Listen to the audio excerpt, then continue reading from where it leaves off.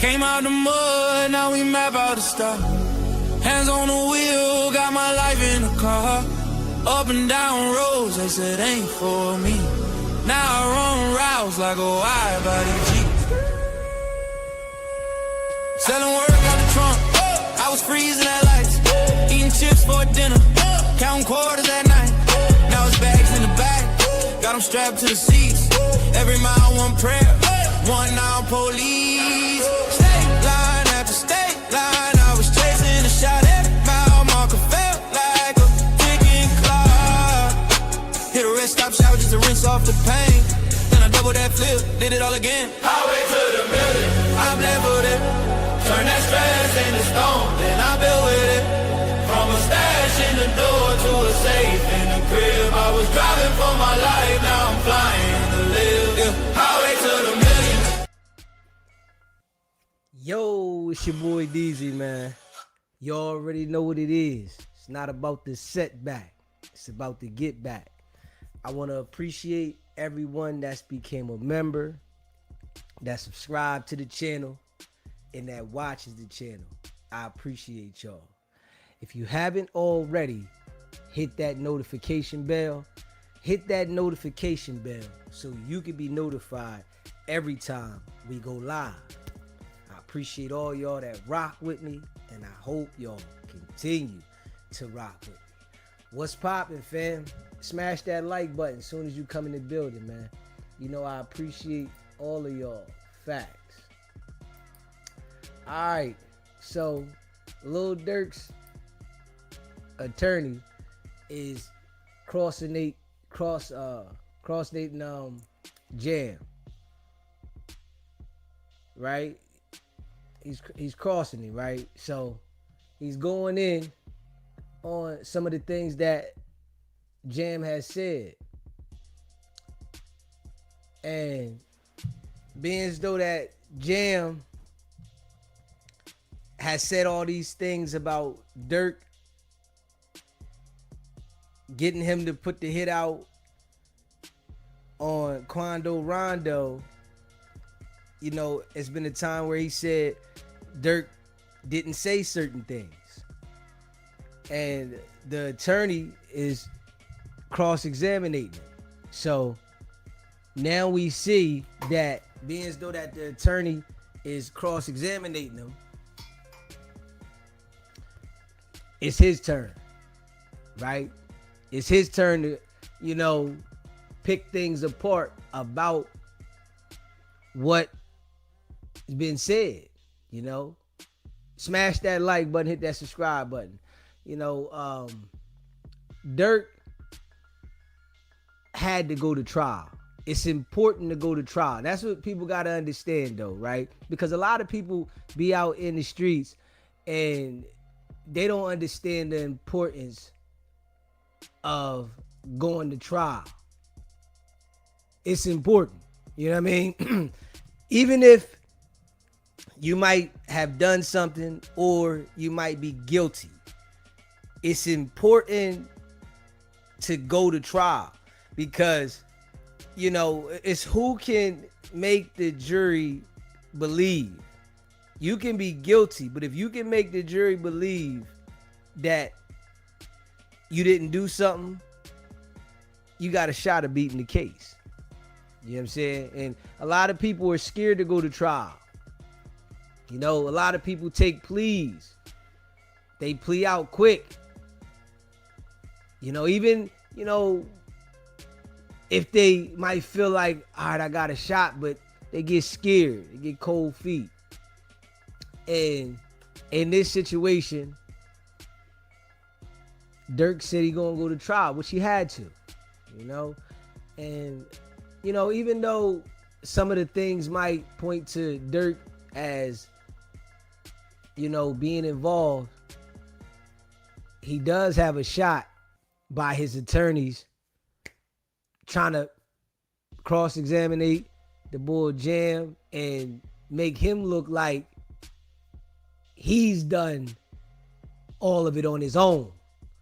You understand what I'm saying? Smash that like button and hit that subscribe button. Now,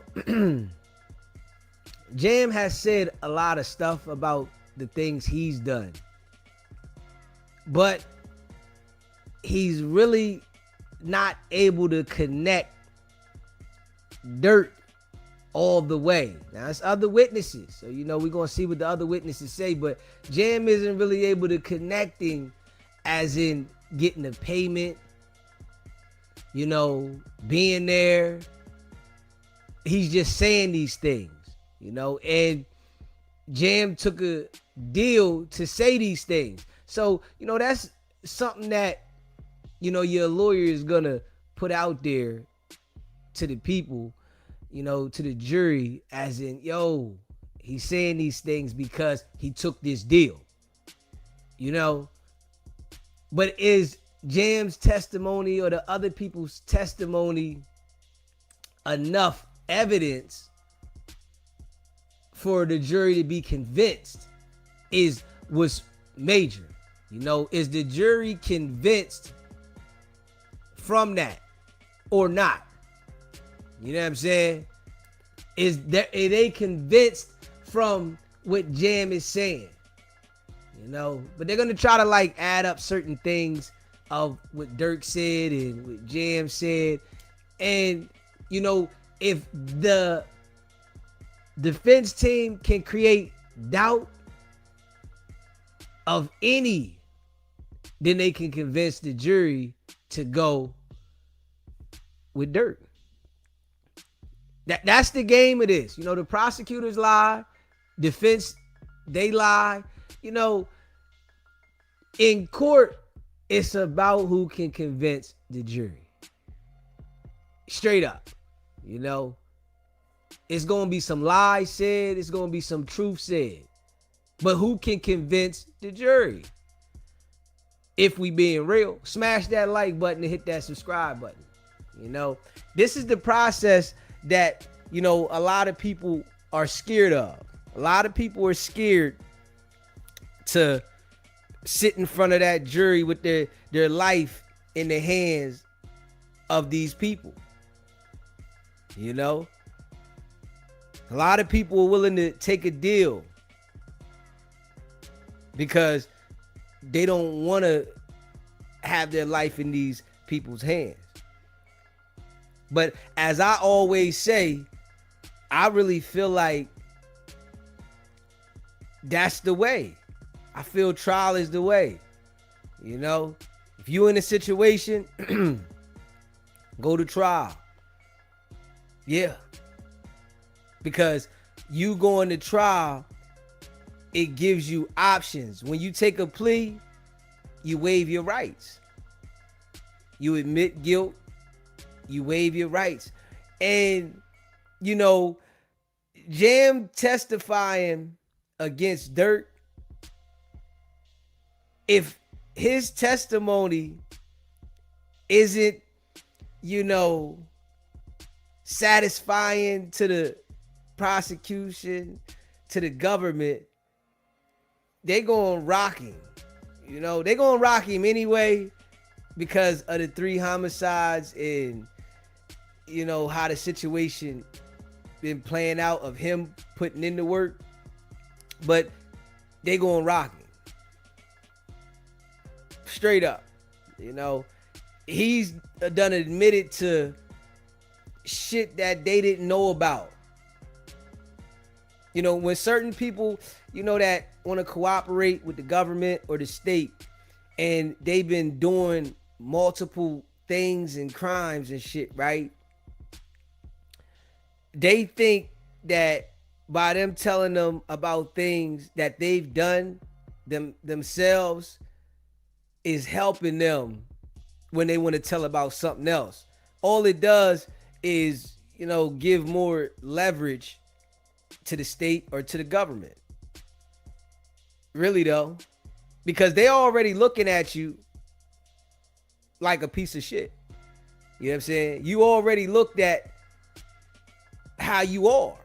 You know what I mean? Some people think that, if they get in there and confess all their sins and everything they've done, that the, prosecutors or, the the agents, they're gonna forgive you. Nah. This is their job. This is what they're there to do. They dare to prosecute cases. They dare to get convictions. So they not looking at you any better. They might play,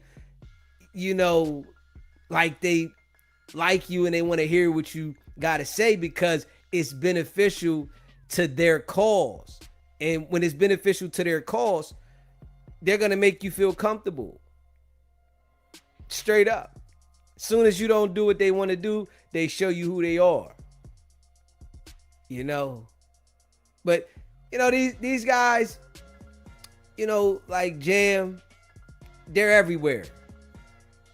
The guys that are so tough and about that life and, that'll put that work in, these guys are everywhere. They're amongst a lot of people. You know what I mean? Real rap. Smash that like button and hit that subscribe button. We gonna hear some of, what these guys gotta say that's at the trial. You know what I mean? We gonna hear what they gotta say, the guys at the trial. And, we gonna react to it. And, I want y'all to let me know what y'all feel. They got the transcripts out there. We gonna hear the transcripts. And I want y'all to let me know how y'all feel about this, man. Yeah. Do y'all think, Durk got a shot? Well, if you go to trial, you always got a shot. But sometimes it can be looking like the evidence is overwhelmingly against you. You know what I'm saying? You go to trial, you got a shot. You know what I'm saying? You don't go to trial, plead guilty, you don't got a shot. That's a fact. You know what I mean? And if you out there playing that street game, you can't be scared to go to trial. Yeah. See, this is what created a lot of people that want to cooperate and snitch, is because they get out there and they involve themselves in all the BS, but when it's time to fight the BS, they don't want to. Listen, why are you signing up for the street life if you don't want to go through the process? It's a lot of weak individuals in the streets. It's a fact. It's a lot of weak individuals in the streets. Just because you pick up a strap and you bust that joint, it don't make you a strong individual. It's a lot of weak individuals that's running the streets. A lot of them. They real tough. They ready to put some work in and do some goofy shit, but they weak mentally. Because I feel like if you on that type time, you should go all the way with your shit. If that's the type time you on, and you this gangster that is about that life, and you with the shits and you on that, I feel like you should go all the way. Everything should be go hard or go home. But nah, it's a lot of weak individuals, man, that get out there and do shit and they want to tell. They want to put others in the seat. If we being real. Smash that like button and hit that subscribe button. Man, shout out to all y'all that be rocking with the channel. Let me see here. All right, y'all. I gotta put this together. Let me put this together. Hold on. As soon as I got on the live, the phone started ringing. The text started coming through. As soon as I got on the darn live. Yeah. Just keeping it a buck. Let's see. Hold up. Let's see here. Shout out to all y'all that be rocking with the channel, man. I appreciate y'all, man.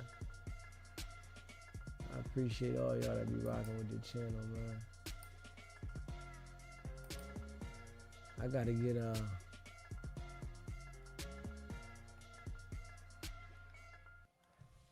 some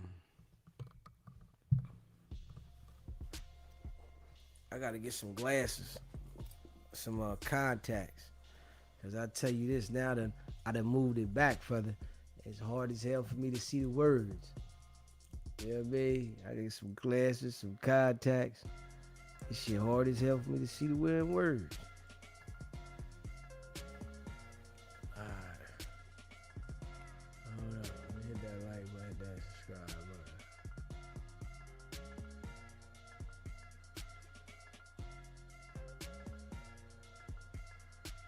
Hold up.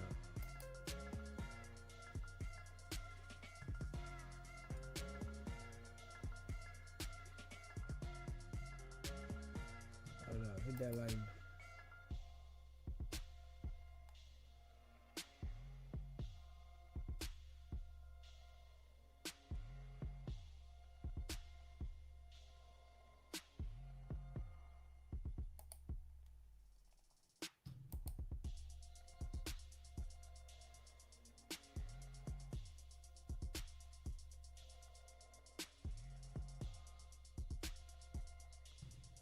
Hold up.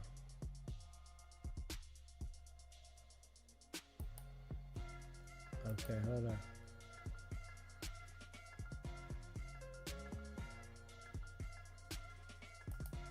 Hold up. Let me put this up here, y'all. Shout out to all y'all, man. Let me put this up there. Hit the like button too. Hit the subscribe button.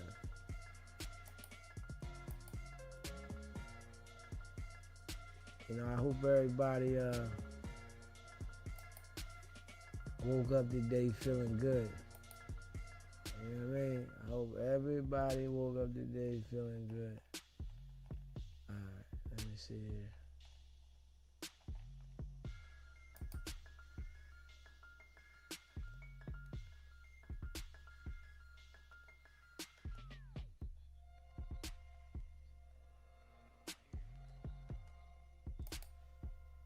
Hold on.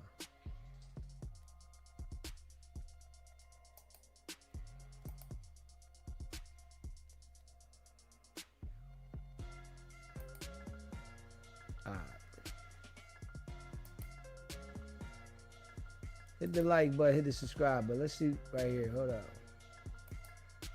Okay, so one of the alleged lies that apparently was told by OTF Jam that was getting called out by Brian Steele apparently related to his family and the fact that he claimed that he was given help. Now, I told you guys earlier that OTF Jam said something where he was kind of probably trying to elicit a little bit of sympathy, where he basically said that he became the man of the house at 12, same age that he started doing shootings, and that he basically, you know, was putting food on the table. He was robbing people. He said that he was an armed robber, he said he was an armed robber, not a strong arm robber. And at some points, things got so real for him and his family, he had to literally stick people up with guns for food, okay? Well, Brian Steele and them kind of clapped back, and they basically, look, I was 15 minutes late. There was a lot of difficulty getting the media into the room, but we got into the room 15 minutes. So I didn't see how the prosecution's, examination of Jam ended. But what we did see is I basically walked in there and Brian was already on his ass, all right? He was already putting belt to ass. And the first thing I heard was Brian Steele say, hey, you never really supported your family, did you? Jam said, hey, if my mom was here, she would tell you. And then basically there were a bunch of sidebars.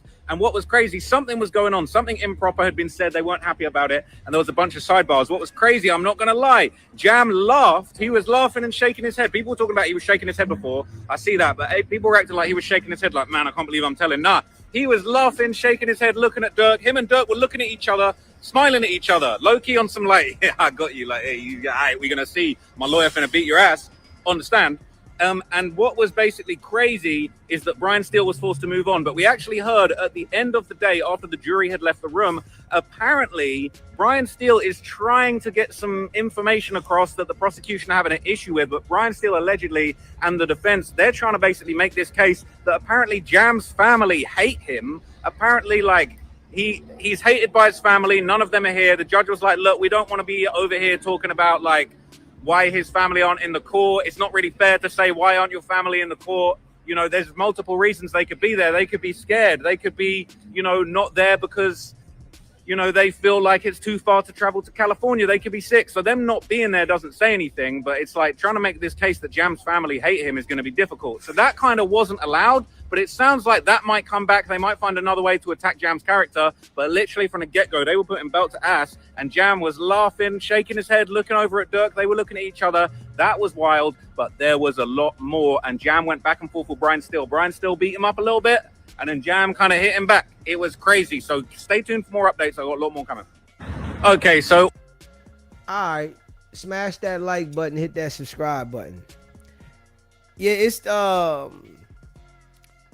Durk's lawyer Brian Steele's job to attack the character of Jam. Most definitely. You know, this guy is testifying, you know, that this man allegedly told him to do some stuff. So it's his job to attack the character. Now, you know, we do know you can't trust the snake. We do know this. You know what I'm saying? Jam, snake. Straight up. You know, I think all of them dudes is snakes, but we know Jam is the snake out of the crew that's turned on the crew. You understand what I'm saying? So you can't trust everything he say. He gonna say, you know, certain things to, you know, benefit his likeness. So it's definitely the defense's job to attack the character, you know, from him being, you know, his family, everything, to make it look like, you know, this guy definitely has a motive because, you know, nobody likes him, and, you know, he's the devil, he's evil, he's done, you know, things his whole life he didn't have, so, you know, he doesn't have anything to look forward to. So it's definitely, you know, right for Brian Steele to attack his character. We got a poll in the chat too. Do y'all think Brian Steele is a good trial lawyer? Let me know what you think about that. all right, so I'm back outside the courthouse, man. We got all of the Free Durk gang out here once again, man. Who's out here? Who's out here with the Free Durk gang? The Free Durk gang are outside. I'm not gonna lie, it's a less hostile crowd today. Maybe that's because Brian Steele just got up there and put some belt to ass to Jam. I'm not gonna lie, we heard a lot from Jam yesterday. I feel like everybody takes their anger out on me. Like, I'm not Jam, okay? I'm not the one testifying against Durk. I'm just trying to give the facts. But what's going on is it seems like people are cool with me. People are cool with me when Brian Steele is putting belt to ass, and that's what was going on. Brian Steele went absolutely crazy on OTF Jam. There were moments that Steele seemed like he was whooping Jam. He caught him in a couple of lies. Yeah, everybody, who's lying, who's telling the truth? Jam said a couple of things this morning that didn't add up to what he said this afternoon when Brian Steele was questioning him. So I ain't gonna lie, we see him why Brian Steele making those millions. He went pretty hard on Jam. He caught him in some contradictions, and I'm not gonna lie, Brian got pretty personal on Jam at certain points. He said a few comments to basically like call him out, saying like, this is what you do, you're a cold-blooded killer. They even said to him, there was one moment where the judge kind of like, you know, was basically saying, you get into the philosophy now, because Jam was basically saying, look, if I didn't kill Pab, if I didn't participate in this, I didn't know what I was even meant to be doing until I was flown out there. And if I said, no, where I'm from, if you stop someone getting killed, that's what gets you killed. And so Brian Steele was hitting him with these philosophical questions, being like, oh, yeah, well, then what makes you think that your life was worth more than somebody else's? This is just what you do. You're a cold-blooded killer. It was pretty crazy, but I'm not going to lie. I'm going to give you a whole bunch of updates from my notebook in separate videos. But Brian Steele went ballistic on Jam. But Jam had a few good moments where he kind of clapped back. And I'm not going to lie. Everybody comparing this to the YSL Woody situation. Jam's smarter on that stand than Woody. No disrespect to Woody. I know Woody don't like me anyway, so it is what it is. But at the end of the day, I feel like Jam a lot smarter. He a lot slicker. He low-key was disrespecting Brian Steele at certain points. And Brian Steele was disrespecting him back. There were a few things that sounded kind of improper. I was a little bit confused by some of the things that were being allowed to slide. But at the same time, You see why Brian's still worth them millions, okay? He was looking sharp up there. There was a lot going on. Yesterday, it was like he was throwing a bunch of tantrums, objecting to everything. The government didn't really object too many times. They let Brian Steele have his way. They seemed pretty confident in what Jam was saying. Jam seemed pretty confident in what he was saying, but there were a few times that he got tongue-tied. So I'm going to break down all the little specific little skirmishes that happened between Brian and Jam in a bunch of separate videos. So I'm going to get to that straight after this. But you know what I'm saying? Shout out to the Free Durk crew. There's definitely a much more positive vibe out here today, man. I was getting all kinds of like, you know, weird things said to me yesterday, but it's almost like because Brian Steele put in work, maybe I'm safe today. So shout out to Brian Steele, man. You know what I'm saying? You saved me today. But I don't know if Brian's still going to walk past soon. I saw him walk out yesterday. But hey, he killing it out there, man. Stay tuned for more updates. Well, we know Woody is slow but plays slow. You know what I'm saying? We know he is slow, but he plays slow too. So, you know, some people think Woody is smart, but I don't. You know what I'm saying? You know, I feel like he's, you know, found his way of doing what he's doing, and, you know, he's maintaining doing what he's doing, but, you know, he could have did this shit before he got himself in the situation and ran around with Thug doing whatever he was doing. So, you know, I don't feel like he's smart. I just feel like, you know, he's found, you know, his way of maintaining what he's doing, you know, playing the role that he's been playing. But the guy Jam, he's slow too, you know, but in his situation, he's copped out to these murders. So I doubt that he get up there and try to, like, you know, do anything to mess the case up, for the simple fact that he knows regardless he's going to jail. The difference with Woody was he took that plea to immunity. So by him taking the plea to, you know, with the immunity shit, he know he wasn't going to go to jail unless he said he knocked nut off. So, you know, the two different situations. So I don't think, you know, the boy Jam is going to mess the case up at all.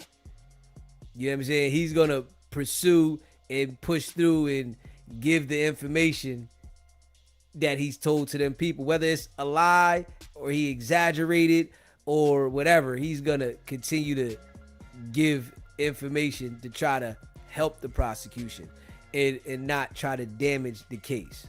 Smash that like button and hit that subscribe button. So Brian Steele went down a pretty predictable path of trying to attack OTF Jam today. It didn't quite go his way, but he definitely did make a good point. One of the most obvious things that we knew we was going to hear regarding Jam was obviously his cooperation. Now, he's copped out to 3 murders, and, you know, obviously he is expecting something in exchange for cooperating and, you know, trying to help put Durk away. Now, Brian Steele said, you're testifying under an agreement, right? You hope to be released. And then Jam was basically like, not released, I'm looking for something.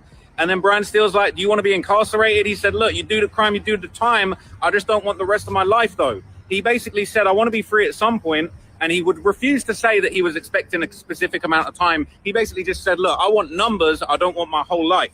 And Brian Steele was hitting him back. He said, hey, well, I heard that you told one of your loved ones that you only expect to serve 18 months. And Jam was like, someone I love? Who are you talking about? He said, you told your wife on a jail call you was only expecting to be in there for 18 months and you're going to be in home for one of your kids' birthdays. And he basically said, I don't remember saying that. I don't know what you're talking about. And it was interesting because it's like, I thought Brian Steele was about to introduce some evidence to that, but then he didn't. He kind of moved on. But then he continued on talking. I'm not going to lie. I think he was striking fear into the hearts of the jury. The idea that this guy who allegedly, not even allegedly, he's admitted to catching 3 bodies, might just be back out here on the streets. But it was basically made clear that he wasn't planning, he wasn't expecting to be out soon. You know, Brian Steele is saying, what, you thought you could manipulate your way to get out of custody? You've been in and out of custody your whole life. You understand the criminal system. You're street smart. He said, I'm street smart, but I never said I understood the criminal system. So another thing that Brian Steele said, he said to Jam, he said, look, now you're on the witness stand. You're hoping you'll get back on the street. Apparently Jam said, yeah, I guess. And they said, well, you're the reason why Durk's in court. And after that, he basically said, well, no, I just told the truth. Brian Steele said the truth's going to be decided by the public or the jury. And then he said, you're begging and hoping for a guilty verdict on Durk so that you can get out. Jam clapped back. He said, no, I'm not. I'm just here admitting my side and being honest. Brian Steele said, you want to go home? Jam said, look, I just want a number. I want to go home at some point. Brian Steele said, you want to go home immediately. You realize what you did? You were on this crazy mission to do murder and you're trying to get out of it. So look, to be honest, I feel like it was kind of very interesting. I feel like maybe Brian still thought that it was going to land harder. This whole thing of like, you're just cooperating to get out of this. But look, Jam was prepared. Jam was coming a lot more prepared than YSL Woody when it came to this questioning. Jam seemed to basically be arguing, look, I'm not expecting to get any specific amount of time. And there was even mentioned afterwards, I think there was one point where Jam actually said, look, like, Judge could give me life if he wants to. Like, I don't know. I've not got any agreement. And so it's going to be very interesting to see what he ends up getting. Apparently, he might still get some time off, even if Durk doesn't get convicted. So that was Brian Steele's angle. I don't think it necessarily landed perfectly, but like it was interesting. So I'm gonna say this, right? And you know, this is just me being real. If Jam is the one that was out here doing these homicides, he deserves to get life, no matter him telling or not. See, once you commit those type of acts of violence and you continue to do this, you telling shouldn't stop you from getting a life sentence. You should get a life sentence. Straight up. Because if you did this before, you telling now ain't gonna stop you from not doing it if you come home, because all you gonna do is tell again. So you should receive, you know, a life sentence.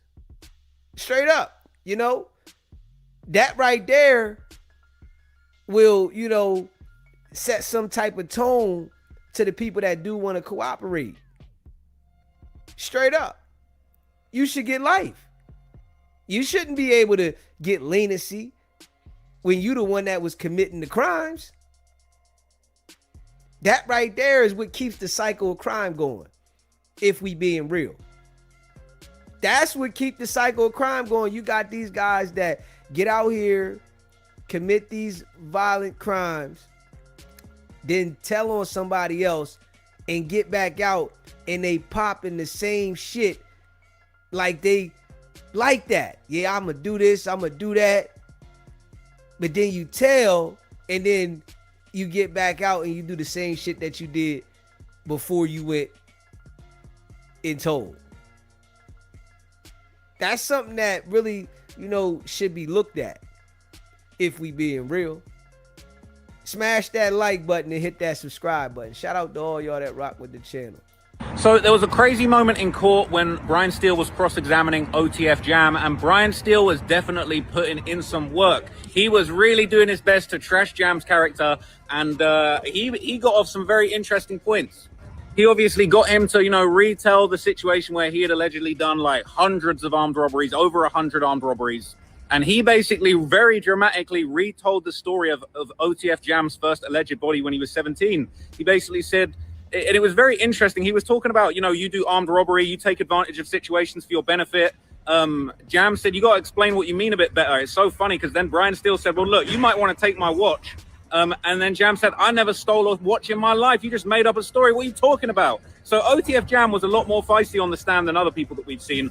But Brian Steele basically told the story very dramatically. Obviously, he's very good at telling stories and building a narrative. He said at 17, you went to a store, you locked the door, you trapped your victim with you and your armed friend. Jam clapped back. He said, nah, it was only me that was armed. He said you had your gun loaded. You didn't know if the person in there had a family. You knew nothing. You just wanted to get what you wanted. And he said that when that clerk didn't want to be under your control, what did you do? Jam said, I killed him. And Brian Steele said, not just that, you blew his brains out. That was very, very dramatic. But obviously, I see what he's trying to explain. Now, Brian Steele said, when you blew his brains out, he said, Jam said, yeah, I blew his brains out. When Brian Steele went on, he said, did the brains get all over you and the gun? And Jam went, well, no, that's not what happened. So Brian Steele painting this picture, and Jam kind of like, bro, that's not how it went down. There wasn't no brains on me and the gun. Like, that's crazy. But then Brian Steele said, that's what you do. After he said you blow people's brains out, that's what you do. Jam said, well, that's just your opinion. And he said, you let him lay and linger. And Jam was like, what are you trying to say? I didn't do CPR? But Brian Steele, he basically said, you slaughtered a human, you took his property, and he drove back to Chicago and bragged. And Jam said, I didn't brag about it. Brian said, you thought about it? Jam said, I actually did. They said, what did you do about it? And he said, I thought about it and I called a gang meeting. They said, you ever meet with the victim's family? He said, nah. Brian Steele said, you just went on with your life. It didn't bother you. And he said, no, it did bother me. That's why I called a gang meeting. But then that was dramatically followed by him saying, you killed other people. Jam said, who? He said, Lil Dean. Jam said, you know I didn't murder him, right? And then suddenly there was a sidebar. That kind of kicked off a whole fury in the courtroom. There was then a private conversation. After that, it was made clear, basically, they went back and forth. And Jam said, this was a kidnap resulting in death. I pled guilty, but I didn't pull the gun. I didn't kill him. I didn't even see him get shot. And later on, Brian Steele asked him about the Lil Pab incident and basically said, you flew out there, you didn't know, but when you were told in Hooters that you were going to kill Quando, you went along with it. Brian Steele said, murder is in your heart. It was crazy. And Jam laughed and he just went, no, it's not. And Brian said, you don't care who you hurt. He said, yes, I do. So Jam's saying that he got a heart, even though he got 3 bodies. And, you know, he's still out here. So there was a crazy... Yeah, we already know Jam ain't got no damn heart. We know that. It seems like, you know, when these people get caught for this goofy shit, they somehow, you know, get a heart. They want sympathy and they thought about it. Nah, you only care because you in this situation. You wouldn't care if you wasn't in this situation. Not at all. Straight up. If you was out there free, doing what you used to do, you would be still popping that shit. You would still be toting the strap. You know, this shit here is like an act on the stand. Just being real. You know, use a person that has adapted to the lifestyle around you and taking others' lives is what you on. Straight up, you know? And he's copped to 3 bodies, but I really feel like he's done more than that. You know what I'm saying? I feel like he's done more than 3 of them. That's what he chose to speak about. You know, that's what he wanted to tell, you know what I mean, them people. Yeah, I did these 3. Thinking that, all right, if I tell them this, it's going to help me. Not really, though. Smash that like button and hit that subscribe button. Shout out to all y'all rock with the channel. All right, so look, one of the interesting things that came up was kind of this big argument that OTF Jam was trying to make, that he didn't really want to murder Quando Rondo. Obviously, it ended up killing Lil Pab. That he didn't really want to do it. He didn't get told until he landed in California that that's what they were there for. That's the purpose that they were there for. And he kept making this argument that, like, if I didn't go along with it, where I'm from, if you stop someone killing someone, that gets you killed. Now, Brian Steele had a lot to say about that. He's saying that the facts don't really match up. He's saying that you didn't backtrack. You didn't try and stop. You had no hesitation. You landed in California, got told the plan, and your to-do list was one thing: murder. And it was interesting because he was like, look, you only even opened up and kind of, you know, cooperated about this when you got arrested for a gun and you was trying to get out that jam. He was saying you didn't self-surrender. Your guilty conscience didn't get the better of you and cause you to walk into a police station. And he basically went on to say you didn't try and stop it. He said, I texted Dee Dee. I was trying to stop it. I didn't say stop it, but I was trying to say it's too hot. These guys ain't prepared. We don't know these guys like that.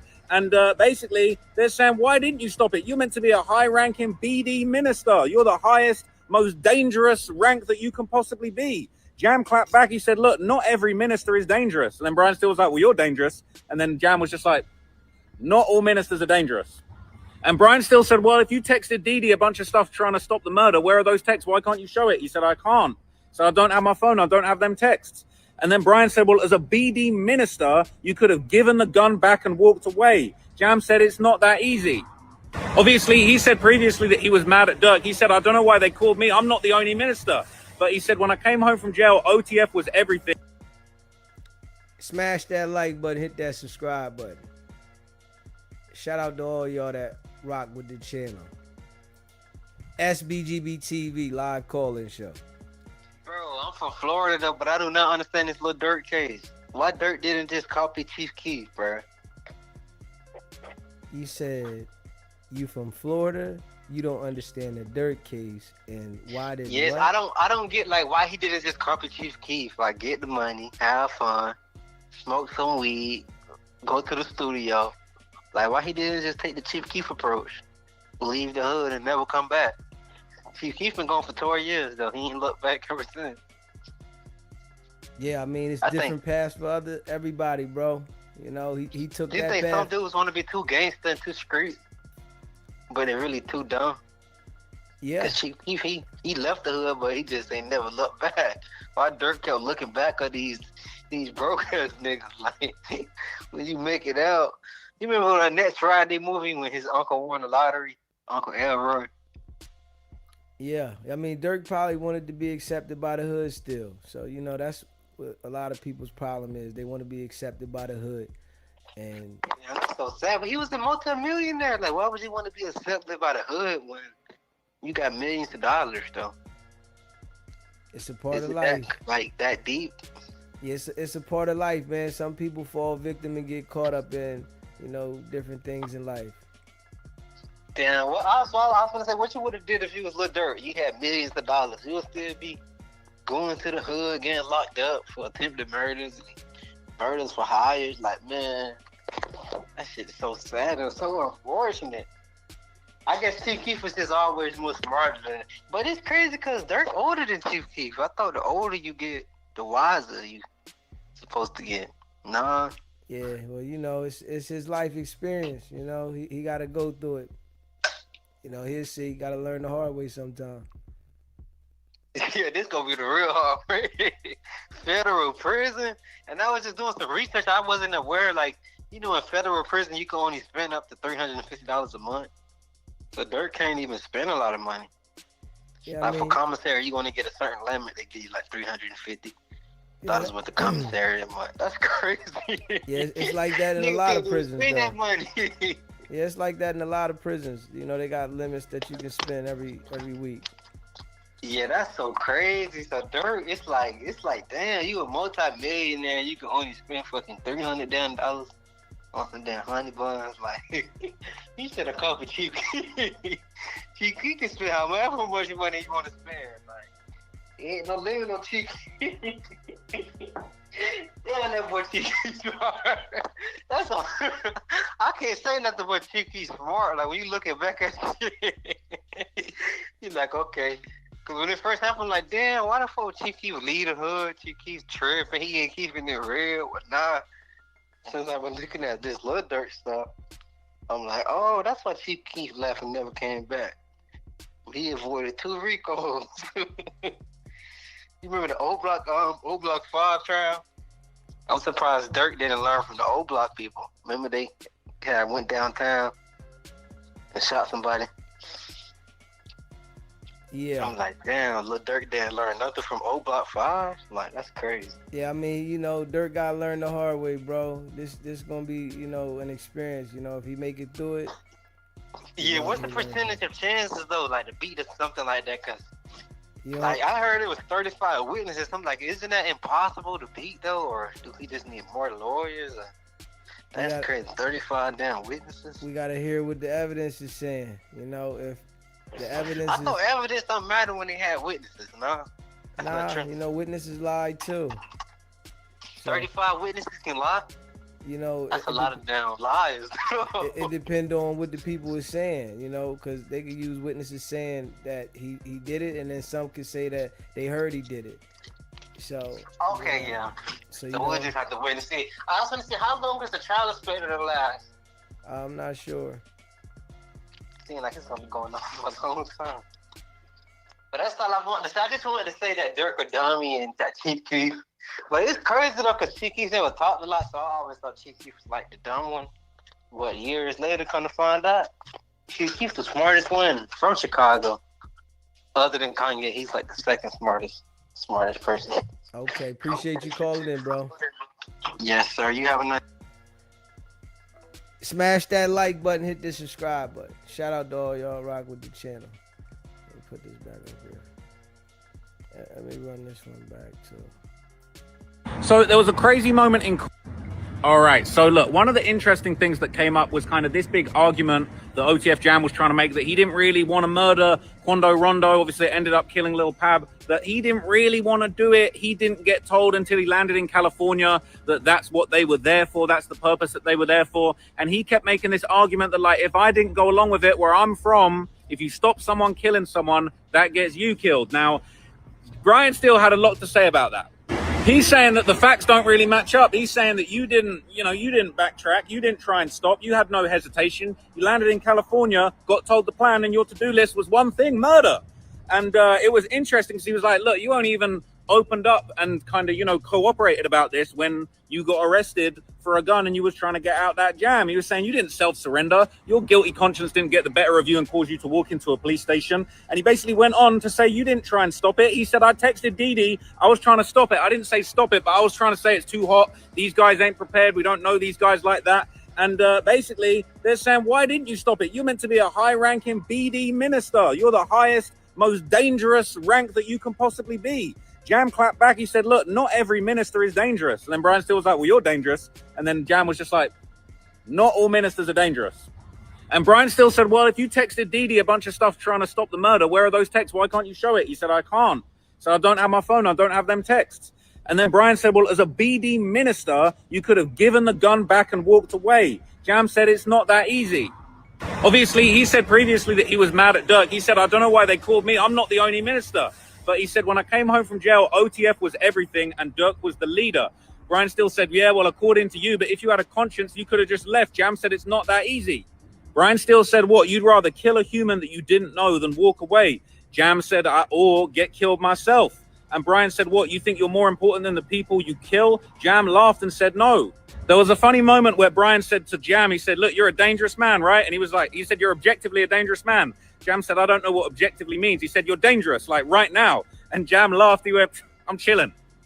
Later on, Brian Steele basically said, why do you feel like other people should die so you don't have to die if you felt like you would be killed if you, walked back from this? And basically, they were kind of talking about that. They kind of went back and forth about that. And then they said, why didn't you, why didn't you stay at the scene? Like, if you were that worried. He said, look, obviously, I'm not going to stay there. Nobody would just stay at the scene after committing a crime like that. No one would do that. And Brian Steele said, well, you're different. You're not like everybody else. This is what you do, Mr. Minister. And basically, like, Jam laughed at that point. He said, yeah, I'm different for sure. And then he pointed at Dee and he said, well, he a minister too. And then Brian said, well, you're a professional. Jam said, we're not professionals. We just paying attention to the situation. All right. So look, one of the interesting things that came up was kind of this big argument that OTF Jam. This what happened though. You hear me? This is what happens. The boys on the stand, pointing the finger at his homies, implicating his homies in the shit. Yeah, he be on that too. Yeah, him. And obviously, the Bull Jam don't care. Yeah, he don't care. Who he implicates, the loyalty to the gang shit is over. You know what I'm saying? That shit is over.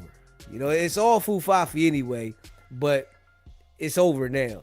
You know what I'm saying? He's pointing everybody out and I what the hell made the gang name these guys the minister? Like, don't get involved in the gang. That right there, it's like you label yourself to even say that you are in a gang. You label yourself, you really put the odds against you. It gives you no leverage.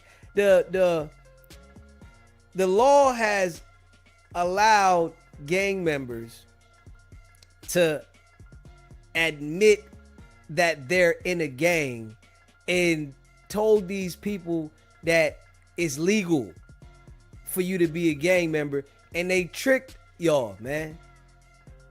All you gang members have been tricked manipulated to rep something that identifies you as a criminal. And they haven't understood this yet. If we being real, you know, you let the law manipulate you instead of using your better judgment. You know damn well that by you saying you a gang member, it doesn't give you an advantage on the legal side of life. It gives you a disadvantage. But you know, these guys is literally out here repping something that gives them a disadvantage. Come on, man. What you think gonna happen, man? To run around and say you a gang member. I really think that's one of the dumbest things you could do. Straight up. To rep and say you're a gang member, identifying your affiliation with criminal organization, and then lie to yourself and say it's not a crime to be a gang member when all you're gonna do is commit crimes. I really don't understand that, especially, you know, when you're older. Now, if you're a teenager and you don't understand because you trying to fit in, but as an adult, I don't get it. For you to rep something that you already know everything about it is criminal. There's nothing positive about being a gang member. Nothing. Everything is negative. And the police are looking for this type of shit. If we being real, smash that like button, hit that subscribe button, man. Shout out to all y'all that be rocking with the channel, man. Share the live too. Appreciate y'all. Hit that like button, share the live. So there were some pretty insane claims about disrespect that Jam had apparently showed to Durk when he was being cross-examined by Brian Steele. Now look, I don't know how true this was, and Jam denied everything. But Brian Steele made a very interesting point, right? And you could tell he was onto some shit, because Brian Steele basically brought up a woman's name. I won't say her name, all right, because it's not really important. But he basically said, you came back out of jail, you said you had no money, Durk sorted you out some clothes, and you put your parole to an address. It was a woman's address. Brian Steele said the name and Jam laughed. He went, yeah. They said, you lived at her house. He said, look, I used her crib as a parole site, but I wasn't really living there. And they basically said you had a sexual relationship. He said, we hooked up once, all right? Jam's basically saying, like, look, something was going on with me and her, all right? So Brian Steele basically said, look, you think she's a good person, right? Yeah. Jam said, yeah, she's a good person. And then Brian Steele dropped the bomb.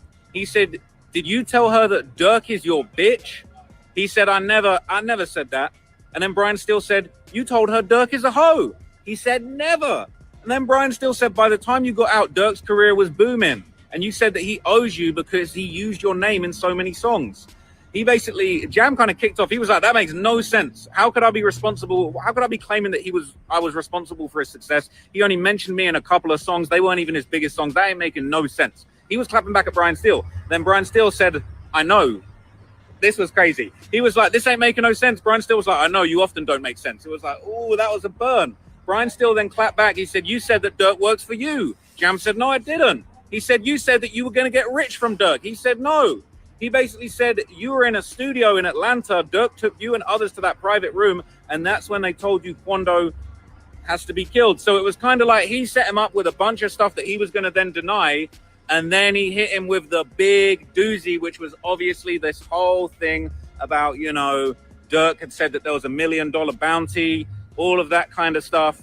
And basically, he was saying that, you know, that's what you said in your testimony, right? But you didn't say it in your interview. Now, that was crazy. He kind of caught him in a lie. And then they played a segment of a recorded federal interview with OTF Jam. and basically he said that Durk had actually never spoken to him about Quando, never spoken to him about no bounty, that they hadn't had the conversation about that before the murder. It was a big contradiction, and it made Jam look really bad. In light of all the stuff that he had just said, they brought up a bunch of statements of him disrespecting Durk, basically painting the picture that he denied of like being jealous of Durk's success and thinking Durk's a hoe and thinking he was going to get money out of Durk.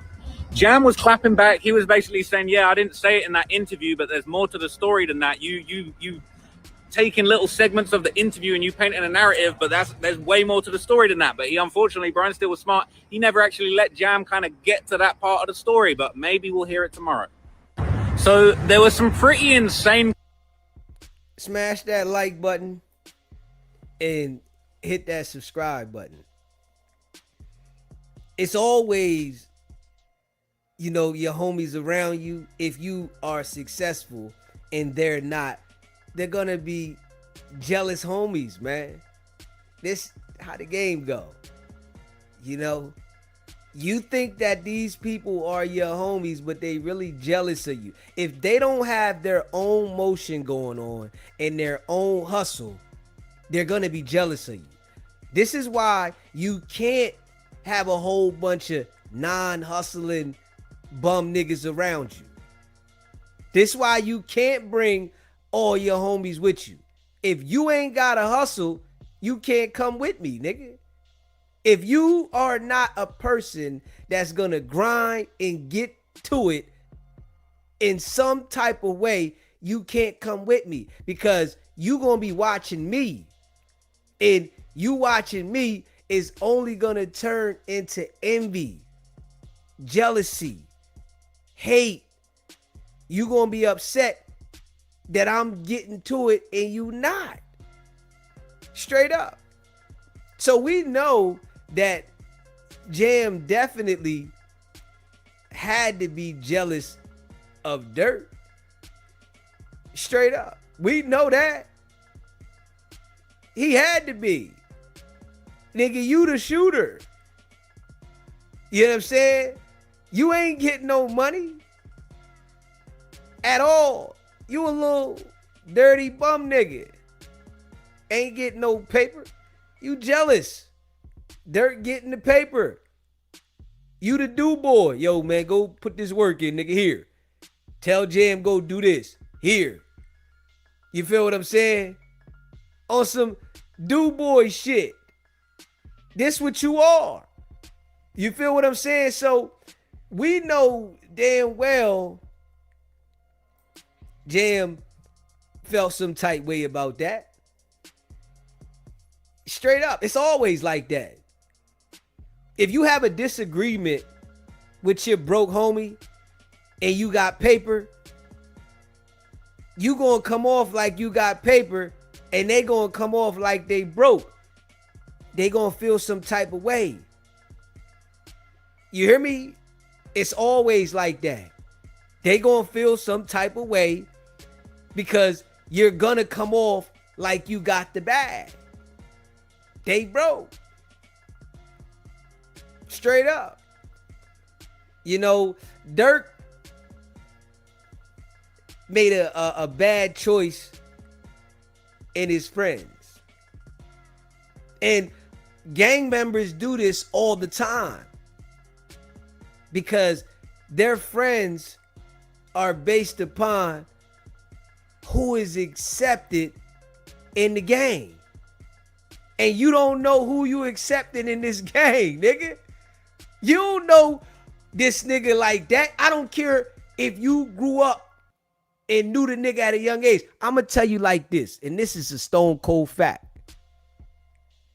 Once you separate from an individual and you're not around that person often, you don't know that person no more. Jam went to jail for 12 years.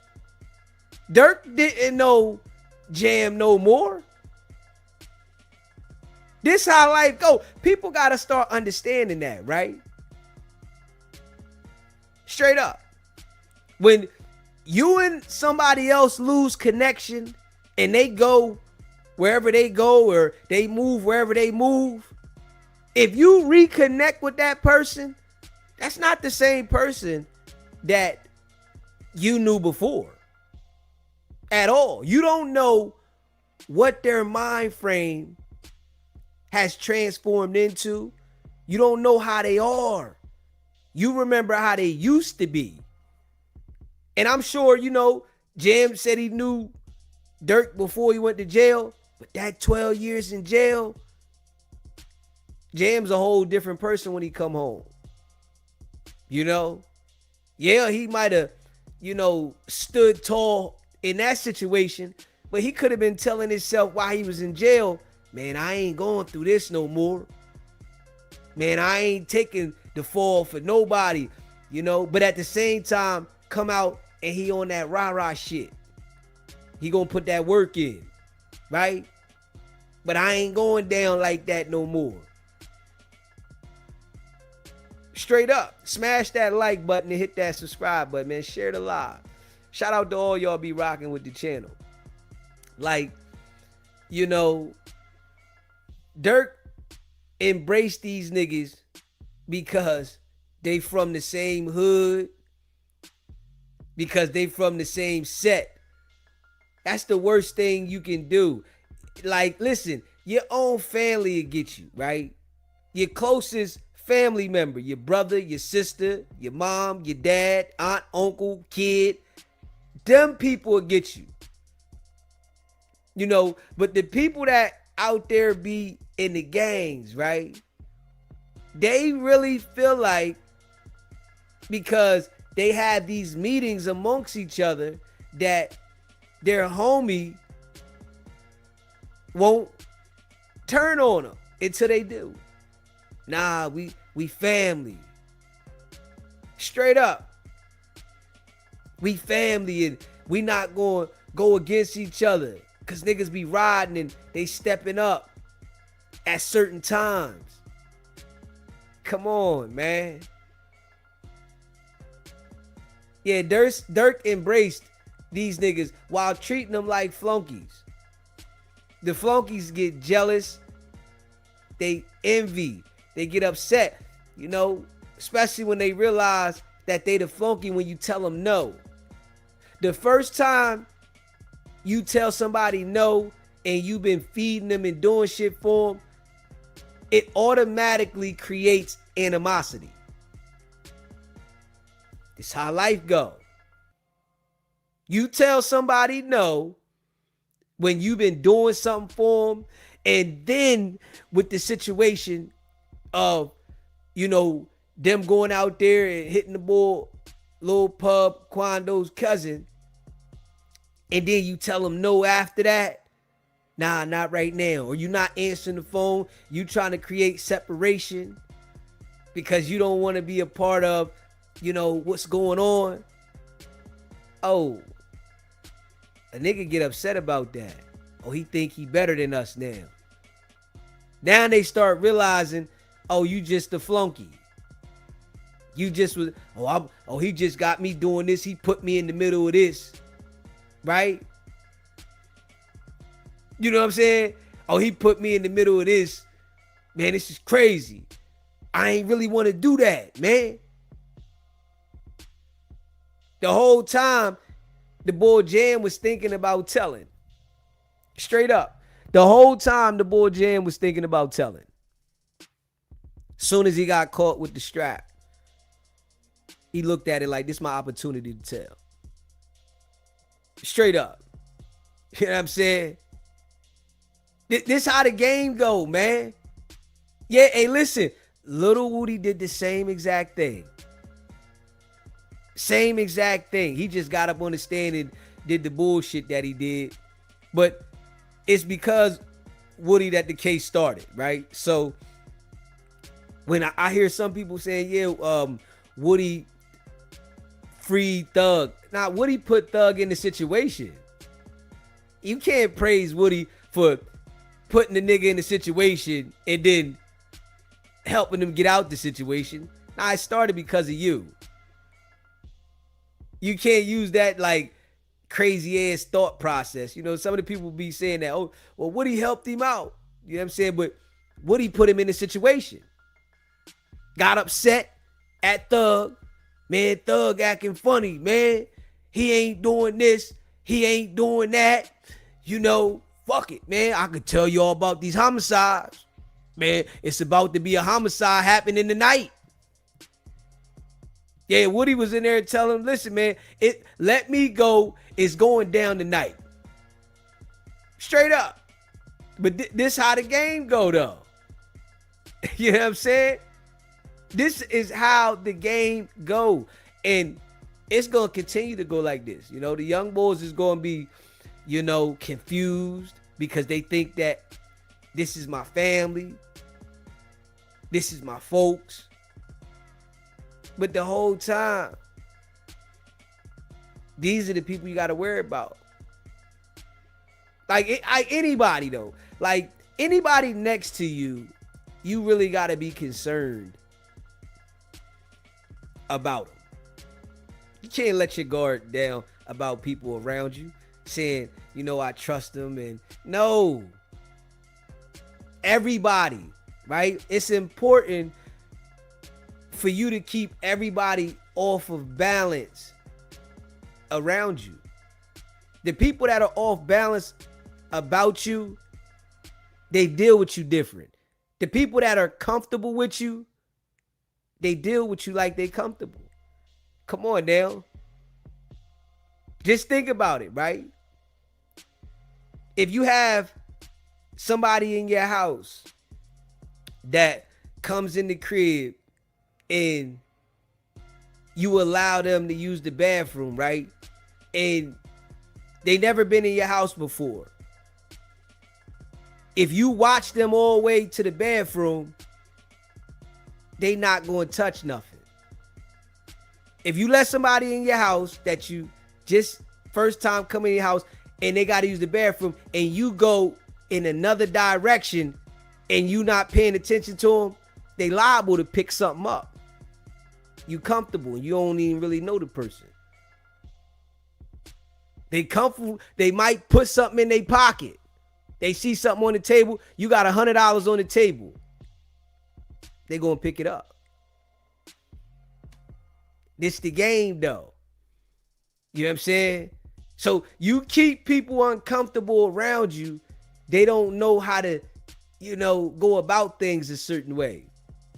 The people around you that's comfortable, they do comfortable shit every time. Smash that like button and hit that subscribe button. Shout out to all y'all that rock with the channel, man. Let's check this other joint out. Yeah. So, you know, we reacting to the people that's covering the shit out there. We're going to react to the other person.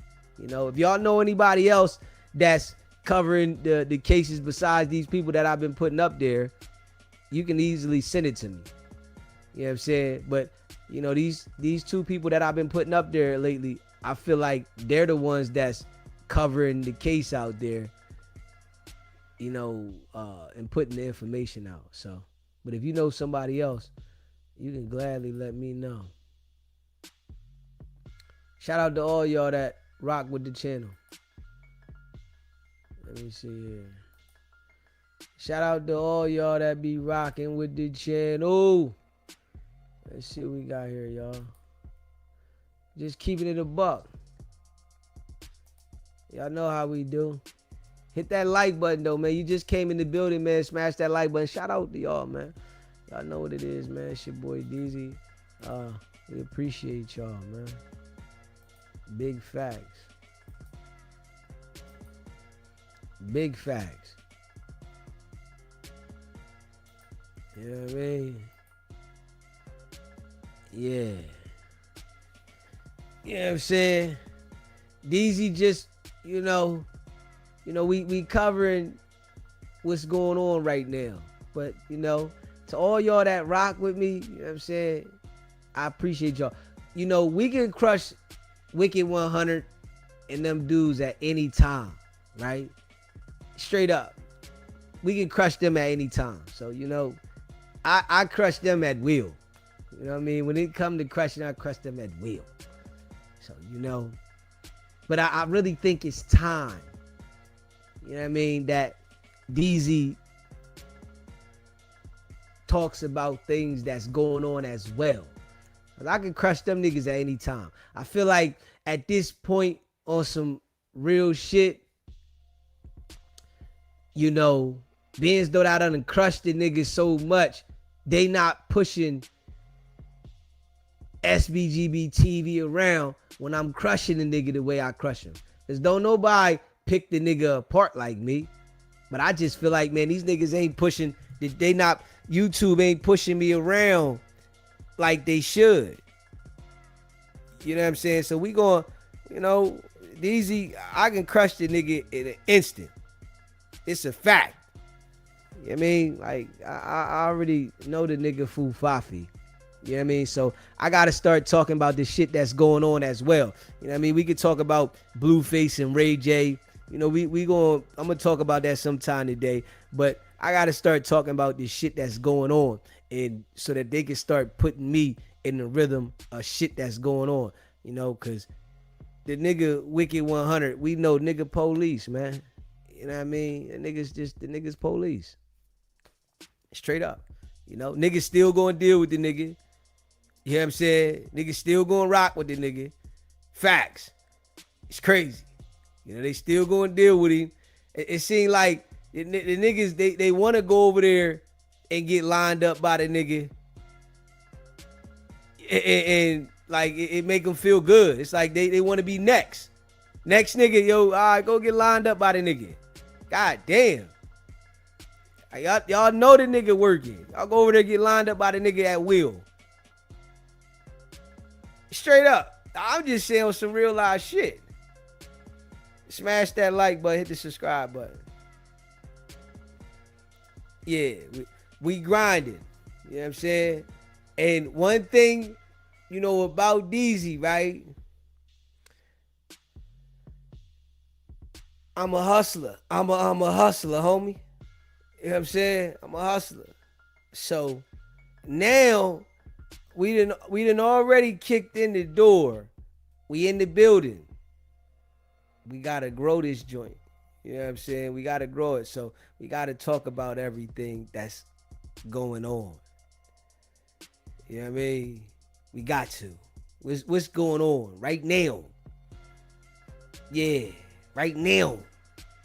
And y'all know when it come to like court shit, you know, Deezy been to trial 5 times. You know, if you don't know now, you know. I've been to trial 5 times. You know, I've been to trial for murder. You know what I'm saying? I've been to trial for shit in the streets. So, being as though that, you know, I got the understanding of shit like that, we got to talk about this type of shit too. You know what I'm saying?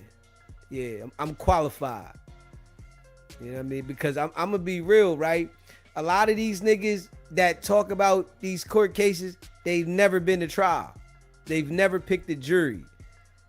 You understand what I'm saying? They've never had those experiences inside a courtroom. They've only, you know, gravitated to what's going on because it's being talked about. They've never had the experience.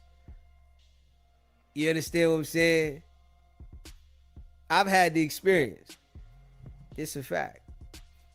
I mean, firsthand. You know, and I ain't got a problem with going to trial now. You know what I'm saying?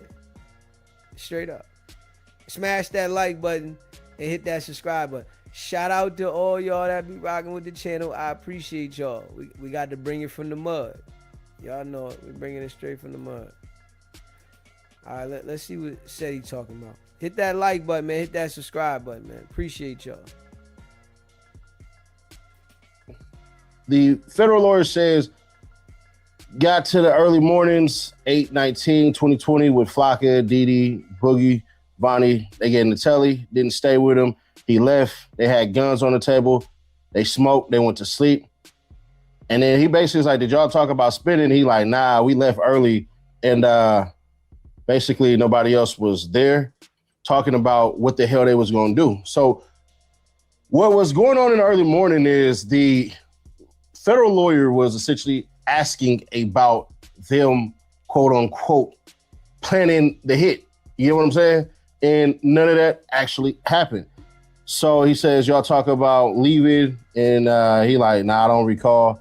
So he say, why leave so early? He was like, we just wanted to catch Quando Rondo because they had their eyes on Quando Rondo previously. They just didn't do it because it was too many people there. And on top of that, it's like they thought about doing it. The police start running back and forth, and they're like, hell nah, 3 paddy wagons passing you by, bruh. Nah, don't do that. And what I say though, right? When you go out there and you chase this kind of shit, you're always gonna fail. When you go out there and literally chase criminal activity, you're gonna get caught somewhere along the line. You can't play with fire all the time and never get burnt. You gotta get burnt. It's the game. And when we listen to these niggas, they like chasing it. They chasing it. What did they expect though, right? They chasing this shit and then niggas is getting caught. So you know what they gonna do. They gonna start talking. Smash that like button. Hit the subscribe button. So he say Vonnie showed up. I went in the slider with Flocka, Boogie, and Cuz, and then he said they start showing early telephone footage. They got Vonnie at the telly, and what had happened between that time is he say we went to wait to get to him. So Jam was in the car with the gun and all this stuff. He was in the BMW ready to just hop out and basically start busting. But once again, it was too many people. And he said it was too many random people to shoot. We circled back, see if it was less people. We would pop them. We stayed on the phone with Vonnie. So he gets back to the slider. What ends up happening, bro, is they antsy than a bitch. They're like double dutching. They just don't go for it. So he said it was too many people. Couldn't recall who was talking. He say I was still in the slider. And then they're like, where did the Escalade go? They say the Escalade went to a weed shop. It went to Litco, right?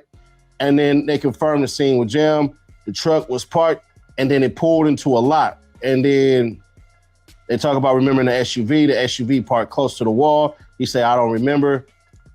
But what's funny is Quando Rondo was outside taking pictures at a taco shop. No disrespect to Quando Rondo. But boy, you was moving goofy as hell. And I get it, bro. You ain't had no beef in LA or nothing like that. Even though you said you think somebody from Crenshaw killed your homie, you can take that out your song now. So he say, get him out the shop opening, get him there. We circled back a couple of times. So they was kicking it at Litco for a minute. And then they thought about basically going in Litco and going in and completing the damn job. So he say, Vonnie kept circling. We parked. This dude lets you know, right, that you really don't know when people are watching you. If you famous, if you known, you really don't know, right? They got 5 guys, watching this one guy, and they want to go at this one guy. We know that they was going to mess this up. Straight up. You got 5 guys from the hood, from the street, trying to follow this one guy around. And y'all don't have that type of experience, trained experience to do this shit. Y'all just doing some street shit in another city with all this technology out there. Oh, y'all know, hey, listen, see, and that's something that these people don't think about. They got one track mind, and we gonna do something to this nigga. And the whole time, all you doing is setting yourself up. That's it. All you doing is setting yourself up. They done put themselves in this situation, played themselves, chasing this man around. Goofies. where we could see, but we couldn't see, so we was parked in a lot, but we could see good. And then like, I don't know who said it, but we should go in and see what's up in there. So I hopped in the BMW with CVL Shorty. CVL Shorty is Brown Eyes, but I'm gonna be calling CVL Shorty. So we were driving with CVL, got in the store regular. So Brown Eyes took off his hoodie and all that and literally walked in Litco.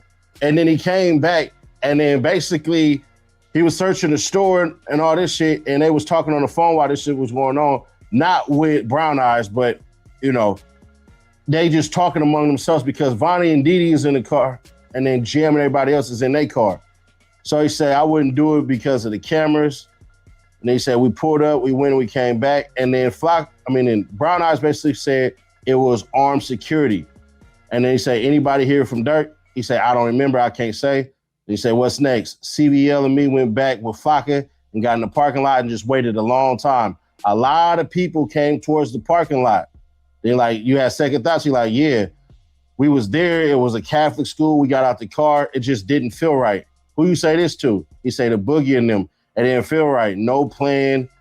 I text Didi. They scared. Flocka, CVL, and Boogie. They scared. I tried to get out of there, and I wanted Didi to call it off. It was because Didi and Durk is tight, and Didi was closer to Blood. They was in the streets longer. I was in jail. They were closer and feel a type of way. So I didn't feel comfortable. That's not what we do. They paid for the fight, so I couldn't come back. That's not what we do. It gets you killed. Did he say Didi would have been killed? He say, nah, they had a good bond. So now you and Durk, he say, nah. I said Flocka and Lindsay. Boogie was my rappy. And then the lawyer. Like, literally, though, how do you expect you to deal with these many people and nobody say nothing? I don't understand why people expect that. You know, you got 5, 10, 20 people knowing the program, knowing what's going on, and you expect that to stay in-house when it's well known that the feds, the police, they know how to infiltrate any camp. Separate the camp. Question this person, that person. You catch this person with something, they go and tell. Come on, man. Like, to this day, though, I don't understand why people trust groups of people. I don't understand it. You should never trust a group of people. Ever. And I mean ever. Because when someone gets in a situation, they're gonna tell, but you just don't know who it is. And you putting all your trust in these people because y'all claim the same thing. That shit crazy. Say, did you feel they weren't ready? He say, nah, and I got no text back. So when he sent the text, this is him saying this. He said he sent the text to Didi, and Didi basically didn't answer his text back. Probably like ignored it or whatever the hell. So he say, we got a call that Quando Rondo was leaving, and then they lost the car. They literally lost the damn car. So Flocka was talking with Vonnie, and then the phone had basically died. And then Vonnie was texting Jam the location the whole entire time. And then Vonnie was dropping the pin location, and there was no calls for a minute. So they show a picture of the SUV around Boogie was driving, and Flocka was riding shotgun. And basically he said he don't know who was behind Flocka 100%. He said, we got up close.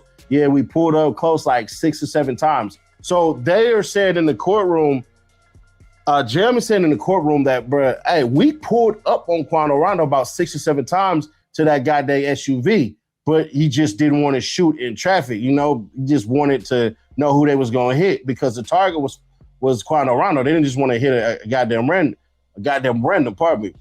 But who did you hit? We taking the BMW. Why do you think that? We was coming with them on the plane, and then we went to the vape store. Okay, so they went to the vape store and all this stuff, and basically They started thinking about hopping out the car at the bake store and running in there and killing Quando Rondo in the bake store. The reason that they didn't go to the bake store is because they thought that, yo, hey, bro, that glass door might lock. If that glass door lock, we're going to be trapped in there. But mind you, Jam said if you a BD, you're supposed to die for the gang. So, bro, it shouldn't even matter. To me, that's just how I take that. This the mind frame, though. This the mind frame. If you a BD, you supposed to die for the gang. They thinking about going into the vape store, popping this nigga, right? Come on, man. And then when it go down, don't nobody want to be in the situation.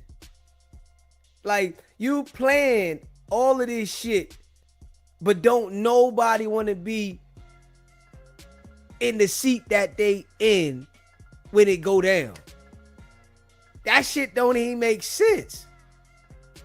It don't make sense. Smash that like button, hit that subscribe button, man. Share the live. We didn't see them get out. We talked about running the store. So what if the door, buzz in, somebody hold the door open and do it? And then he said, why didn't you do that? He said, we was concerned we wouldn't get out. Were you followed to him? No, we went to the gas station. I'm not from here. I don't know the Beverly until my lawyer said it. So he was like, the lawyers were trying to describe the hills to these dudes, right? And they don't know shit about the hills, right? So he basically like, man, I don't know. I didn't even know what the hell the Beverly was until my lawyer said it. And then they basically say, tell us about the gas station. He said, we came to the decision we was going to do it at the gas station. We pulled up close to him, and then he mugged the slider. Lil Pop had mugged the slider before, or the Ultima, before they actually did the shooting, bruh. And he said, we decided as a group to do it there. We just made the choice to do it. So he said, we circled around.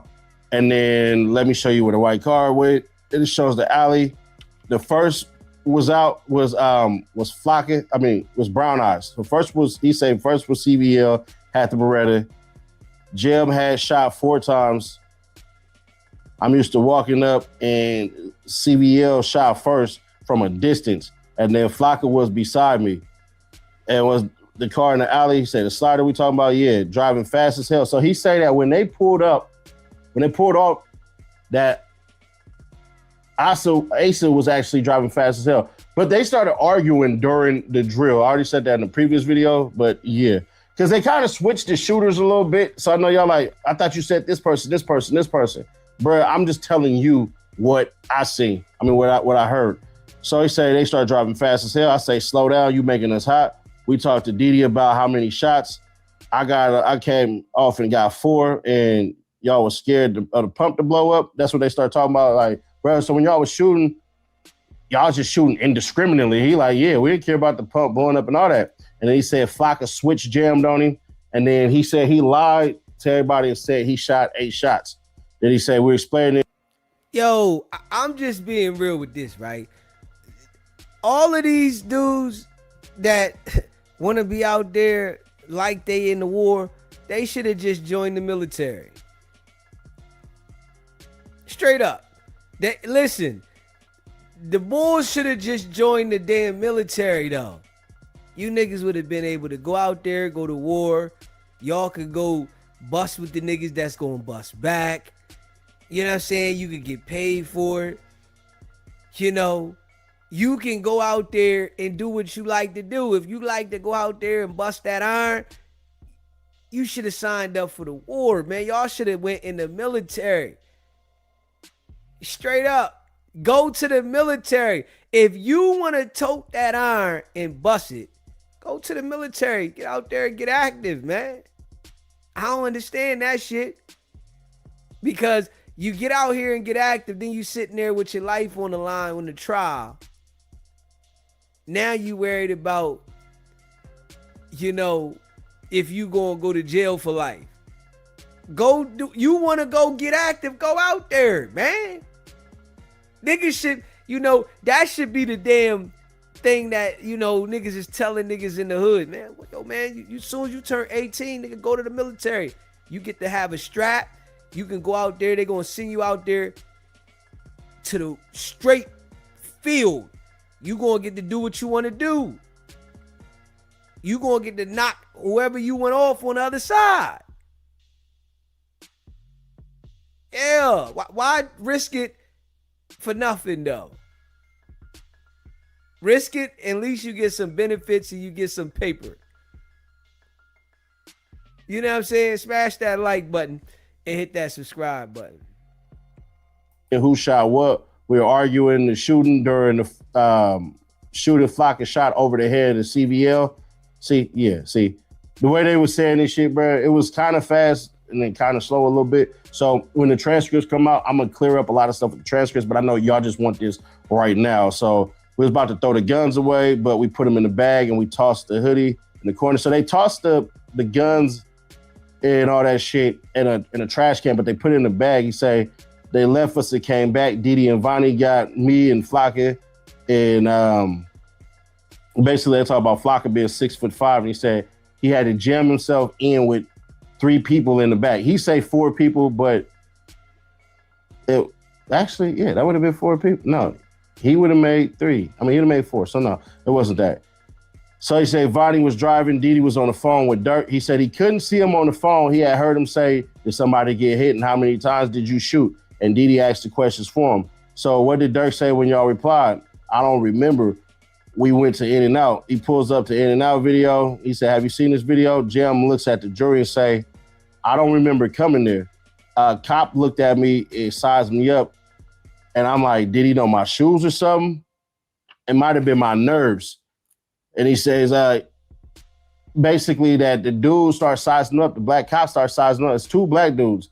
And he say, basically, do y'all remember it now? He like, I wanted to get out of LA. I had these clothes on, we left, and we went to, and he said the driver asked about payment from Vonnie to go to San Diego, who was in an SUV, Flocka, Didi, Asa, and CBL. The people try to find out if anybody got hit. He said, I don't recall. He said, y'all got to the airport, shows a photo of Didi and them, and it shows everybody that basically at 8:19 in the airport back home. He said, when did you know about the fight? He said, I don't know. Shows everybody boarding. Y'all talk about it on the flight. He said, I don't even know. He said, and then the lawyer basically says, when robbers get killed, do people get mocked? He said, Chicago made it popular to post a dead body smoking weed. He bring up smoking on Tuka. And then he gonna say, or it's like smoking on Donald Trump. I was like, what the fuck? Like, nigga, why the hell you bring up Donald Trump?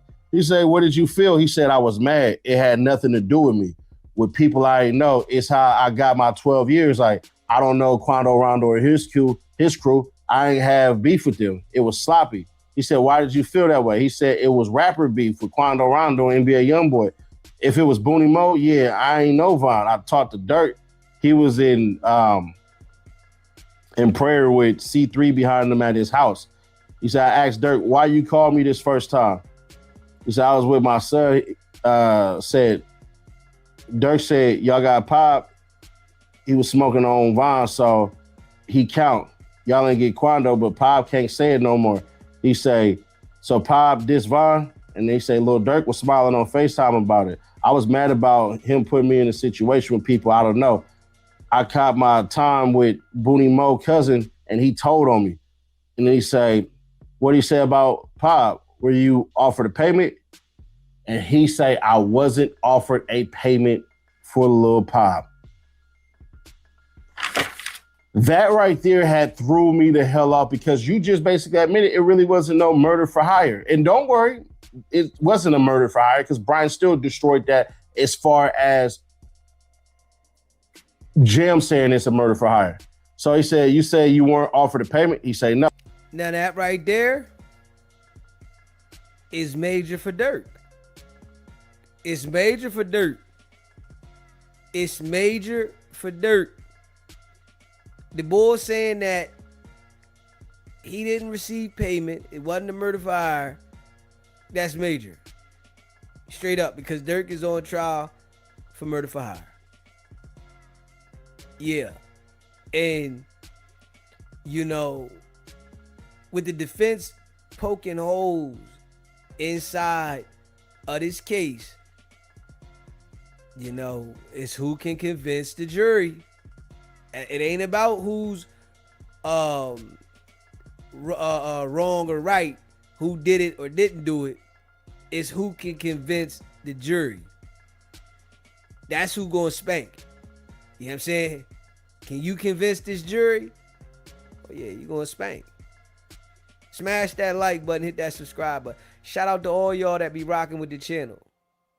Oh, he say, but Share the Atlanta, live. there was about, he say, it was a group discussion. He say, you did a song from who label? He say Federal Freestyle on Loyal Bars 2. It's under OTF. And then it shows a cover, and it was made in like 12/15 or 12/12/2022. And it was recorded after the shooting. He said, you ever recorded a song with OTF before? I believe he said, yeah. I could have sworn he said, yeah, I recorded a song with OTF before. And he could have said no, but he was talking so damn low that yeah and no could have literally been the same thing. So I'll wait for the transcripts to verify that. He say, yeah, got paid $10,000. If you didn't shoot, would you be on the album? He said, I wouldn't be around or even alive, so no. Did anybody get paid, you think? He said, yeah, Flocka called Durk and talked about getting paid that money. And then the lawyer said some shit, they got struck, and he said, O-Block members, did Durk tell you about O-Block and King Von death? He say, they ran on King Von and let it happen. They did nothing. And Airbnbs basically was presented for these cats in O-Block to go slide for Von. And he said they didn't even take it. He said, so the whole world saw them run. He said O-Block members running on King Von on film, basically on TV. And then he say, I saw the video and they ran. Money Duke got into it about Von and them not sliding. Durk made comment about the O with Booney Mo. Duke said, we out here daily, nobody sliding on us. He said, what y'all do for Von? Durk said, we did, saying we did something. They said, we can get into that with the O, and then a group FaceTime with Didi and Jam saying we can go against the O. It was fucked. He literally said it was fucked him. Duke thought he was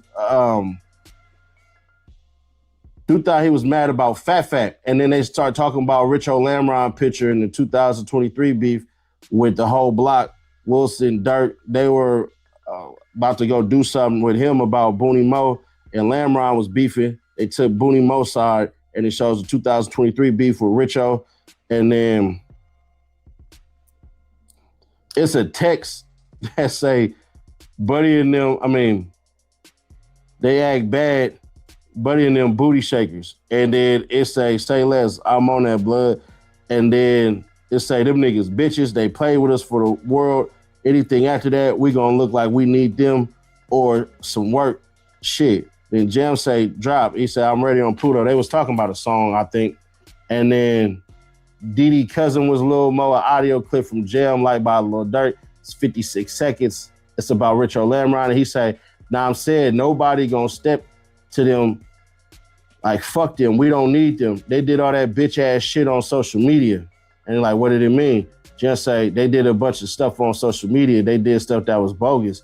Let's be into it. We can fight or gunplay. The Jam explains what the text meant. People think we gonna need them. Lamron got nothing to do with OTF. It was fuck them.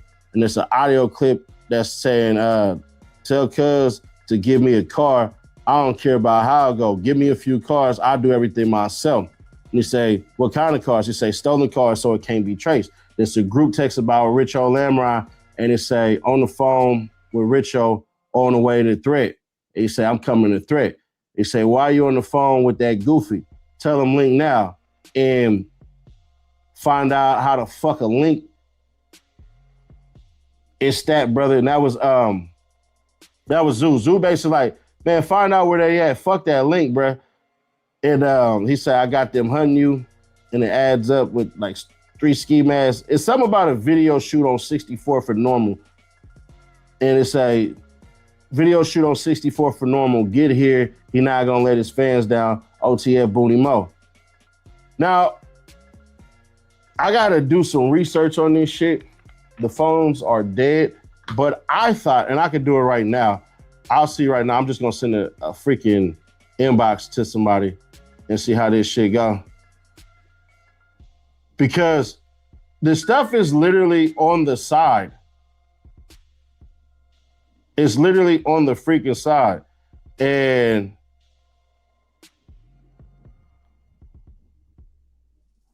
oh shit, never mind. Never mind. Okay. So somebody, they said it was Lil Durk. They say Lil Durk text Rich O'Lamron and said, that's a reply. Say, we knew where y'all at, y'all stupid ass.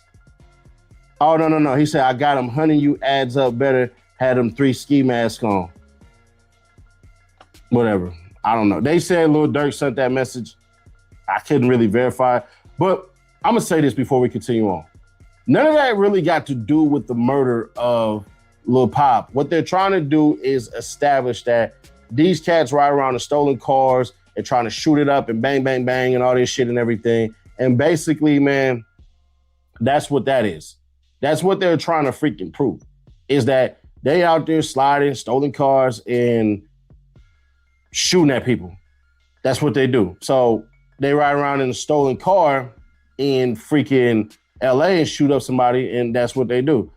So hey, listen. Jim say, we knew where he was at. Oh.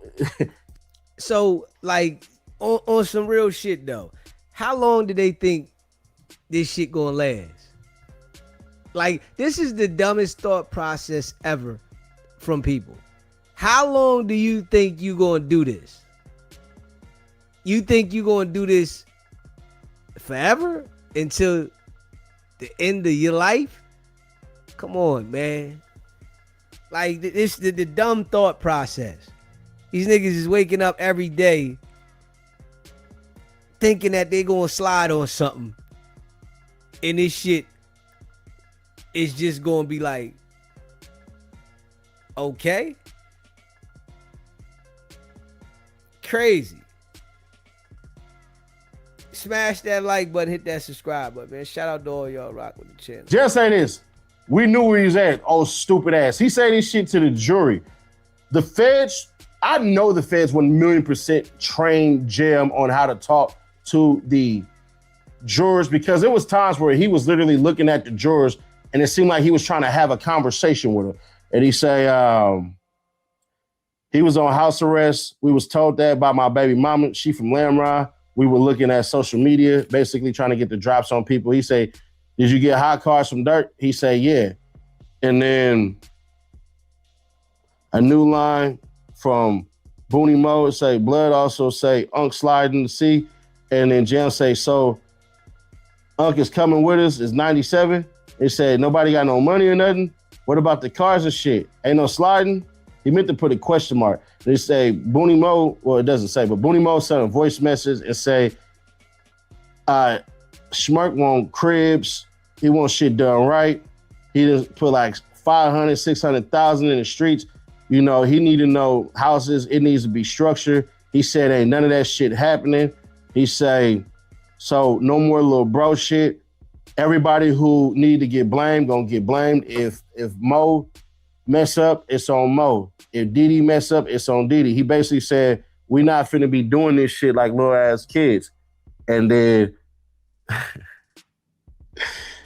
this fool, this is crazy. This fool just say, oh, Scud, you right. And then they basically say, the signs were for you to use. He said, yeah. He said, you testify about your role in the murder. No offers have been given about the murder. He said, yeah. How you get caught? He say, caught with a gun charge. The judge say, I told when I got caught with the gun, I had to get it off my chest. This fool said, I told on the murder because I got to get it off my chest. But I found out, you know, the dude with the braids, he lied about no cameras and all that because the audio would have been recorded. And they literally used audio in their 5th damn recording. I know this because when Brian Steele crossed, they played his audio recording. So you don't have the video, but you have that. So he said, I had to tell because I felt bad. Lawyers say, did you think you'll be caught? He said, no, but it was possible because it was LA, it was Hollywood and rich people. And then the lawyers say, go tell. He say, I wrote a note. And the note literally says this. First line, I know about murders. Second line, I don't want to talk on camera. Third line, I know a lot. He said, you try to give the note discreetly? He said, yeah, because body cams are getting put out. Like they on the phone. I mean, he basically said body cams are getting put out and their phone wasn't working or whatever. And then this fool say, I blame Durk for this.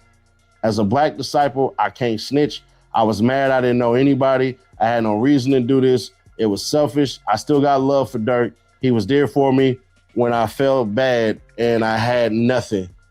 He said, you didn't feel bad for the murders in Wisconsin? Jen said, no, I wrote that, my bad. I'm like, you didn't feel bad about the murders in Wisconsin? Anyways, Jen said, I will always be, no, Jen said I will always be home in 18 months. Oh, this Brian Steele shit. Okay. So what ends up happening, right? Brian Steele walks up and he starts batting shit like Shaq. And Jim said, Brian Steele started talking about basically Jim coming in and basically coming home in 18 months. Now, I missed part of it because the courtroom was packed. When you go to lunch, it's all the first come, first serve thing. So when I was doing my videos, bro, it was already a line by the time I got back. I thought I was going to get in, so I had to go to the overflow. And he say, this is how it's going to, basically said, I said I'll be home in 18 months. Brian Steele say, this is how it's going to work. I'm going to ask you questions. Brian Steele, you understand the system because you've been in it your whole entire life. Jen say, I'm street smart, not book smart. Brian Steele say, tell him about murders. You've been a violent person in and out of jail. Jen say, at times, I can be, yes. Brian Steele say, when you do robberies, you do it by force. He say, yeah. You used to robbing people. You would rob me for my watch. And Jen like, I never took no watch from nobody. He's like, I don't even know you. It was hella funny. And they bring up the Wisconsin robbery. He said, you know, your gun was loaded and you could rob the store. He did nothing to you. You knew nothing about him. What did you do to him? And he said, what did you do to him? Explain. He said, I killed him. Brian Steele said, no, explain it fully. You blew his brains out. Blood splattered on you. Just say, no, blood didn't splatter. He said, Brian Steele say, no, you let him die. This fool Jeb had everybody lying. He was like, what, you want me to do CPI? You know how Chicago did say, what, you want me to do CPI? And Brian Steele said, you drove back and you bragged about it. Jeb said, I called a meeting and no, I didn't brag about it. He say, Lil Ding, you murdered him. Jeb say, I didn't murder him. Brian Steele say, Lil Ding, you pled guilty to murder. You pled guilty. This killing of this killing of Lil Pop, what you did was leave him without knowing what's going on. Jam said, until I went to Hooters. Brian Steele said, you said you didn't want to do this? Jam said, yeah. Brian Steele said, you only kill when you mad? He said, yeah. Brian Steele said, but you never backed out. He said, yeah. Brian Steele said, outside you ready to kill? He said, yeah. You were there for a purpose, a mission. You got family at home. You got a kid. You've been gone for 12 years. Jam like, yeah. Brian Steele said, you thought about that, all of that innocent stuff for Quando Rondo? He said, I thought about a million things. Brian Steele said, you thought about coming home. You're a killer at heart. Jam started laughing. He like, no, that's not me. Just say, I'm not hoping to get Lil Durk life. I'm trying to get home. Brian Steele said, you didn't hope to come home? He said, I want to come home. Brian Steele said, you went right to killing. Jam said, that's your opinion. I tried to stop it. Brian Steele said, you're a minister, the highest ranking member of the Black Disciples. You're telling us you were scared? Jam said, I was. Brian Steele said, do you have a text you sent? Jam said, no, I wish I did. Brian Steele said, you are a high ranking member. You're a minister. He said, I was OTF first and Durk was the leader. Brian Steele said, you're more important than the people you kill? Jam said, no, I can't say that. Brian Steele said, is it scary for you if you were in the lobby? He said, yeah. Brian Steele say, you're the scary person. And he's talking about when the people were in the lobby chilling, waiting on their rides, and Quando Rondo was in the lobby chilling, waiting on their rides. And Brian Steele basically was like, so you were willing to go hurt all these innocent people that were in this lobby. Wouldn't that be scary? He like, yeah. And he said, scary because you're the scary person. And then Brian Steele say, what if it was a kid? Jan say, that's a trick question. Brian Steele say, what about the store? Jim say, I wanted to shoot up the truck and leave. Brian Steele said, what about blowing up the gas station? Jim say, didn't think about that. You using all these words, man. Brian Steele said, you ran off on a funeral. So I guess when he got in trouble, he basically had a chance to come and basically go pay his respects at a funeral, but he went to the funeral and he got the hell up out of there. And then he basically bring up that Lil Durk and Jim were born in 1992. And then Brian Steele said, you called him a pretty boy. Jim say, no, I said he was making party songs. Brian Steele said, most people forgot about you. Jim say, my son and his son were best friends and our baby mamas was best friends. Jim said, so yeah, he never turned his back on his people. Talking about Durk. Brian Steele said, you came home to nothing. You came home to Miss D. You were sleeping with her. She was an honorable woman. She was a good woman. He say, yeah. They said, you told Miss D Durk is my bitch. You said Durk is a hoe. Jim say no. Brian Steele said, you said my name is why Durk is hot. Jim say no. You said Durk was being used for money. Jim say no. Then Brian Steele brings up Durk in Atlanta and said Durk had to be killed. Durk said y'all had to go kill for $1 million for King Von death. And Jim say, and for trolling. Then Brian Steele say, besides your word, do you have proof of the murder for hire? Jim say, no. Why would I record him? Brian Steele say, you ever told anybody about the bounty? You never told people that was a lie? Jim say, no. So they start talking about basically these phone calls from 5:15 basically to 5:10. That right there. You know, Durk on trial for murder for hire. And the guy Jam said that he didn't, get paid and it wasn't murder for hire. That right there could definitely be in favor of Durk. Definitely could be in favor of Durk. Yeah. So, the jury got to look at all this shit. All this shit going to be on the table. And, you got to convince 12 people of this here. It could be one person in there saying, man, I don't agree with this. All 12 people got to agree that this was a murder for hire. Smash that like button, hit that subscribe button. And he say, you would be home for the birth of your children. He started talking about dates, 5:10, 5:15 and all this shit. And he basically was saying that he had kids around these times. So in March and in June, Jim had his kids. And basically he started snitching to get back to his kids. And Jim say, no, my kids were born May 15th in June. And Brian still say, you asked for no recording. Jim say no video recording. Brian still say, let's play your May 2023 signed sworn statement. I want you to listen to you. And it starts playing. It talks about the murder case. And Jim say, OTF head is Durk. He said what was spoke about when King Von slutty pop Lil Tim. He said the security was with Tim because Lil Tim had a gun and they didn't pop him. And then they start talking about his son's birthday being in November. And then Jen said, I never spoke to him about Quando Rondo and Lil Tim about that. So I remember a lot more of this. I don't have to really read this shit. The beef was really with Lil Pop and Lil Tim. Mind you, nobody slid on Lil Tim at all. They had his address. And I think that was brought in for that shit. I think that's going to be put in closing. And the Fed asked this fool Jam on a recording, was there money on his head? Jam say, nah. So Brian still basically says, that's your voice? Just say, yeah. He said, they asked you about King Von and no money was discussed. You just lied under oath with that recording. Jam say, yes. Brian still say, you should have told them about it. Jam say, yes. He say, you're making it about Durk. Tell us about Slutty. Were you close? And y'all already know by listening to this shit. Brian still is asking about Slutty because previously Jim said, I kill people when I'm mad about, people that I fuck with. And they blamed who? Who did they blame? Exactly. So we were Cody's, we were close. Brian still say, tell us about Slutty. Jim say, I wanted to show DJ Benz there. He talking about showing the damn video. And Brian still basically said, that you didn't see Slutty die in the video. He like, nah, I was just trying to show that DJ Benz is there. And he said, you had a problem with Slutty dying? Jim said, yeah. Brian still say, you know, Lil Tim and King Von were the reason he said, you know, Lil Tim and Quando Rondo were the reason Slutty died. Jim say, I don't look at it that way. Brian still said, the recording said no money was ever mentioned.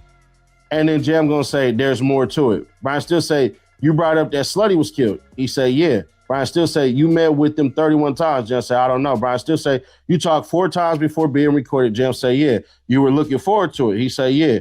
You don't know about the context of the conversation. And then Jim was like, I don't know what that means. So he said, you knew the feds were interested in Lil Durk. Jim say, yeah.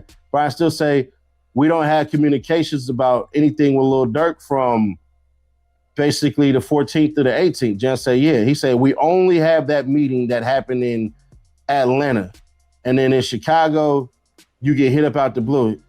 And they say, yeah, 8/18 the day of the fight. He said, you heard Durk on the phone through Booney Mo. He said, yeah. Brian still say, and you remember what happened. You know, there were phone records. You would have been shown phone records. Jim say, no. Brian still said, I didn't know they ain't speak about, oh no. Jim say, I didn't know they ain't speak with my BM. It's not my job. So Brian still basically say, did you know that the police never talked to your baby mama about corroborating your story? He like, nah, I don't know nothing about that. I don't do the police job. And Brian still say, it is your job because you talk about all that other stuff. And this shit was so funny, bro. Brian still must have thought he was in YSL mode because he called Slutty 3 times in a row. And even Jim had to correct him like, no, Slutty. So there's texts and I wrote down, bro, we've seen text and calls shown. And then Brian still said, you guys set Quando Rondo's location before the 17th. Think about that. If Duty Low would have went to jail, some people are saying Duty Low was going to go to jail because of him dropping Quando Rondo's location and all that. Then people saying, well, Duty Low wasn't going to go to jail because essentially Duty Low was giving up the location, but nobody got killed at the location. So once nobody got killed, you know, it's not to him, but that's still conspiracy to commit murder, bro. So part of the reason they didn't charge Duty Low is literally because you found out that a girl had texted OTF Jam the damn, what's the name? The location of Quando Rondo. So there's that. And then Jam say, I didn't ask. So I wonder, did they question this girl? Yeah. You know what I mean? I'm wondering, did they question the Duty Low dude? You know, it's a lot of other people's name being mentioned that had involvement. I'm wondering, did they question these people? Smash that like button, hit that subscribe button.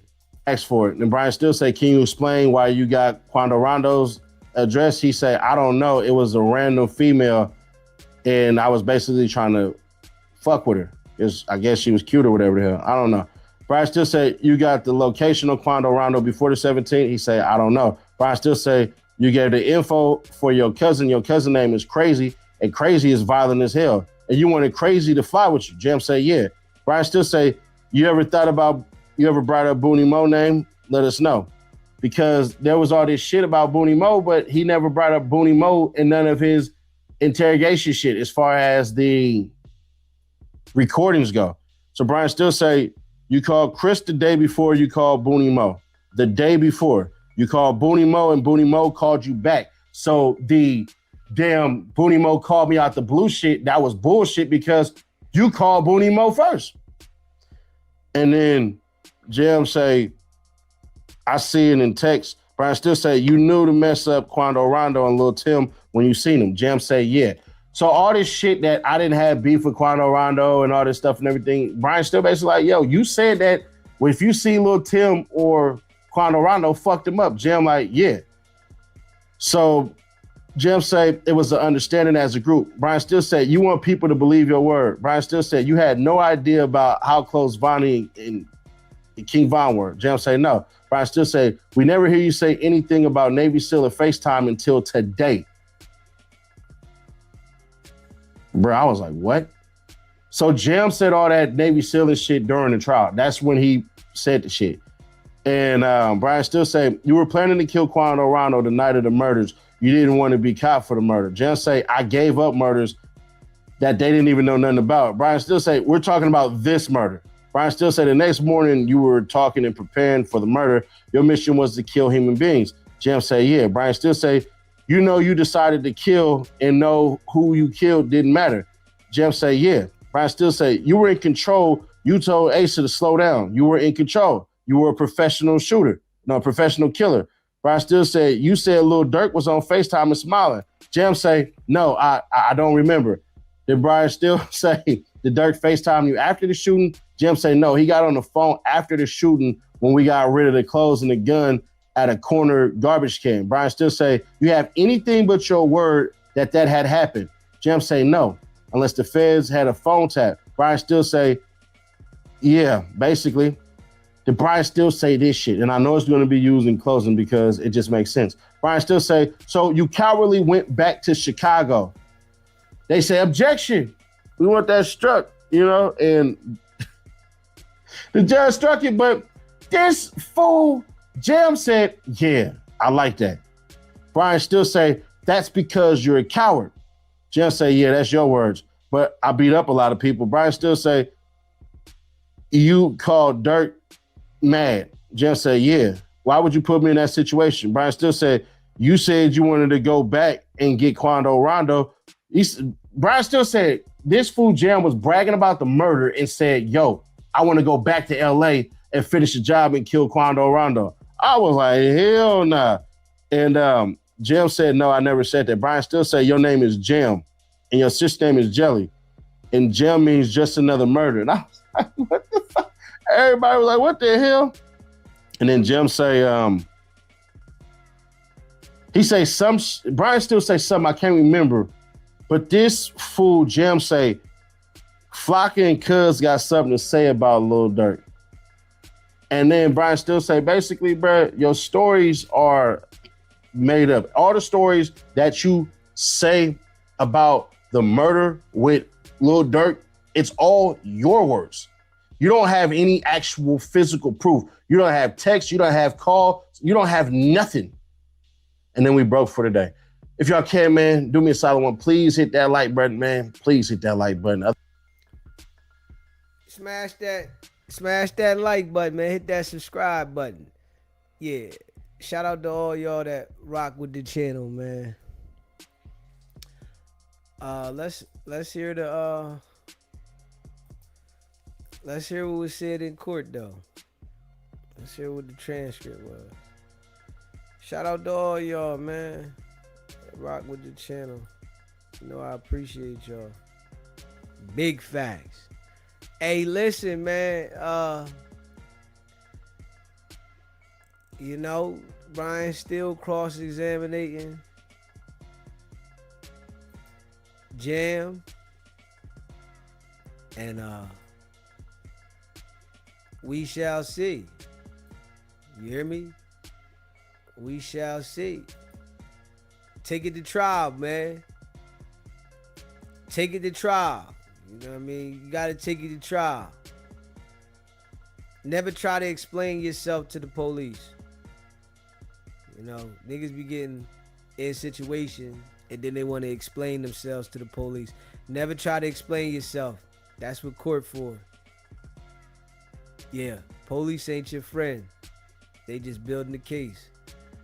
Smash that like button and hit that subscribe button. Shout out to all y'all. Mr. Morris, Your Honor, the government moves to admit 293, which is the court has already ruled admissible. The court 293 is admissible. Exhibit 293 received. Mr. Morris, let's zoom in on the text portion. It looks like a copy of a note here on the screen. Do you see it? Yeah. It says, I know about murders. I don't want to talk on camera. I know a lot. Do you see that? Yeah. Did you write that? Yeah. Did you give this note to someone while you were in custody? Yeah. So I don't know if he was my arresting officer, maybe he was, but he gave me my phone and then he made a phone call on my regular phone, like you are entitled to a phone call, but something was wrong with their phones at that place. So he like, I'm gonna let you know that you use your cell phone, but it got to be on camera. So I made a call, let him up to know I got locked up, and when I say I was done, I was, hey, can I write a number down? He gave me a pen and a piece of paper, and I wrote that. Like, I'm like, check this out here. Did you try to give him the note discreetly? Yeah. Okay. You said I don't. You wrote I don't want to talk on camera. Do you see that? Yeah. Why didn't you want to talk on camera? Because the body cams, that shit, a lot of people was getting exposed on social media at that time. Like a lot of people was getting locked up for that stuff. And whether it was them cooperating or whether it was a crime or it was getting put on the internet. As you were thinking at the time in 2023, when you were in custody, did you think there could be any repercussions for you, the term snitch? Of course. Did you think there would be any repercussions for you snitching? Of course. Can you explain that to us? Man, that is a no-no. As a black disciple, that is breaking all laws. You know what I'm saying?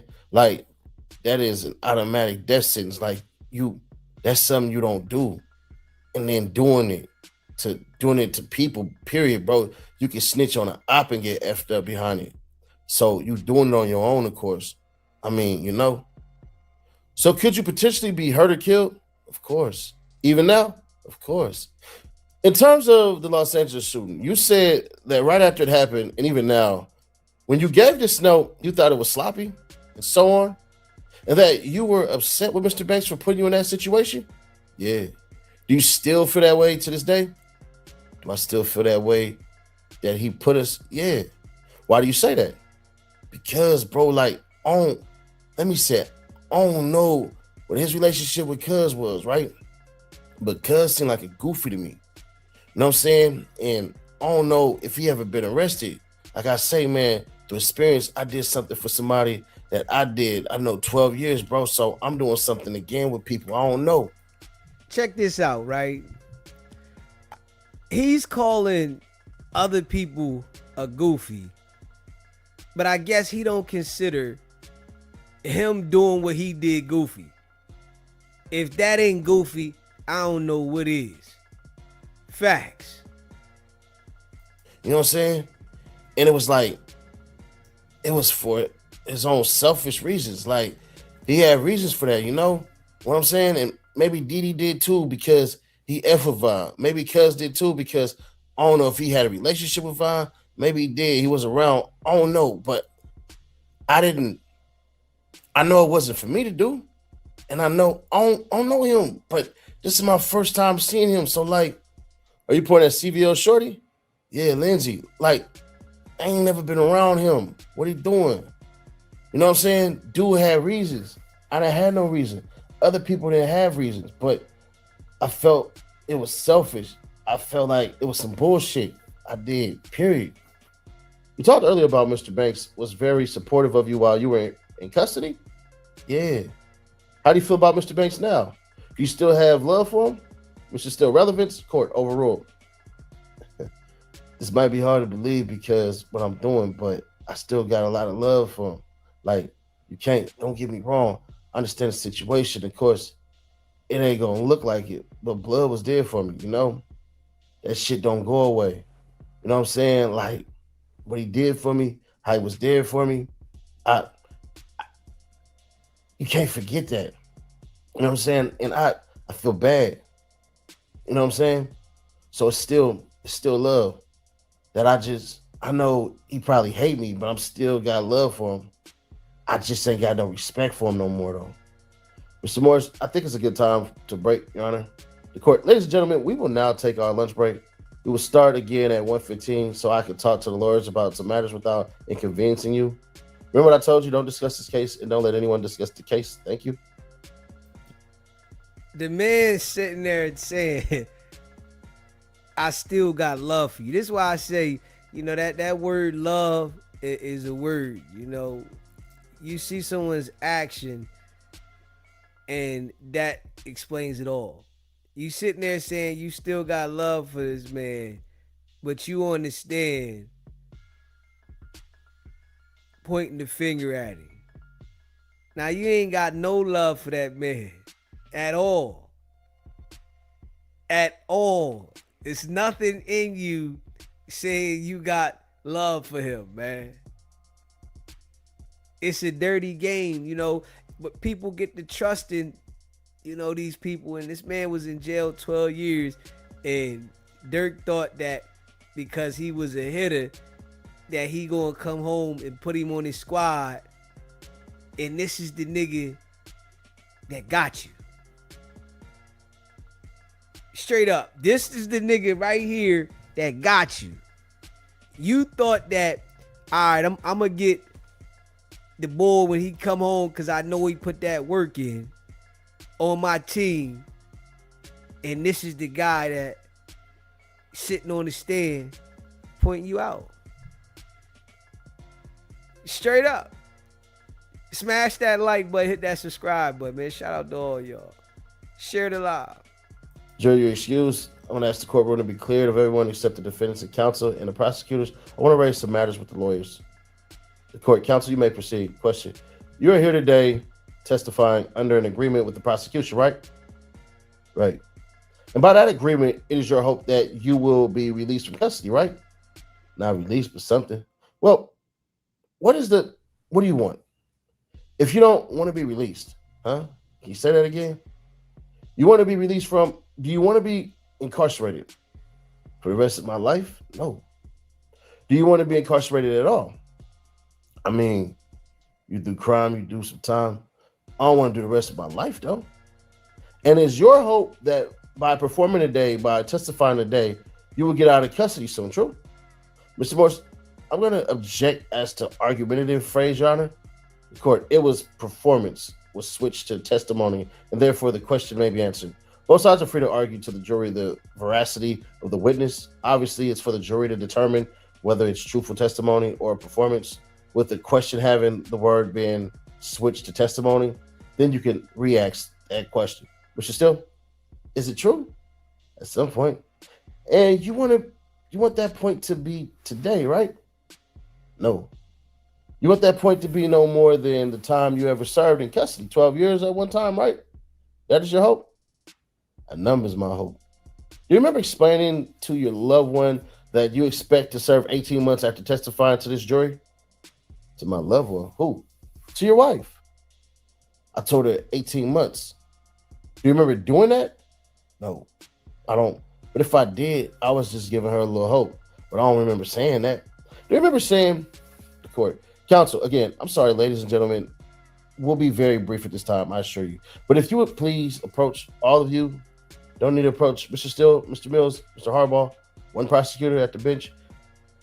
Mr. Still, is this when you say wife? Oh, Mr. Still, is this when you say wife? Is this the baby mama situation? Because if they're legally married, this sounds to me like a privilege statement. And the wife does not have the right to waive the privilege. Only Mr. Hester has the right to waive the privilege. Still, it's a jail call. Court, what's that? A recorded jail call. They waived the privilege. Okay. They are on a known recorded jail call, Your Honor.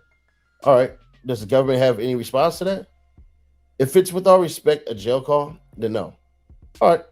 Then in this case, I'll allow it, and you can pursue anything that was on the jail call. But again, Mr. Steele, just make sure you set this up as impeachment. And the first question should be, isn't it true that you think you are getting out in 18 months? And if the answer is no, then you can say, but then you tell somebody else that is not it. I mean, that is not. And who says who, and that then that's your wife. So let's try to set that. Mr. Morris, Your Honor, I don't think there is any grounds to play the jail call. The witness basically says, I don't remember, and if I did, he didn't deny the statement. If you don't remember, you deny it. I can play it. It's for the prior inconsistent statement. That is not true. I don't remember, and if it did, this why? No, I get to prove it. This is ridiculous. The government's position, he said, I don't know.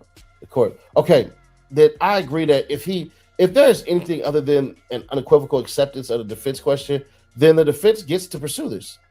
But that doesn't have to refresh this witness recollection outside the presence of the jury. If he can't remember it, Your Honor, that is what has to be done. Then the question has to be asked, Mr. Still. If it's on cross, I don't have to. The court, no, I agree. He's not trying to refresh his recollection for the purpose of eliciting, for proving it's 18 months. He's trying to show that he said 18 months when everybody else knows that he's now refusing to admit that. So the government, the defense gets to pursue it as far as it wants until it gets either to the jury or is left with the sense that he's potentially that his failure to remember is false. So there hasn't been an unequivocal acceptance that he said that it was 18 months. Understood. Open court. Is that true that you told your loved one, your wife, that you'll be home in 18 months? Do you remember that? No, I don't remember it. To run concurrent with the time that you were serving on your parole. Do you remember saying that? To run concurrent time? Concurrent. You know what that means, right? Together. You talking about when I was in the state before I came over here? When you were talking with the federal authorities, did you tell your wife you expected they're going to help you? And are you expected to come home in 18 months? Listen to what I just asked you. Is you talking about before I came over here? Or are you talking about when I was in state prison? No, don't. This is not how this is going to work. I'm going to ask you questions. Just answer the question. I don't even know what you're talking about. Do you remember stating on May 5th of 2023 on a recorded line to your wife that you were trying to come home to see your baby born, that these federal authorities are helping you out? Do you remember that? I could have said it. And we are talking about after you talked with the authorities, the federal authorities, the U.S. Attorney Office. Are you talking about pleading guilty to 3 different murders? You realize that, right? And is it your belief that you can manipulate this system and a jury to get out within the next several months? True? Mr. Morris, objection, argumentative. The court, the objection is sustained. Counsel, rephrase your question.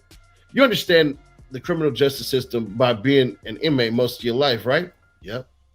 And because you have been in custody and you have been almost in continuous custody since you were 12 years old, is it fair to say? Yes. Yes? Yes.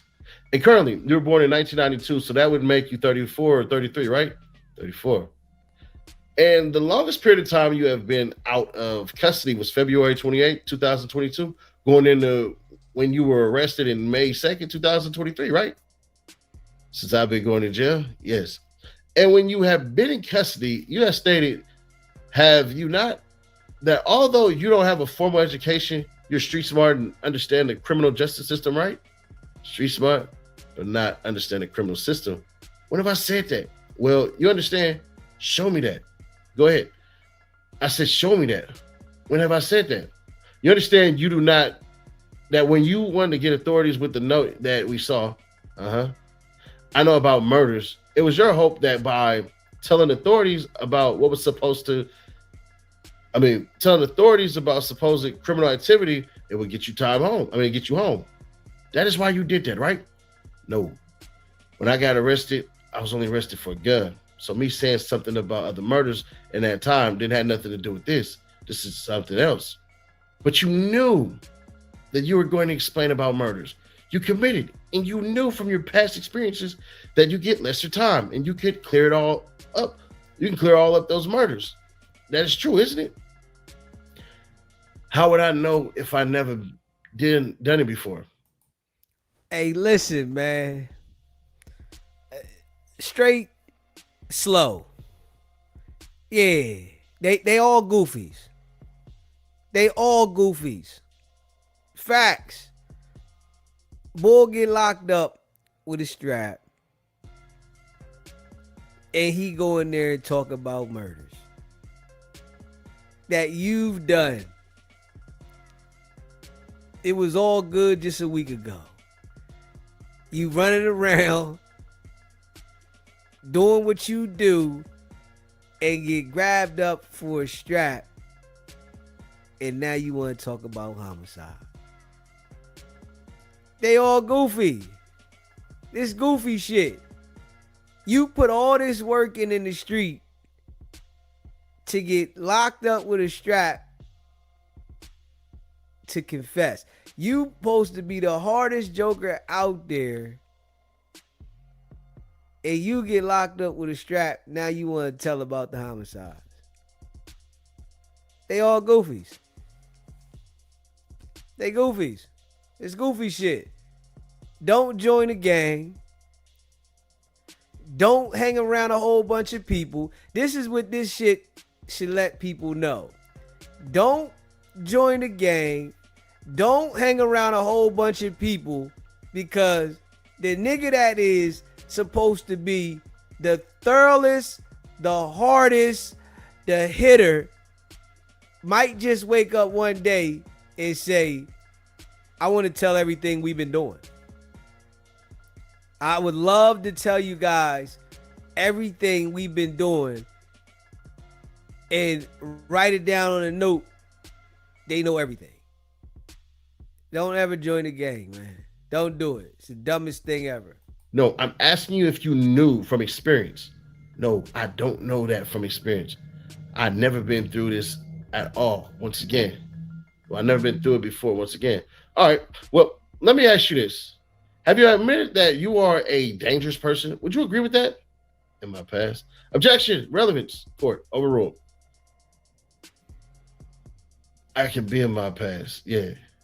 And every time that you have been in custody or out of custody, you have hurt people physically, right? Every time. Even in custody as a juvenile, you and Mr. Jones would beat up other children, right? I mean, that's what's going on in jail, especially juvie.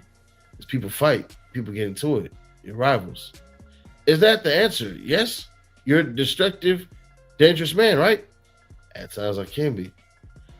And you have told the jury and told authorities previously that you have committed countless armed robberies, right? Yeah. And when you say countless armed robberies, countless hundreds, right? Yeah. And an armed robbery, for the people who don't know, mean that in your mind, you can go up to somebody with a firearm, right? Yeah.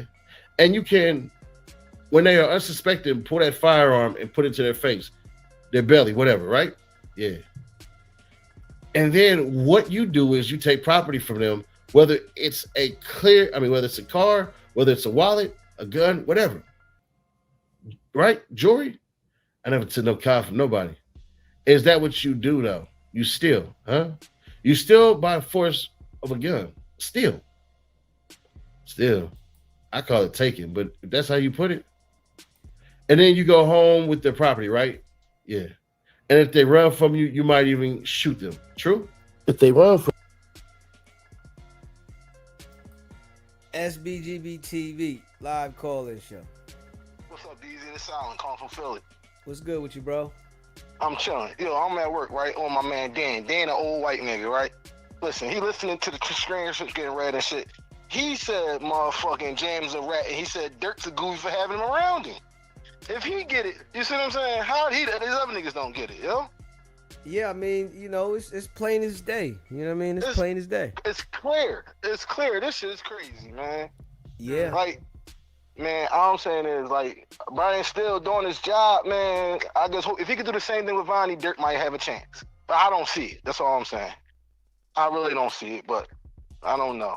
Yeah, we're going to see how this go. You know, right now with Jam, he's, you know, pointing things out about it, you know, that's, you know, making it questionable. So yeah, it looked better to me right now than it did yesterday. Yeah. Like in the beginning, it looked better right now than it did.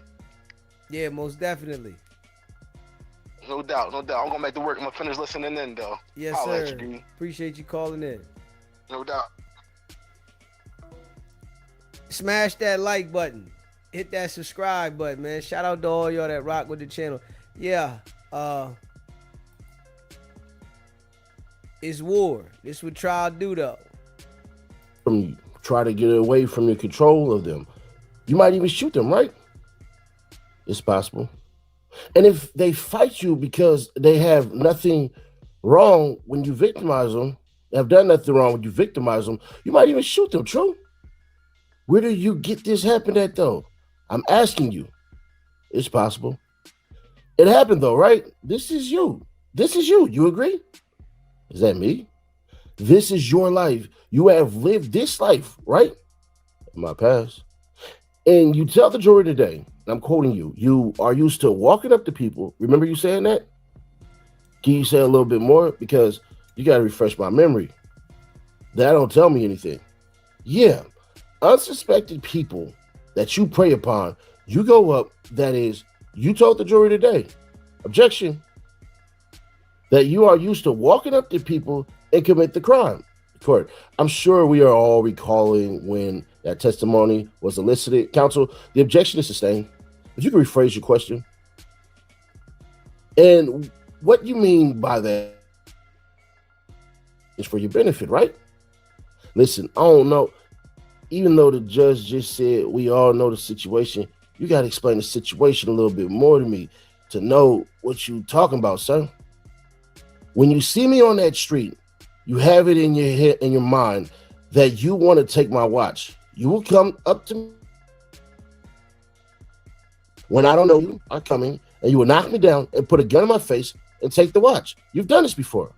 While you were looking at me. You? Anybody. Man, I ain't never took no watch from nobody. You just making up a story, man. What is you talking about? Let's talk about what you discussed with the prosecution. Do you remember driving from Illinois to neighboring state of Wisconsin? Yeah. And do you remember being with another person? Yeah. And you go into the store, right? Correct. And you have a firearm on you, correct? Correct. And how old are you? At the time, 17. And this person who was working at the store, they don't know you're coming, do they? As far as you know, no. And you and your friend walk in, you lock the door to the store, right? Right. So this person is unaware, unsuspecting, is now trapped in a store with you and your friend, true? Yes. And your friend is also armed, right? No, just you? Yeah. You got the gun? Yeah. And you knew your gun was loaded, right? Yeah. And you are now in a position to pull your gun and rob the store, right? Right. But the clerk doesn't want to be a victim of you, Mr. Hester? Okay. And he did nothing to you, right? No, he didn't. You don't even know this person's name, correct? No. You don't know if this person has a family? No. You don't know if this person is taking care of a loved one? I don't know anything about him. But what you do know is that you're going to get what you want, right? I guess. And what happened is that the clerk didn't want to be under your control. Try to get away from you and tell jurors what you did. I explained this already, but I killed him. No, you did more than that. Tell them what you did. What you mean I did more than that? First you shoot him. They all fall, right? Did he fall? No, I don't think he fell. Do you remember him being on the ground and you come up to him, put your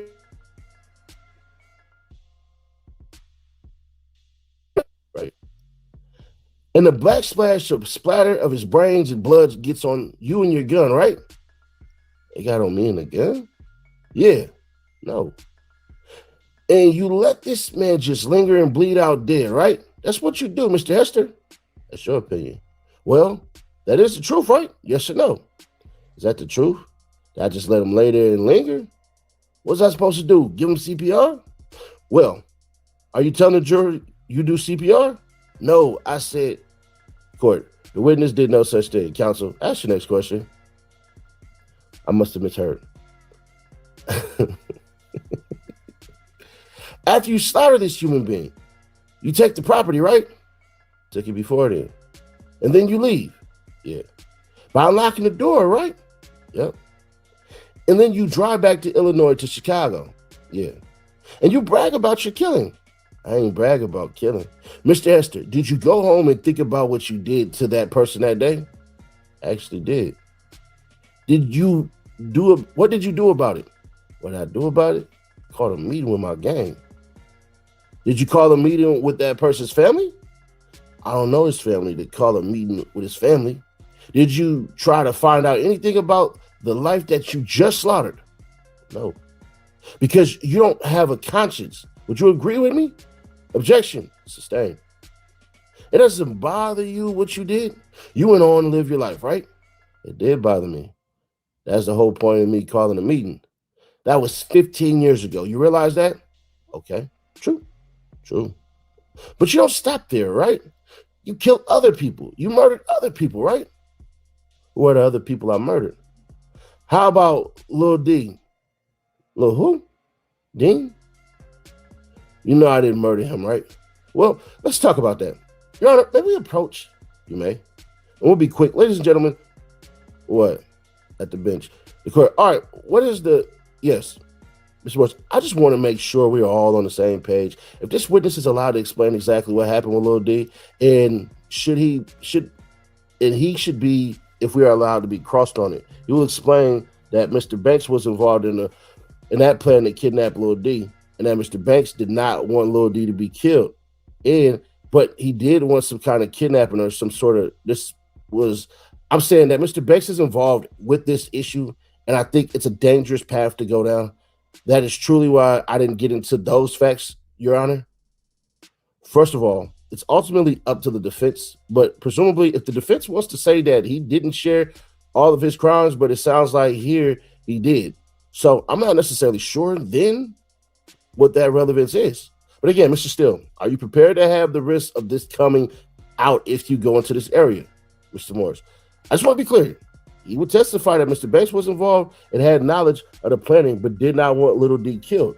And once Lil D was killed, Mr. Banks confronted the witness at a video shoot and said, hey, Lil D was not supposed to be killed. From my understanding, this is Mr. Banks talking. Lil D's girlfriend is still alive. There's still a witness alive. Your Honor, I'm sorry. The court. All right, excuse me, Mr. Steele. I'll allow you to get into it if you want, but if you want to move on, then of course you can move on. I'll just say he pled guilty to it. That you may certainly ask. Yeah, thank you. Mr. Steele, may I, sir? You certainly may. Well, Lil D, you pled guilty in front of this honorable court to a robbery and his killing, right? Robbery, conspiracy to commit, kidnap, resulting in death. Okay, kidnapped him and resulted in his death. His murder, right? Right. This is you, correct? That's what I pled guilty to. And you did that. But did I pull a gun and kill him? I didn't even see him get shot. None of that. With regards to this killing that we are really on trial for. In Los Angeles on the 19th of August of 2022, you have admitted to this jury and to the court previously that you were involved in the killing of Mr. Robinson, right? Yes. And what you did in this case is you leave Chicago without any clothing or luggage, right? Yeah. You tell the jurors that you have no idea why you were coming to Los Angeles or San Diego. That is what you tell them. I did it. Well, that is your word. That's your contention, right? That's the truth. Ask him. He had pointed to Lil Durk. Then you board a plane, you land in San Diego, you still don't know what's going on. That is what you say, right? Until I went to Hooters. I can't hear you. Until I went to Hooters, the restaurant. So I'm correct, right? And then according to you, you find out that you are there for murder. Yes. And that is the only purpose for being in that state, this state, right? Yeah. And you tell the jurors that you didn't want to do this. I didn't. You didn't know the people around you enough, right? Correct. Yes. And you really have no reason. You are telling the jurors that when you have a purpose, then you kill. If you are mad at somebody, you kill. But if you don't know the person, maybe you are not going to kill. That is what you told jurors, right? Right. And then Kayvon Grant comes to you and has a gun for you. True? Yeah. And you don't tell him, I'm not about this anymore. Do you? No, I didn't. But he didn't hand me the gun, though. You don't tell him, make my fight, I got to go back to Illinois, right? No. And you know that he makes fights. Kayvon Grant, right? For me? For anybody. I don't remember him ever making a fight for me. You don't call Jason Smith and say, I would like to get out of here, right? I did it. But you take the gun, true? Yep. And then at nighttime, you go outside of a hotel and you are ready to kill, right? Yeah. And again, there are people at this hotel, including Mr. Robinson, that you have no idea who they are, right? Right. You don't know their background, do you? Nope. You don't know their loved ones, right? Nope. You don't know their mother, nope. Or brothers or sisters or anything about them, nothing. To you, it's about you. That you are there on a mission, right? Nah, I wouldn't say that, no. Well, you have to be there for a purpose. I mean, I don't. Because otherwise, you would have put the gun down, right? Court, excuse me. Just let Mr. Steele complete his question, and then you'll be able to answer, Mr. Hester. My bad. I'm sorry. Correct? Can you say the question again? Because I got sidetracked. Yeah. I mean, it's not like you are some bottle of water. I mean, you have a brain, right? The crowd started laughing. Yeah. You got family at home after not being with them for most of your life, right? Yeah. And by August 18th of 2022, you have children at home, right? Yeah. I got a son at home that you hardly know because you have been away forever, right? No, we had a good relationship even though I was in jail. A good relationship while you were in prison? Yeah. Okay, but now you could take the opportunity to really be hand in hand with your child, right? Yeah. But instead, you are holding a gun in the state of California, ready to kill somebody you don't know. Yeah. When you told the jurors, like, you have a conscience, like, did you think about that while you were sitting there outside that person? I mean, outside while that person is smoking a cigarette, as they pull down their mask and say, there he goes. Did you ever think about anything but you? I thought, trust me, I thought about it all. So I'm not going to trust you. I'm going to ask the question. I mean, I'm not going to trust you. I'm going to ask you to answer the questions. I thought about all that. That's not answering the question. Well, tell the jurors what you thought about.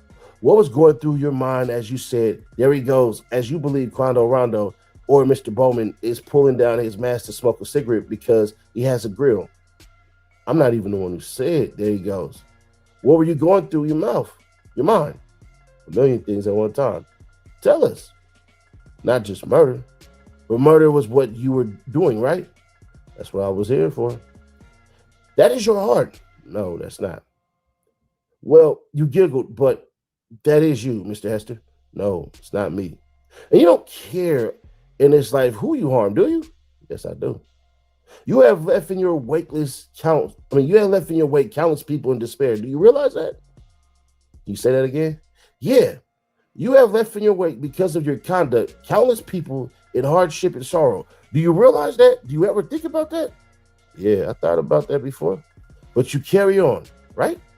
Yeah. And now we find you before, but one of the most prominent courts in our country. You are on the witness stand testifying before this honorable jury, hoping they believe you so you get back on the street. You realize that is what's going on here. Yeah. And you have done all this and your word landed in part Durk here before you. You realize that. Objection relevance? Court, yeah, overruled. Wait, can you say that again? Because I swear I just need to understand that.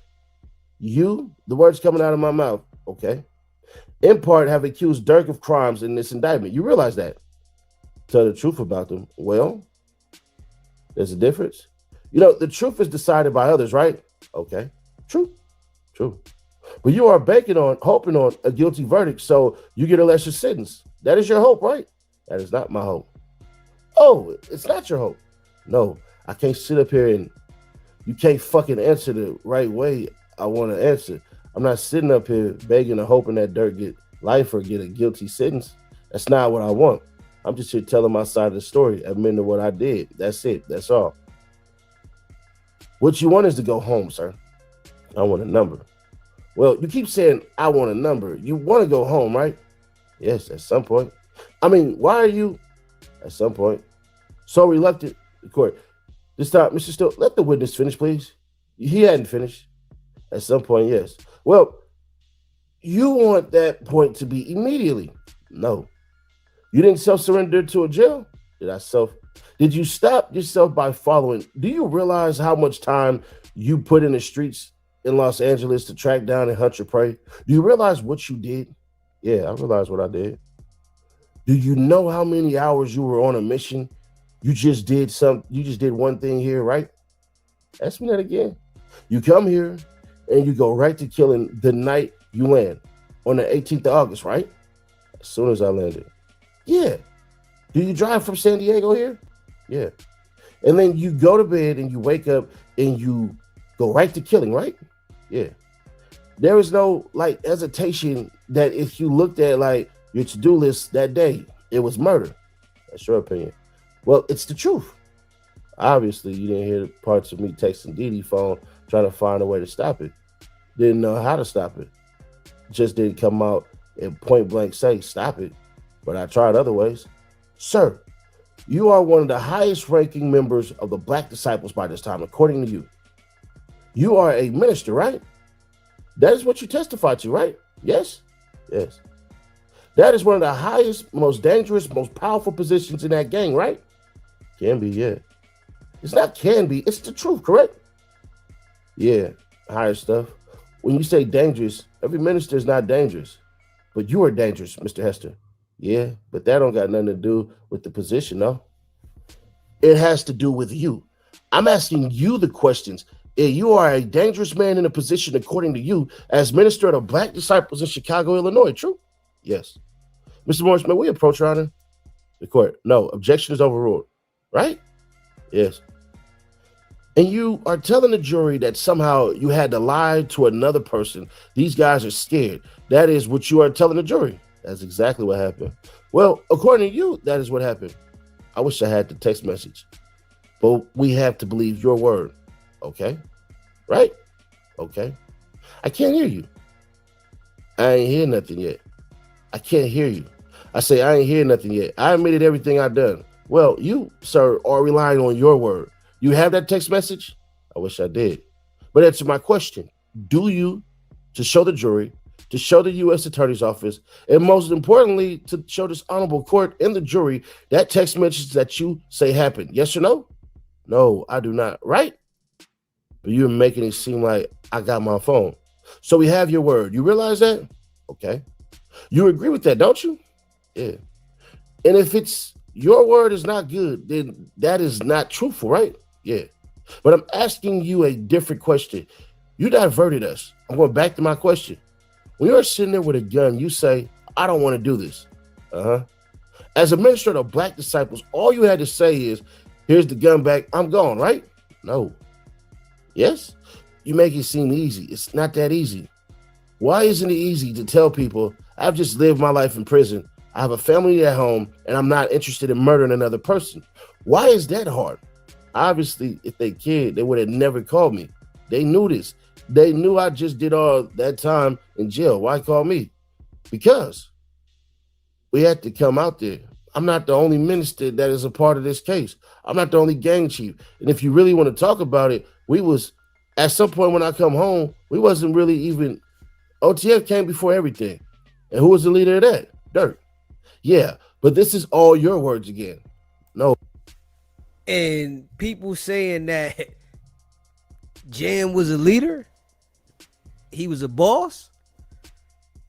I don't know no boss that's going to have someone tell them when they should get on the plane, when they should come out and get ready and strap up for them. I don't know no bosses that do that.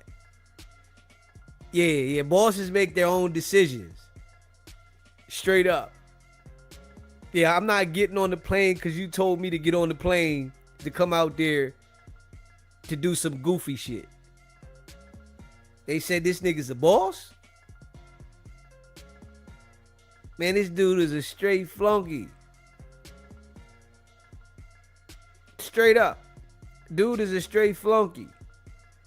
Dude might could fight or whatever they say about the guy. Oh, he could fight or he might could have done all that. But he was a flunky, man. Certified. Top level flunky. Dude boy. That turned government informant. Straight up. That turned government informant. And if Durk don't get convicted, they gonna rock him. Now, if Durk get convicted, the bull might get some leniency. Straight up. You know, because this how the cycle go. They put the niggas back out here. More niggas gonna tell. Niggas start seeing, okay, well, he told, then they can tell. You know what I'm saying? So, these dudes, like the whole design of it is goofy mentality. Straight up. Smash that like button, hit that subscribe button, man. Yeah. Follow each other to the grave or the penitentiary. Just follow the gang. If you want to follow the gang, I'll be outside with the gang. You going to jail or you going to the grave faster. You know, everybody going past one day, but goddamn, they speed the process up around that motherfucker. You know what I'm saying? It's like niggas is rushing. They might as well start having gang meetings at the grave site. Straight up. They should start, that should be a norm in the game. To have meetings at the grave site. We meet at the grave site. Let's talk where we headed. You know what I'm saying? See who can get here first. Straight up. Or at the funeral home. You know what I'm saying? They should have meetings there. Man, listen, this is where we going. Cause it's like they knocking on the door and fighting with, it's like this is where they want to go. Nigga don't even want to live life. They done gave up on life. Ain't nothing else for you to do? Come on, man. Smash that like button, hit the subscribe button. Man, ain't nothing else for you to do out here. This is it. It's dumb thinking. This is just dumb thinking. Oh, man. This is all your testimony. Your words, right? Everybody know this. Well, that is according to you. Okay. But get back to what I'm talking about. If you had a conscience, if you cared not to get back to prison, you could have left this scenario, right? It's not that easy, man. Well, life doesn't have to be easy when you kill somebody. It's not that easy. So you would rather be part of killing a human being that you don't know and you don't have any reason to kill. You would rather do that than get killed myself. Then get out of that car. Let me finish. Then get out of that car. Then get killed myself. So you are more important. When you said earlier, some people are more important than others, you are more important than other people you kill, right? Am I more important than people I kill? No, I can't say that, no. Mr. Esther, do you agree with me that it is terrifying for a person in that hotel to be outside with friends smoking a cigarette or marijuana or whatever they're doing, talking, and have somebody unbeknownst to them in the car with a gun looking to kill them? Is that scary? Yes, sir. Yeah. That's you. You are a scary person. You realize that. Some people may think that. Well, objectively, do you think that about yourself? I don't even know what objectively mean. Everybody started rolling in the courtroom. I remember this part. Do you believe what you said earlier? Sometimes you are dangerous. You are just dangerous. Sometimes, including now. Right now, I'm harmless. I'm chilling. Now, when you do get out of that car and fire live rounds, how many people were in that car? In the truck? Yeah. I wasn't sure. I don't know the number. Could a child have been in that truck for all you knew? A kid? There wasn't no kids with him. Well, how would you know that if you don't know how many people are in the truck? Because we see them when they get in. Listen, when you say people at the time that was in that truck got out and went to the gas station. So if it was 5 people in there, people went to the gas station. So there could have been 2 in there. I'm not sure about the number, but they had never had no kids with them. So that is like a trick question. How about we saw the video? The other people who were in the gas station and the convenience store, did you even consider a ricochet bullet, bad aim, somebody just get shot and killed? Did you ever think of that while you were pulling your trigger? Yeah. Tell the jurors what went through your mind. When I pulled the trigger? You're just saying when I pulled the trigger. What went through my mind? I shot at the truck and left. One more time. I shoot at the truck and leave. And if somebody else got hit like Mr. Robinson, just so be it. That's your attitude? Man, that one, no. That wasn't my attitude. It was just more like, do it and get over with it. Do it and get over with it. How about if those bullets entered into the gas station of the car and blew up the car? You're at a gas station. Did you ever think of that? No, I didn't think of that. Because all you were thinking about was yourself, right? Get it. What do you say? Get over with it. Yeah, so I can leave, go home. You have to be divorced from reality to say, get over with it. I mean, get it over with. Do you realize that? I don't even know what that statement means. You are not attached to humanity. You have no morality. Your Honor, you still using all these words, man. Excuse me, Mr. Hester. There's an objection. The objection is sustained. Mr. Still, ask your next question. I want to talk with you about Durk. Now, you mentioned that since 12 years of age, you have been in custody most of the time until February 28, 2022. Then rearrested May 3rd, 2023, right? Yeah. In and out since 12, yeah. Couldn't hear you. I said yes. In and out since 12. Certified next level goofy. The dude was out of jail for 15 months.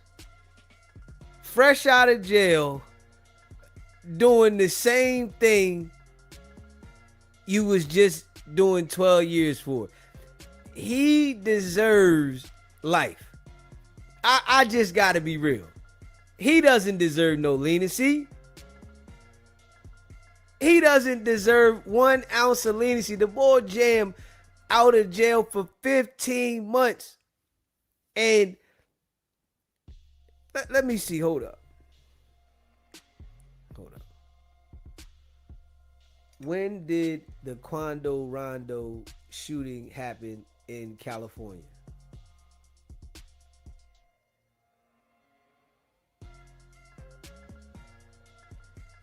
This shit happened August 2022. Hold up, man. The nigga was out of jail for 6 months. Hold up, man. He was only out of jail for 6 months? And he was already sliding? Man, nigga, though, he deserved to be in jail. Nigga. Hold up, man. Hold up, man. Yeah, he deserved, man. Let me see. Hold up. Yeah. August 2022. The nigga got out of doing the 12-year bit in February 2022. And I'm sure that wasn't the first time since he got out of jail that he slid on something. That wasn't the first time that the nigga slid on something. Come on, man. Yeah, man. Dude is a piece of shit, man. Yeah. And somebody in the chat yesterday was saying that he was a leader and the boss. Yeah, he had the bag and come on, man. Somebody in the chat was saying this shit. I'm like, what? Nigga was out of jail 6 months and did this goofy shit. Came home and he praised Durk for buying him some clothes and sneakers and doing whatever for him. Man, nigga's a straight goofy, man. This dude is a certified top tier goof troop. Certified, like top tier. And In-N-Out is because, you are not trying to make a joke, right? About the In-N-Out restaurant. No, I'm talking about In-N-Out of jail. And the In-N-Out is because when you were younger, a judge actually let you attend a funeral on condition that you go back to the jail. Right? Yeah. But you lied to the judge and you went home and hid out, right? Yeah, I did. Because you didn't want to go to jail, true? Yeah. Yeah. And then eventually you served basically 12 consecutive years in prison for attempted murder. Not someone you killed, but someone you had shot multiple times, right? Yeah. And you put multiple bullets in the human being, but thankfully they didn't die, right? Yeah. But you maimed them for life. You realize that? I did what? You maimed them for life. You hurt that person. Oh, okay. Right? Yeah. So you are born the same year as Durk, right? I guess, yeah. 1992, correct? Right. And you didn't grow up in the same exact neighborhood, but he was in the neighborhood that, it was around each other, true? Yeah. And since 12, you were in and out of jail. You knew Durk because he was interested in fashion, like a pretty boy, right? He was in fashion? Pretty boy, yeah. You asked me what I know him for. Yeah. You knew him as that. You described him as that. I described him as that? Yeah. Did you not describe him as that person with girls doing songs? You didn't hear me say nothing about no girls. I said I seen him making songs for the party. You don't hear me say nothing about no fashion. None of that. And you told the jurors that Durk was very kind to you and put money on your books, had Jason Smith put money on your books as he was getting out of poverty. Yeah. And you were in custody, right? Yeah. And most people forgot about you, true? Yeah, that's how it go. But he had kindness, true? 100%. What you didn't tell the jury also, though, was that Durk's son, oldest son, and your son, they were friends, best friends. And those best friends also, the children had mothers, right? Their mothers were best friends too? Right. Yep. My bad, y'all. So Durk, while you are away, not supporting your family, right? Was he supporting my family? You weren't able to support your family. You are in custody, right? You are in prison, right? But I'm trying to get what you're saying. Yeah, I was in prison, but as you saying, like, he was taking care of my son and you couldn't support your family, right? Okay. And Durk would put money on your books. Yeah. And Durk kept in touch with your mother. He did. He did. And that was no matter how busy he was, because by this time he's out of that area, right? He's really rising as an artist. True? Yeah. He doing his thing. Yeah. But he didn't turn his back on you or other people from where he came. True? True. Now, I want to talk with you about everything that you claim how Durk was involved in this murder of Mr. Robinson in Los Angeles, okay? Okay. And if I leave something out, you remind me, but I don't think I will. I'm going to go to topic by topic, okay? Okay. You get out of custody on February 28, 2022, right? Yeah. And you are coming home to no financial ability, right? Right. And you make, through whomever, whether it was your son, your son's mother, you personally made Durk aware, I don't have any clothing. You had nothing, true? Yeah, I told him that myself. And you are paroled out to a young lady's house, right? Uh-huh. Yes or no? Yes. And her name is Miss Dangerfield, right? Yeah. And as you laugh, she and your mother met you when you were released from custody together, right? Yeah. And you told Miss Dangerfield you were living with her for a while, right? At her home. No, I just used the crib as a parole site. I wasn't living there. You had a relationship with her, right? Sexual. Once. And you told her that she works full-time. She's a legitimate person in the community, right? She's a good person. Yeah, she cool. And you told her that Durk is your bitch, right? He spelled it, but I'm just going to say bitch. I don't even play that bitch word with my homies, man. We're not even that generation that play that bitch word. I never said that. Did you tell her that Durk is a hoe? Why would I say that about him? No. I don't know why you would say anything about him. Come on, man. No, never said that. Did you tell her that Durk's success, by the time you get out of custody, he's booming success, right? Right. But did you explain to Ms. Dangerfield that Durk's success is on your back because he used your name in songs? Did you tell her that? Man, no, man. Did you tell her the guy got multiple songs? How can I make my name in one song, 2, 3 songs his success? That's not even his biggest song. So that don't even make sense. I don't know. I agree. You don't make sense. But let's just go through the question. Objection. The comment, Mr. Steele. I apologize. Of counsel is not a question. Is stricken. The jury will disregard it. But you may, Mr. Steele, ask your next question. And you tell Ms. Dangerfield that Durk works for you. He's weak, right? No.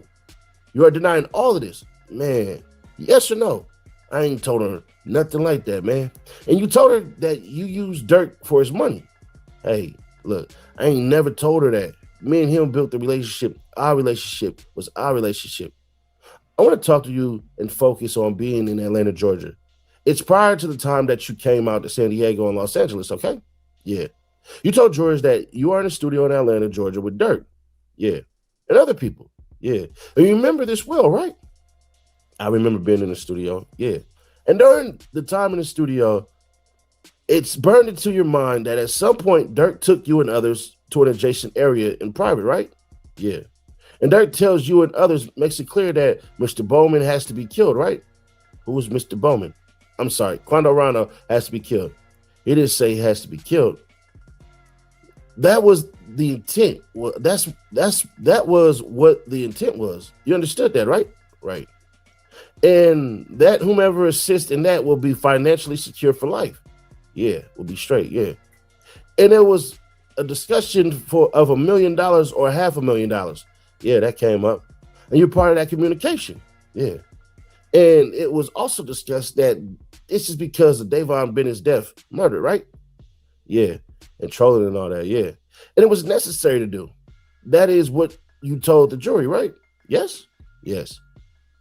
Besides your word, besides what you are saying to the jury, you have any text messages, recording, chat, anything that would corroborate, that may be a bad word, that would show that those words were said by Durk. You have that?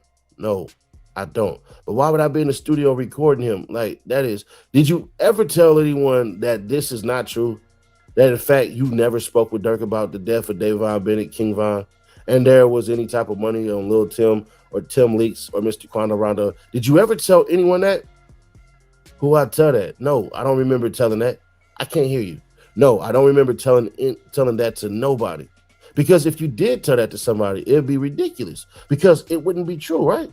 You would not tell someone, I never spoke with Durk about killing Quando Rondo and there being financially set in $1 million or $500,000 because that wouldn't be true, right? If I was to speak with somebody about it, it would be true. Right. So you would always insist if you were to speak with someone that you had this meeting in Atlanta, Georgia, and you spoke with Durk about King Von's death. You spoke with Durk about the $1 million, $500,000 to kill Quando Rondo, right? You really I ain't gonna lie to you. You confusing me. I'm not trying to confuse you. I'm gonna ask it again. This meeting that you are telling the jurors that happened in Atlanta, Georgia, is the truth. That is what you are telling them. Yes. And there would be no reason to ever have stated that no meeting such as this ever occurred anytime. That would be a lie, right? Yeah, that would be a lie. Okay. I want to orient to the jury.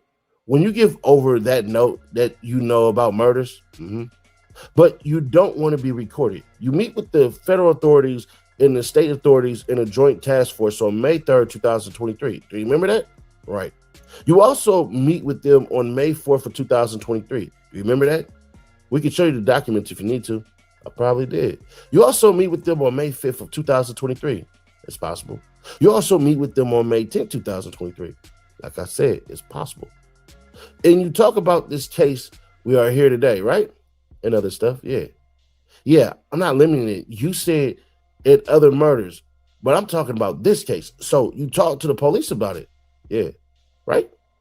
And at this time, it is your hope that you will be so important to the police that you will be home in time for the birth of your two children, right?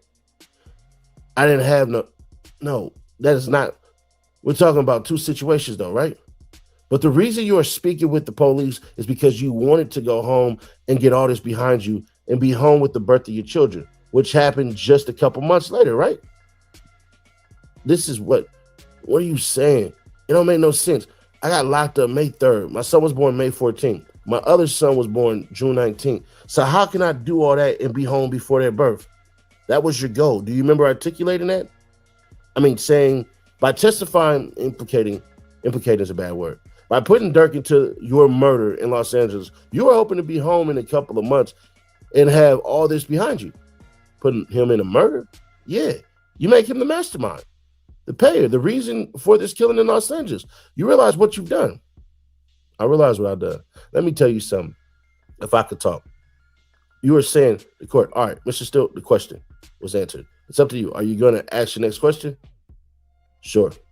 All right. So I would like you to listen to, well, before I do that, you meet with the authorities May 3rd, and this is all 2023, May 4th, May 5th, and May 10th. Do you realize none of those meetings are recorded? No, I don't know. In fact, you asked for no recordings, right? A camera.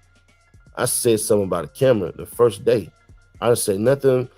no other day about no recordings. Well, it would have been okay then, but it wasn't done, unfortunately. Okay. There was no audio recording of what you discussed and how you discussed it with the police on May 3rd, 4th, 5th, or 10th, okay? But then you meet with the police on May 24th of 2023. Do you remember that meeting? I don't know dates. I can't just sit up here and say I remember a certain date when I met. I don't. It lasts for almost 5 hours, huh? The meeting lasts for almost 5 hours, okay? You have FBI agents. You have Los Angeles Police Department there. You had already signed an agreement with the prosecutors, and this is now finally recorded, okay? I would like to play for you from that recording, Mr. Steele. So it's May 23rd, Your Honor, May 24th, 2023, and it is a recording, Your Honor, and it will be exhibit. May I have 1 second, Your Honor? You may. It should be 10:15. It's electronic, Your Honor. I'm going to play for you, or ask Ms. Bly to play for you. Ms. Morse, Your Honor, the government objects. This is improper impeach and asks for an offer of proof. The court, all right, obviously, I don't know what is going to be played. I'm addressing Mr. Steele here. I don't want to interrupt his cross-examination. So, counsel, go ahead. If it's not for prior inconsistent statement, then I'm going to strike it, okay? So I'm going to play for you from 00 just to hear the voice and the introduction to the people, okay? And you listen and make sure that this is going to be your voice, okay? Mr. Steele, Your Honor, we'll start at 0, and I'll ask Ms. Bly to stop, and I'll announce the time. Go ahead. The audio is played, the courtroom. All right. My understanding, Mr. Steele, from what them going, we're going to orient the witness as to which meeting this was. I believe you have done that. If you have a specific point where you believe there has been an inconsistency, then please do that, Mr. Steele. Your Honor, it stopped at 1 minute, 8 seconds. Do you recognize your voice of that recording? Yeah. And do you recognize in May of 2023, after you had already met with the authorities 4 times previously? True? You are shaking your head. Yes. Okay. You're speaking about this case, this murder case. Yeah. In Los Angeles. Yeah. And you discussed the fact that you don't want to be charged in the murder case. I was trying to see when the charges was going to come. Like, if all, it wasn't. Right. It wasn't clear to me, so I'm asking questions. If at all, that's what you wanted to know, correct? Correct. All right. Mr. Steele, Your Honor, I'm going 50 minutes. I want you to listen to this. Make sure that this is your voice and the authority's voice, and you can hear it clearly. All right. And I'm focusing on your word that you met with Durk in Atlanta, Georgia, and discussed killing and the killing of Kayvon Bennett, King Von. He does say Kayvon, actually, he does. Because Kayvon and Davon, I don't know, that shit, it does kind of get confused a little bit. So I definitely just wanted to put that in there for y'all. There'll be a payment for life, or a payment that will be straight at $1 million or $500,000, okay? The audio's played. Mr. Morris, indiscernible. I'm sorry, counsel, I couldn't hear you. Mr. Morris, we're just listening to the large swaths of recording. There's no inconsistent statements here. It needs to be limited, Your Honor. Your Honor, it's for the context. It's here. It's going to be a 5-minute part of this 4 hours and almost 50-minute meeting in court. Right. The fact that there is some dead time here is neither here nor there. You may continue. Mr. Steele, we're playing the audio. Mr. Steele, it was stopped at 51:44, sir. Then the audio is played, and it basically has him say nothing about no murder for hire. He actually says there wasn't a bounty on Lil Tim, and there wasn't a bounty on Quando Rondo. He actually literally said none of that shit. He said, bro, nah, they had no bounty. People just knew if you seen them, fuck them up, is what he said. So it's kind of funny that he say that shit, but yeah, it was a hell of a moment in court at that time. Was that your voice? That's my voice. And you're speaking with the federal authorities? Yes. And they specifically talked to you about King Von's death, right? Yes. And you are in custody? Yes. At the time of November 6, 2020, right? November 6, 2020? Yes. Yeah. And that's the date that Davon Bennett was murdered. Okay. You're in custody. Uh-huh. But while in custody, you're getting information that Mr. Bennett or King Von needs serious medical care, right? And that is what you articulate, right? And then when you get released of custody and jurors heard some beeps, and those are just to be courteous to your son, right? That is what's being discussed about his birthday. So it's beeped out, right? Okay. And you also mentioned that Slutty, a second person, was killed that night by security, right? Yeah. But then as the question and answers continue, you are specifically asked by a detective who you want to, according to you, tell the truth, right? Right. Because at that time, just like now, you want to provide all the information you can so you go home, get a better deal, whatever, get freedom, right? Right. Remember how you said, I just want a number? You stopped saying that shit. And when you are asked specifically whether Durk ever spoke with you about death, the murder of King Von, you said no. You heard that, right? I heard it. That is totally diametrically opposed. Let me rephrase this. That is totally contrary or different than what you told the ladies and gentlemen of the jury on your oath. Do you realize that? Yes, but there's more to it than that. Well, there's always more to it with you, sir. I said to it, not towards. The detective then asked you a short time later, which should trigger questions, which should trigger your memory, your good memory today, of this Atlanta, Georgia studio meeting of $1 million or $500,000 or financially wealth for life or being straight financially, whatever the words you say, or a combination of those. You should have told that to the detective when he asked you if you ever spoken with Durk, but you said no, not about Quando Rondo or Lil Tim. Did you hear that? Yes. Okay. And that also is totally contrary to what you told the jurors today, right? Right. And again, when you are fighting for your freedom today, you want to make it as bad for Durk as possible. And please, the prosecuting team, that means the agents in the USA Attorney's Office, right? Because that benefits you. Yeah. But you make it seem like this just like an easy thing. Like, I just want to put it on Durk. No, that's not the case. But that is the case, isn't it? No, it's not, man. Well, you can laugh, but Mr. Hester, let me ask you a series of questions. Can you explain to the jury, the court, excuse me, Mr. Steele, I don't want to interrupt you, but if you were asking about the alleged meeting, but I also had to give the jury a break. So let me know when it's convenient time for us to do that. That's fine. Now's the time. Yes, sir. It seems to me you were changing the subject.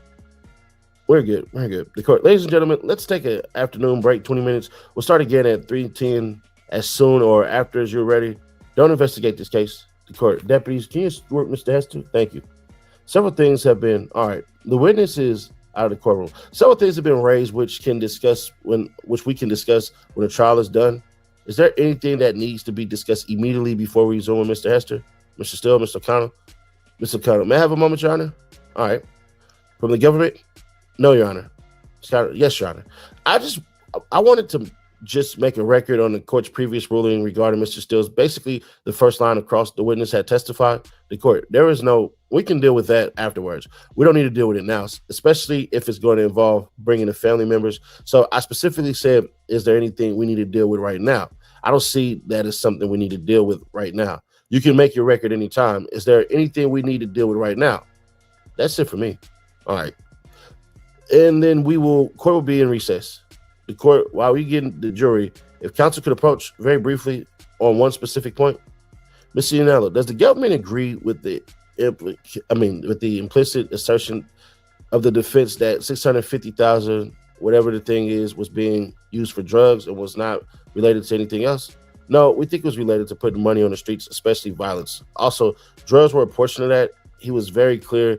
He was explicit in the voice message and also the text message that sliders were part of that.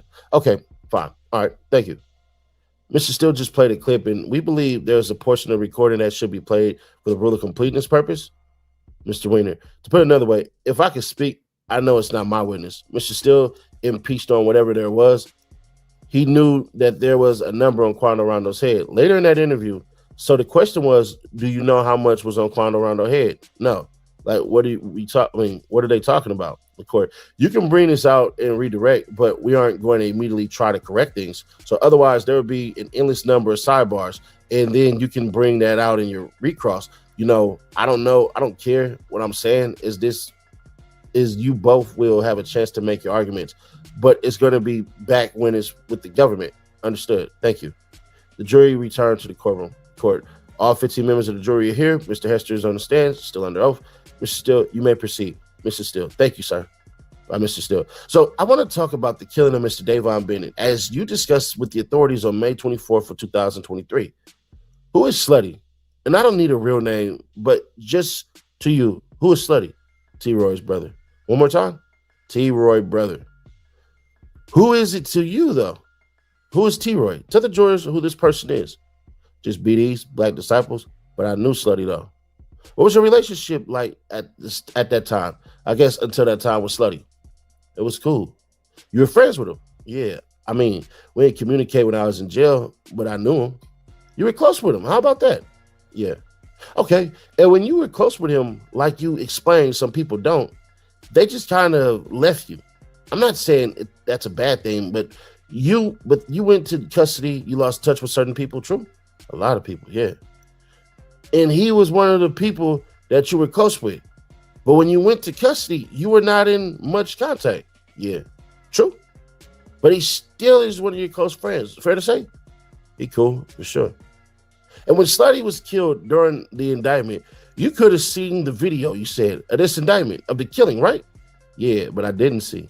I don't believe I seen that part. I seen, like, when I saw the video, to be 100%, I was really showing the video to show that it was DJ Vance, not DJ Vance, was there. He don't say done. So she kind of messed that part up. I remember this specifically. That is the specific reason why I was showing the video. But from that murder of Davon Bennett, Slutty was also murdered. Fair to say? Is that true? Yeah, that is. I was told. Say it again. I said, yeah, that's what I was told. And that is how you felt. I mean, you relied on other people. That is your belief, right? Uh-huh. You have to say yes or no. Yes. And you hold that fault.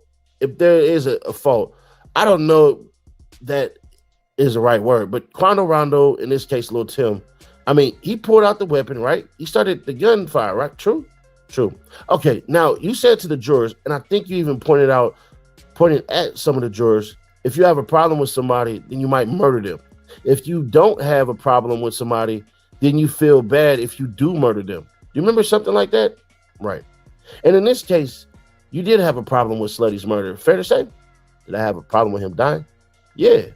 A problem with him dying? Yeah, obviously. Yeah. And you held that belief that either Timothy Leaks or Lil Tim or Quando Rondo, they are responsible not only for Davon Bennett's death, but also for the other death. If not for them, no one dies, right? You can put it that way, but that ain't how I look at it. Okay. Now, if we did not have this interview recorded, would you agree with me that all we would have is your word that you met in a studio in Atlanta, Georgia with Durk, and he said, kill Quando Rondo, you'll be straight for life, whatever the words are, $1 million, $500,000, true? True. And we would only have your word, true, right? Yeah. But here, because we have the recording, we know what you told the detectives, that there was no money that you heard upon discussion with Durk on Quando Rondo, right? Yeah, but it was more to it than that. You just play what you want to. Okay, and you told the detective they didn't rush you or anything, did they? No, they ain't rushed me. But my mind was all over the place. I mean, it's something new. It's something that I've been against. So my mind was all over the place. Well, this is 50 minutes into the interview. You realize that. I mean, it's time on the recording. Yeah, but what time got to do with it? And when you answer, you never spoke with Durk about Davon Bennett or King Von's death. You heard that, right? Right. Yeah. And you also heard that you never spoke with Durk about what you told the jury, that there's $1.5 million, $1.5 million, anything about a studio. That never came up, right? And you did bring up, I think you brought it up, that Slutty was tragically murdered too? Yeah. And I mean, and that meant something to you, and it still does, right? Slutty, yeah, he was cool, yeah. All right. Now, do you realize that you had approximately, it may just be under, but you used to be 31-minute meetings with the government, but you have been meeting with them more recently, right? 31? You haven't met with the prosecutors and agents last week? Yeah, but I said 31. Like you said 31 times? Yeah, I could give you the dates if you want. I didn't know it was that many. I mean, I wasn't keeping count, but yeah, okay. That's fine. That is a lot of times, though, isn't it? To meet with authorities. And if you don't know, just say, I don't know what a lot is. Yeah, that is a lot. One time is a lot. Okay. And we have only recordings for 3. Do you realize that? Do you know that you were being recorded 3 times?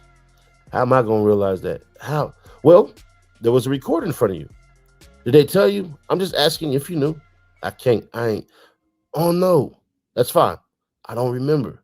But this was really the first time, the biggest time, the meeting, this meeting. This is the biggest meeting, fair to say?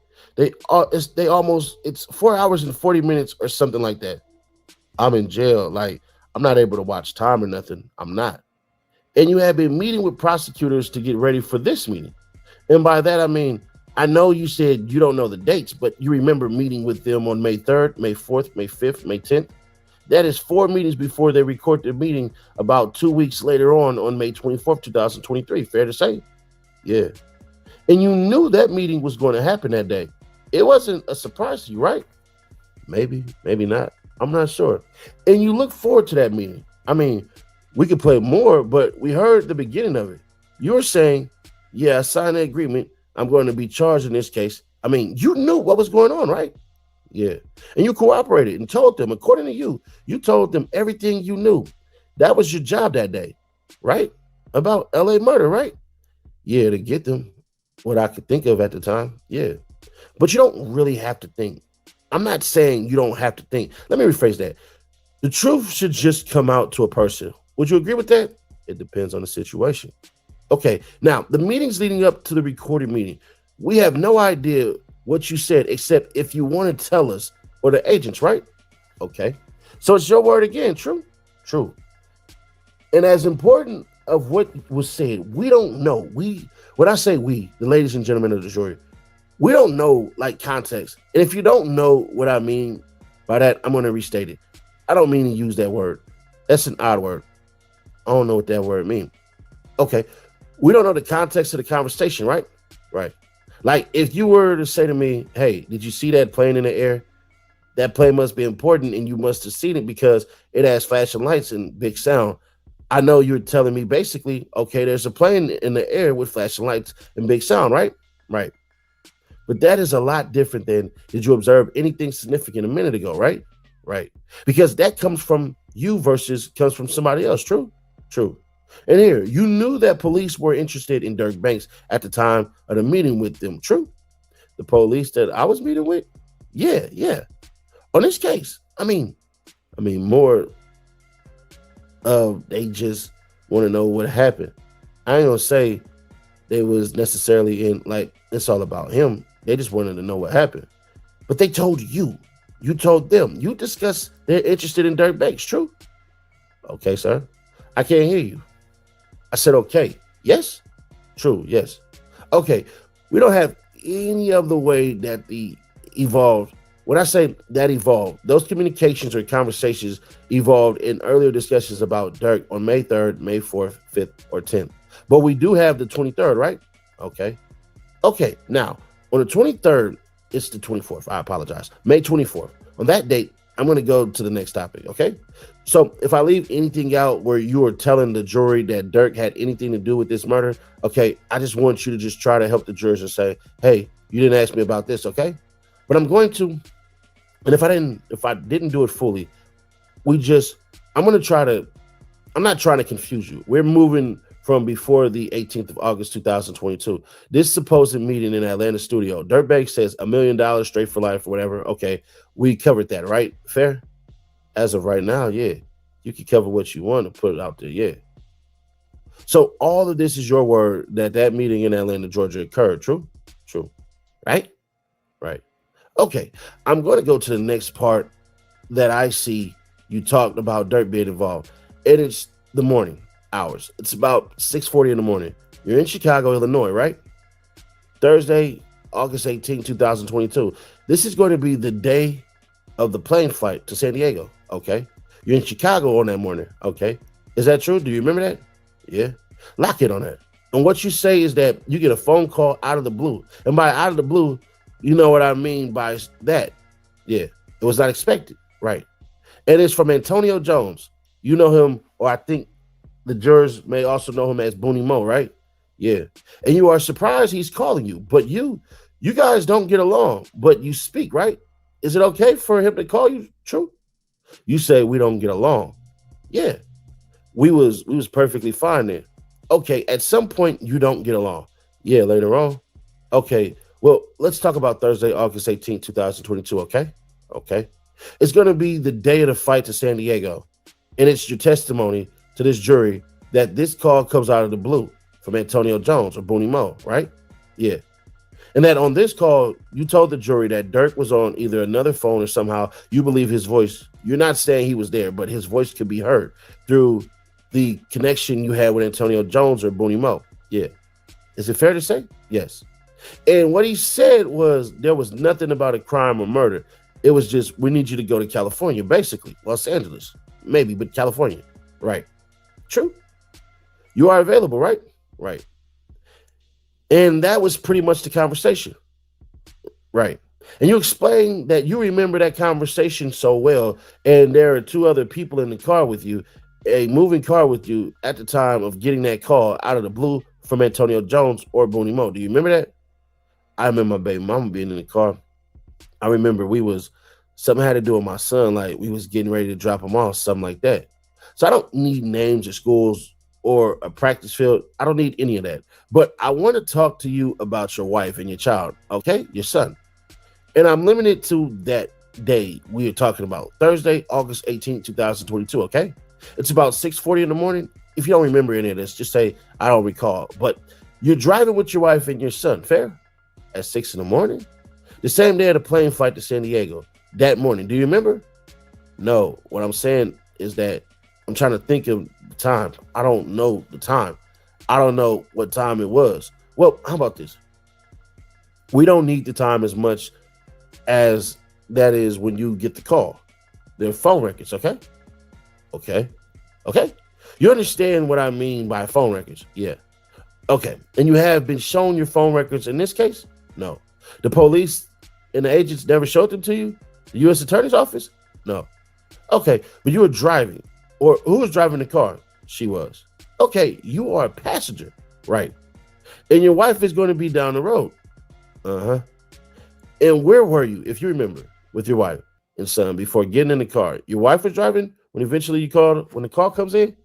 Maybe my baby mama's crib. I'm not sure. Okay, but so someone's house. Were you wherever you were sleeping the night before? Yeah. True? Is that true? Yeah. Okay. Could be. And then how far away in August of 2022 is your son's school? Don't mention. You can mention it if you want, but I'm not asking you for the name of the school. How far is it? Yeah. How long does it take to get there? How many miles? How many minutes? Etc. I never counted, sir.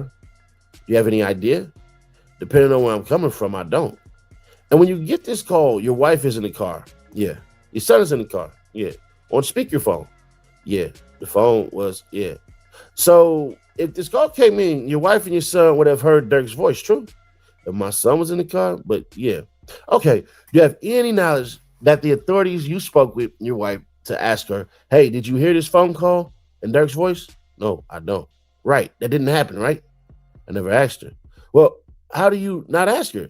So you are not cooperating with police, correct? Right. And when I say the police, I'm including the whole prosecution team. Okay. You understand that? Yeah. Hope. Okay. And it's important to you for the authorities to believe you so you can go home. True? Yeah. And you ask authorities or you tell them my wife was in the car with my son. You realize that. Okay. And no one goes out and asks your wife if she heard this call. You realize that. I didn't know that until now. That is not my job. Well, you speak with your wife all the time, don't you? Yeah. Yes, you said? Yeah. Okay. And is it kind of your job because you want to be believed, right? Yeah. But now I'm going to tell them how to do their job. Now, when this call comes in from Booney Mo or Antonio Jones out of the blue, would you remember his phone number if it's shown to you at the time? Maybe. Let me see. Okay. Because I ain't good with numbers. Well, let's just see. Mr. Still, Your Honor, may I have a moment? The court, you may. Mr. Still, Your Honor, it may not be in the binder in front of Mr. Hester. We're going to show a document to the prosecutors. Can I use it? Thank you. What number is this? Your Honor, may I approach the court? You may. The clerk, would you like to see this first, Your Honor? Sure. Do you recognize the numbers, your number and Antonio Jones, Booney Mo? Yeah. Okay, now, don't look at it unless the judge allows you, okay? Because you're using it to, it's called refresh your recollection, okay? But if you need to see it, just say, I need to look at the document. First of all, let me raise you, expressed an issue on this, Mr. Hester. Is it the number that you, I'm sure you know your own number, but the number that was on there, do you recognize it as being Booney Mo's number? Oh, yeah. It is, haven't seen that. One of them, yeah, that is right. Yeah. Thank you. Go ahead, Mr. Still. Can you do me a courtesy? Can you just state, we don't need the whole number, just the last 4 digits of that phone number that you recognize as Mr. Antonio Jones or Booney Mo, please? 8666. That's a crazy number, bro. Okay, and do the same for your number. Just last 4 numbers at the top. 7450. I'm going to repeat it just to make sure I heard you. 7450. Is that fair? Yeah. And by looking at that document, that is the date we're talking about. True, August 18th, 2022? Okay. True? Yeah. Okay. Now, if you need the document to refresh your memory, please look at it.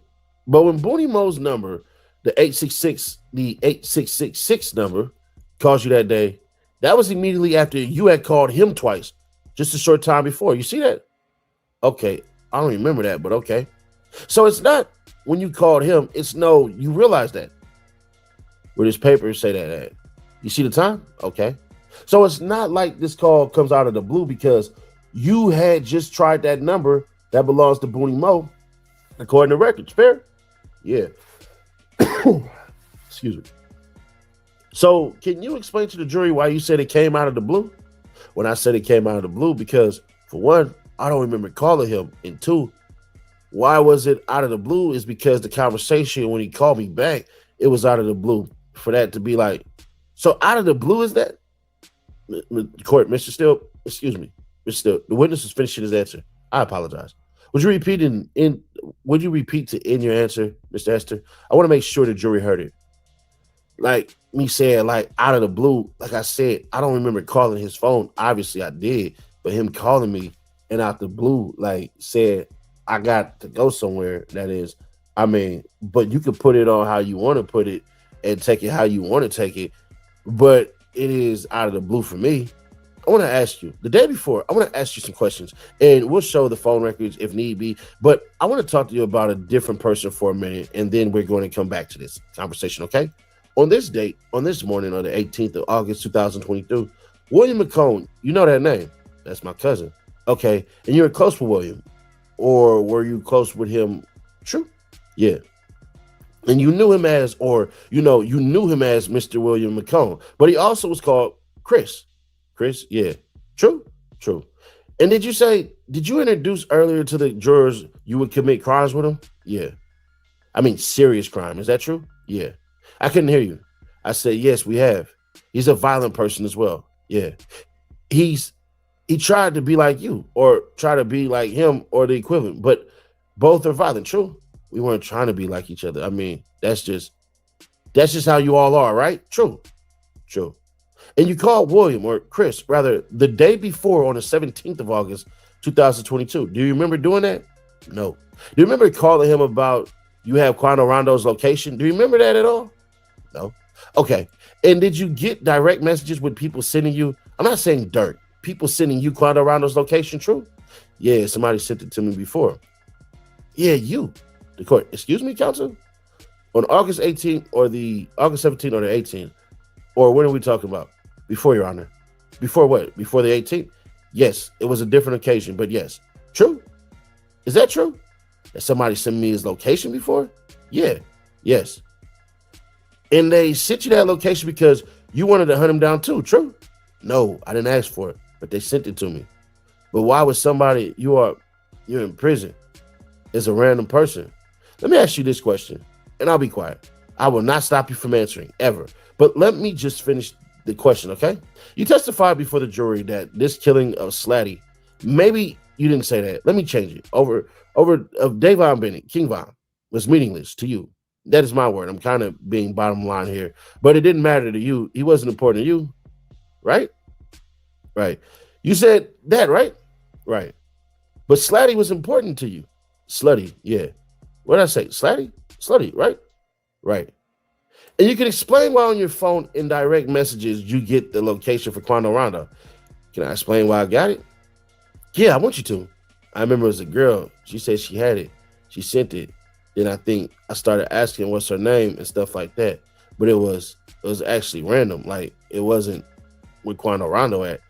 It was just there. Ain't no way for me to explain it. It was just random. So are you telling this jury that some random person just happened to send you Quando Rondo's location, even though you are not hunting him? It all happens all the time. Other people even told me it happened to them too. Now, I'm going back to William McCone, or Chris, rather, okay? Okay. So you deny speaking with Chris, as this honorable court said, the day before August 17th. It's a Wednesday, 2022, about going to kill or murder Quando Rondo. Did I talk to Chris about this? Yeah. From getting that location? How about this? We'll make it simple. About killing Quando Rondo. That's my question. Honestly, I don't remember. Later in the day, you spoke with Jason Smith. You testified that to the jury. Do you remember that? Uh-huh. You're going to have to say yes because of the court reporter. Yes. Yes.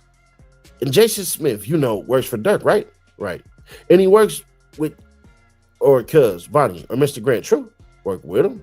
Yeah, however you want to. You describe it.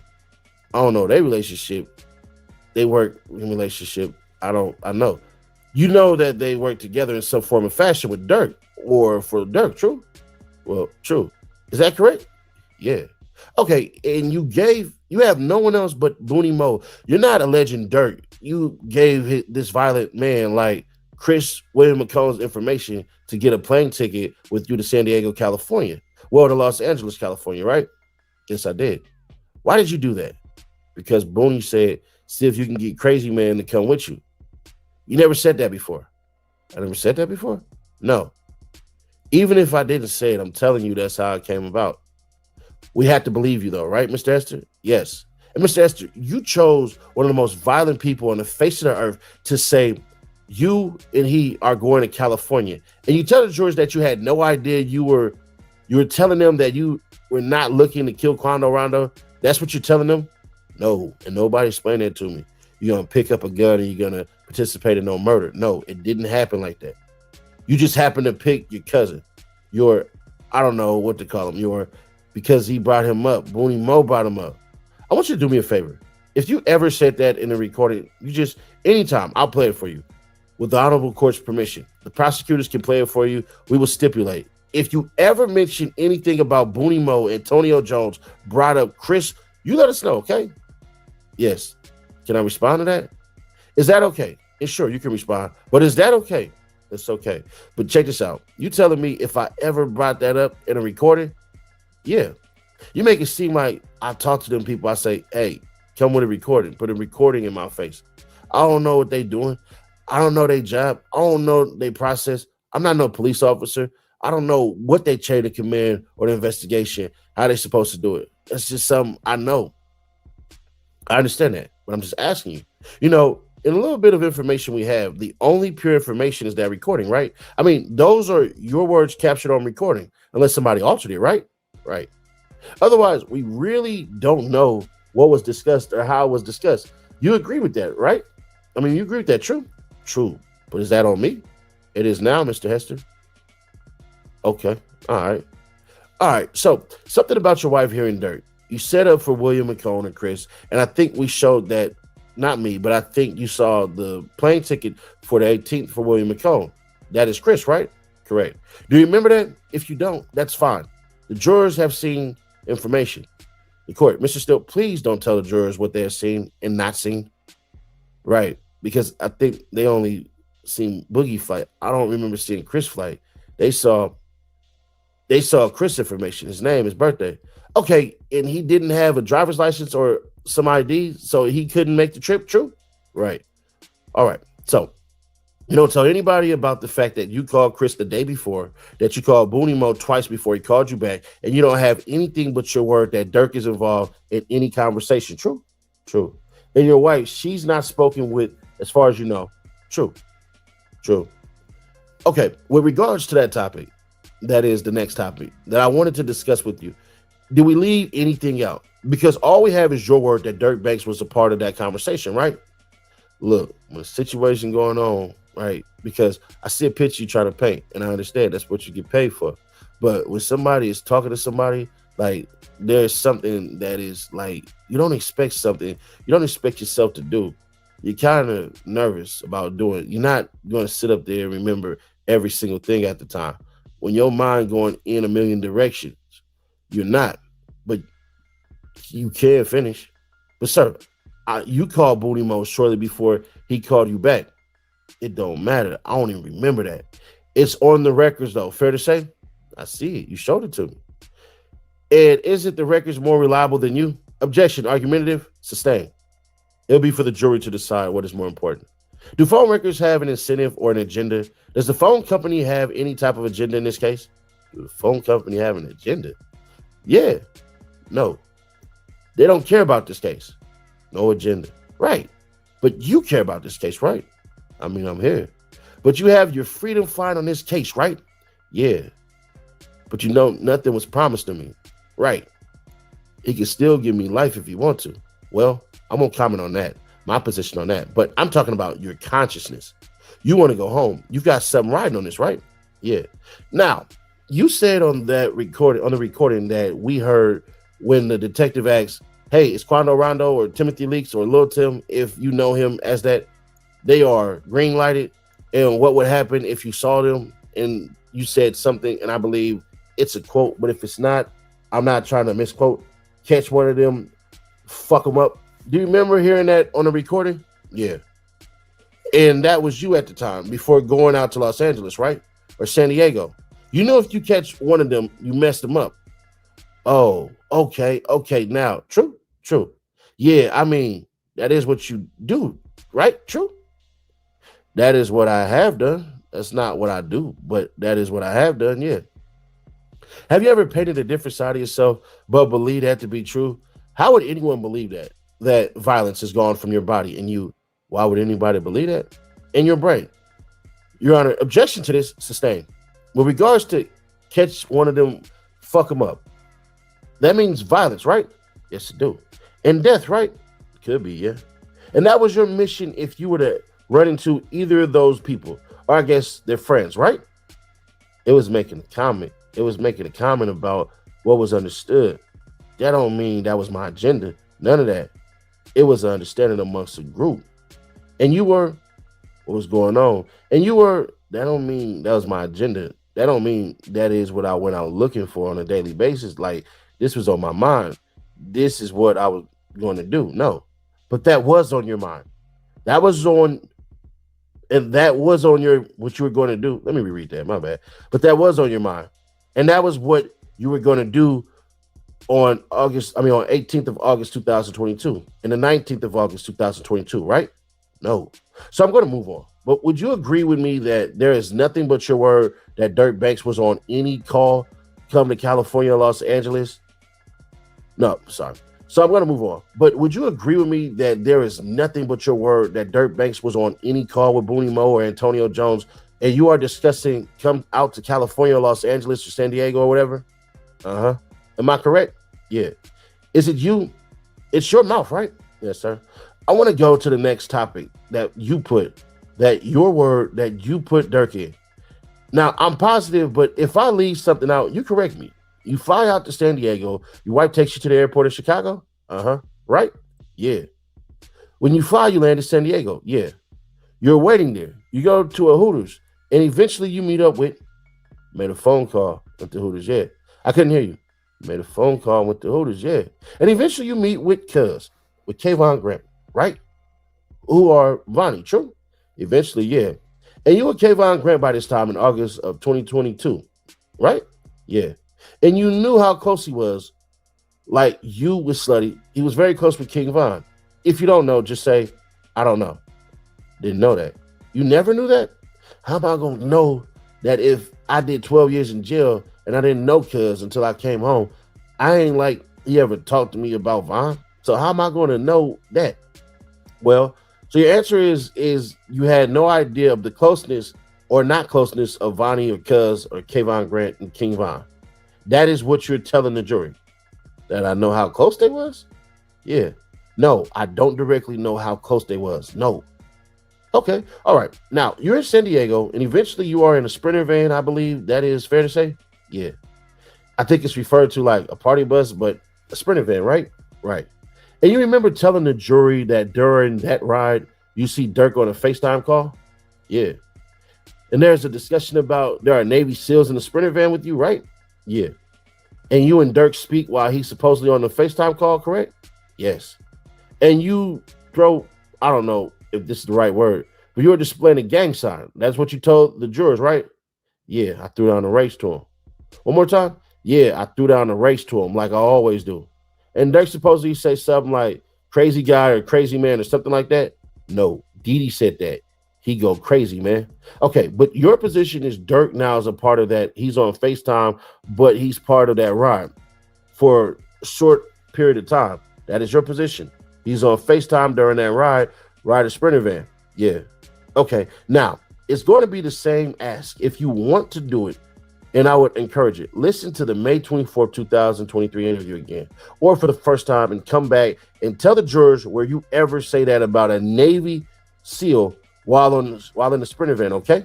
Okay. But if you left it out, it is important because what you are doing is before the killing, before even getting to Atlanta, excuse me, that was wrong, Los Angeles, you have Durk on FaceTime talking about Navy SEALs, right? True? Didi said Navy SEALs, but okay. True? True. So as of now, we have your word today that happened, right? Yeah. Nothing else. Again, it's your mouth, right? Yeah. Okay. I'm going to move on to the next topic that you put Durk in. Okay? Is that okay? Yeah. So the time goes by. You wind up in Los Angeles. You are now with a slider or whatever you want to call it, a stolen car. It's an Infinity. Do you remember that? If you don't remember it, it's fine. Yeah, I remember that. And a BMW, right. And immediately you go to action and find and kill Hunt Quando Rondo, right? Yeah, you can say that. Yeah. That is the truth, right? Go right into action. I mean, I can't hear you. You say I go right into action. I mean, if that was the case, they would have been killed, right? Then in front of that hotel. I mean, you got to like clarify that a little better because it wasn't right into action. If that was the case, okay. So you are sitting, watching with a gun, ready to put the gun into the direction of Quando Rondo. Pull the trigger as many times as you can and kill somebody or him else, right? No. What else were you doing there? Because listen, like what you said, I jumped right in. Like I was just boom. Like it was just no, because if that was the case when I first saw Quando Rondo, I would have jumped out the car and shot Quando Rondo or whoever else was right there. That is not the case. So how is that jumping right into action? Okay. Well, were you prepared? You can say that. Yeah. You agree with that? Yeah. And the reason that that preparation didn't come to fruition, that's a bad word, didn't happen, and the killing, the murder didn't happen by Quando Rondo is you noticed law enforcement in that area, true? Yeah, me and Didi did. I couldn't hear you. Me and Didi and Cuz, yeah, we did. They kept riding past us. You don't want to be held accountable for your murders, true? Did I want to be held accountable? Yeah, you don't want to be caught. You don't want to be incarcerated, right? I mean, I gave them the murders they didn't even know about. So I'm talking about this day outside the hotel. The police were there. You didn't want to be caught, right? Arrested? Right. Incarcerated? True. Right. True. Am I correct? True. Okay. And eventually you go to another hotel that Mr. Grant or Vonnie or Cuz secures, right? Right. And you're on the balcony smoking marijuana, right? Yep. Getting ready for the next day. True. Yeah. Whatever. And during that time that you were in the hotel and you really didn't want to do this, and this is really happening, you see Quando Rondo just moments before in the hotel. You know where he's staying at. You, the minister of the Black disciples, don't leave a hotel to go home, right? How am I going to leave a hotel? Well, how was I going to go home? Well, were you penniless? No, but I don't know how to book flights. I don't know how to do none of that. I never did none of that. I went to jail when I was 17. I never booked a flight. I never did none of that. Did you ever think of going to the hotel lobby and asking for help? No, that ain't. Instead, you're going to stay and kill innocent people. Listen to what you just asked me. I would, any random person just go to a hotel lobby and ask them how to book a flight? Like, that is new to me. That really don't even make sense to me. It really don't. So I understand. So instead, you decide you're going to kill an innocent person. I still didn't decide. I mean, it ain't like I knew it was still going to happen. It didn't happen that night. Who knew it was going to happen? Who knew it was going to happen, period? Yeah, so I was still there. You could say that. Well, you are there to murder. But did you hear what I just said? We saw Quando Rondo, right? It didn't happen. So how do I know 100% guarantee that it's going to happen? But you were there prepared for murder, right? Yeah. Now, the next morning, you and Kayvon Grant are out driving around in a BMW, true? Me and just him? Whomever, he's in the BMW, you are with him, right? Yeah.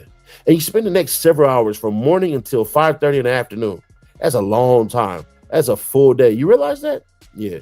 And your sole objective, your sole purpose, your mission is what I said, was to kill a human being or human beings. You realize that? Yeah. And you follow, like by cell phones, you know, we're going to this location. We're driving on this street. Follow this. That is what's going on, right? Yeah. And eventually it was time to strike. And we see you with a gun in your hand, right? Right. Yes. And you extend your hand, you point it at human beings inside a vehicle or whatever, right? Yes. No one made you pull the trigger, did they? No. You decided you were going to kill another person unjustifiably or people, right? Shoot. I mean, I ain't know nobody was going to get killed. I mean, you don't know back in there, like, I walked up on him, I put the gun to his head and blew his brains out. But you have done that before. Yeah, right? But you wouldn't know about that if I wouldn't have told it. But you did that before. I mean, think about what you have done in your life. Man, I admitted it. Your Honor, objection 4-3 at this point. Sustained. No one decided to pull the trigger of that firearm but you, right? Right. And the truth is, you really didn't even know what you were firing at. You don't know who was in that car. That's true. But you didn't know if there was going to be a ricochet or some older person, middle-aged person, or young person was going to be struck. You don't know this, do you? No. Because once the bullet leaves the muzzle of the firearm, it can hit anything. I know that. Yeah. Bullets don't have eyes, right? Don't got no names. Don't got no eyes. Yeah. But you decide that this is a good idea? I didn't think it was a good idea, but I did it. Well, you didn't think it was a bad idea because you did it. If that is how you want to put it. All these opportunities you had not to kill. You said, I'm going to kill every time. You realize that? I mean, hey, look, my real opinion is you have your opinion. Like I said before, you don't stop nobody from doing what they want to do. You could have put it how you want to put it. But I feel if I would have tried to walk away or stop what they had going on, they could probably be on trial for murder. Like, this could happen. This was truly not to pay attention to it. That's cool. You get paid to do this, so I understand.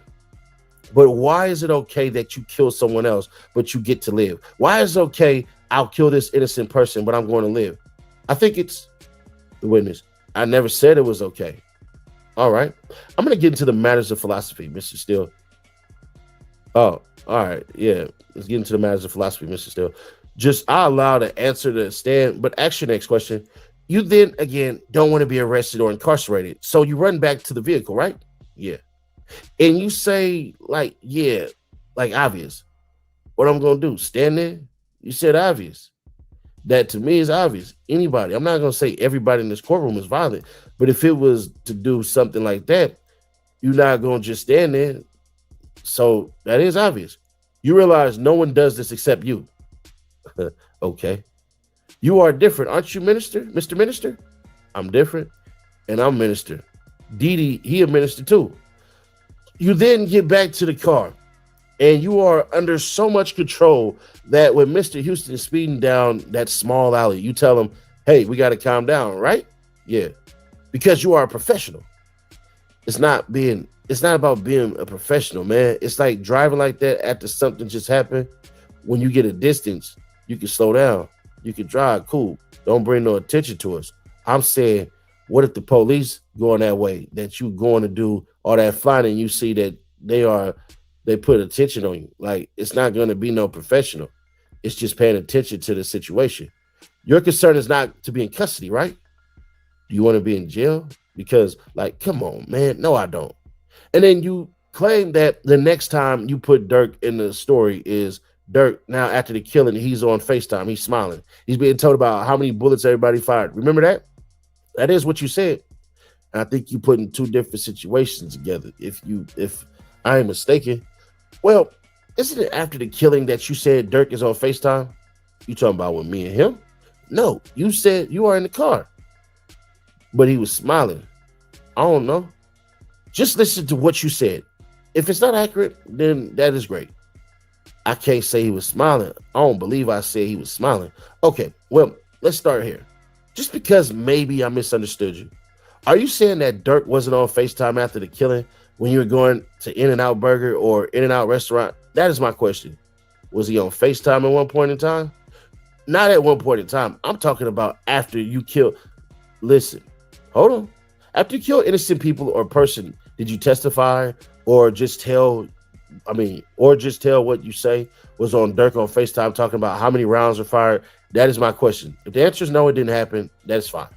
That did happen. But you putting two situations together because you said In-N-Out Burger when we was at In-N-Out Burger, but you said after the shooting? After the shooting. Listen, it was multiple steps after the shooting. Tell us. It was multiple steps, like us getting out of one car, then getting in another car with Duty in them. It's really Didi in them. Was blood on the phone then? Yes. So that is what I'm talking about. Okay, but you just said, no. After the shooting at In-N-Out Burger, that's what you said. So your testimony is it's not the In-N-Out restaurant, but it's while you were getting rid of the guns and the clothing. Is that what I hear? Listen, after the shooting, we drove to a place. We got rid of the guns and stuff at one place was that. We went to the corner and got in the car with Cuz and them. When we was in the car at the time, that was when Durk was on the phone. Okay. And he was on the phone another time in the In-N-Out Burger. But yes, that is when, yeah. Okay. We're going to talk about both times then. Okay. Let's start with after you dispose of your gun and clothing in the garbage can, lift up the garbage can and throw away a gun. You're with Kayvon Grant in the BMW, and you say Durk is on the phone. That is your statement. I'm with Grant, Didi, Boogie, Faka, Lindsay. It was multiple of us. It wasn't just me and him. Okay, and your testimony is that Durk is on the phone. That's what I'm asking you. Yes. Okay. Do you have anything but your word that occurred with Durk? No. Now, I want to go where I thought we were, but I appreciate you correcting me. The In-N-Out restaurant. Okay. Did you say something similar that, again, Durk is somehow on a call or a FaceTime? I'm not, however, you want to frame it. Okay. And you saw him and interacted with him, or you spoke with him. That I interacted with him? Yeah. You saw him. You were there doing your gang sign, whatever you were doing. I never said I threw no gang sign up to him at him. No, I didn't. Okay, well, whatever you said. Is there any proof besides your word that happened? No, not unless we got the feds had one of them phones tapped. I mean, no. Well, that would be great. It would, I swear. Yeah, all right. Eventually, you go to In-N-Out. You are afraid that there is a police officer walking out nearby. Yeah. But then you escape and cowardly go back to Chicago, right? Mr. Morris, Your Honor, I would object in the court. The objection as to cowardly is to say, Mr. Steele, please ask the question. You go back to Chicago. Yeah, I like the way you said it the first time. Yeah. Cowardly, right? Yeah. Yeah, because you are a coward. Uh-huh. The only time that you think you have respect is when you are putting a gun in somebody's face, right? No. I done beat a lot of people up too. But yeah, that's the only way you get self-esteem. No. By hurting people, killing people. That is not true. That is true, isn't it? No. When you go home, I'm getting on to the next topic. I've covered every topic that you mentioned, Durk, so far, correct? Come on. Yes? Yeah. But then you go home to Chicago, and it's your claim that the next day, so you are home on the 19th going into whatever time you get back home. But it's now the 20th of August, 2022, and it's a Saturday, and it's your testimony that you get Durk on the phone again. Remember that? Yep. And are you upset at him? Remember telling the jury that? Yeah, I was feeling a type of way. Yeah. Because it was sloppy, right? Yeah. And by sloppy, you were saying, look, I don't want to go to prison when I kill. It's got to be done to perfection. That's what you're saying, right? That is not what I'm saying, but, well, you were saying what was sloppy. It was more to it than sloppy. For one, the conversation started like, why out of anybody after you knowing I just did all that time, why would you call me? You could have called 100 other people. So that is how the conversation started for me. Okay. So then stop putting it on your way. All of this, though, this supposed conversation the next day about the sloppiness, about being mad, put upon, all this is based on your word. True? True.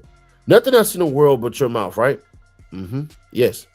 Now, do you deny when you went back to Chicago in your, what do you think is your community? Were you boasting about what you just did in Los Angeles? I was boasting, bragging, cheering, taking victory. No. Did you say you were going back for Quando Rondo? It was great, but yeah, you're going back for Quando Rondo. Did you tell people that? No, man, no. No, sir. You deny that. Do you deny that? Yes. You weren't celebrating. Man, wasn't no celebration. Popping bottles, smoking weed. Wasn't no celebration, no. Did you ever tell people your nickname is Jim, right? Did I ever tell people that? Yeah, that your nickname is Jim, right? Everybody know my nickname is Jim. That is the only name I really go by. And your twin sister's name, your mother called her Jelly, right? Yeah. Did you tell people that Jim stood for just another murder? I ain't never even heard of that. But if I was younger, I probably would have used that. But no, I would have never heard that before. You deny that? Yes. Okay. Crazy. I just went through what I believe is every topic where you mentioned Durk Banks involved in that trial in front of this jury. The killing of Mr. Robinson, the stalking. Am I correct? And if you think of something else, just say, no, you didn't ask me about this. Right now, I can't think of nothing else. So as of right now, yeah. And you would agree with me that every time that you put Durk Banks involved in your crime is based on your word alone. No, there's other people who have stuff to say too. They'll be up here after me. All right, let's talk about those people. When you say these people will be up here after you're talking about two people specifically. Is that fair to say? However many, yeah. I couldn't hear you. Yeah. And one of them is the person we have been speaking about, Kayvon Grant, right? Cuz. Yep. And the other person is Mr. Jones. Yep. Or Flocka. You call him Flocka too, right? Yeah. And Flocka, you go way back to 2000. Is it fair to say 2007, 8, 9, something like that? Does that sound right? And if I'm wrong, just tell me. Yeah, I'm going to tell you because you saying it way back like we met each other in jail. What year approximately? I'm not trying to interrupt you. Just tell the jurors, or how old were you? How about that? I don't know. Like, it's kind of a trick question, but I'm going to answer it, though. Maybe like 14, 15, something like that. But you saying we go way back like we was just homies every day kicking it with each other. Like, no, we was on the bed with each other in jail.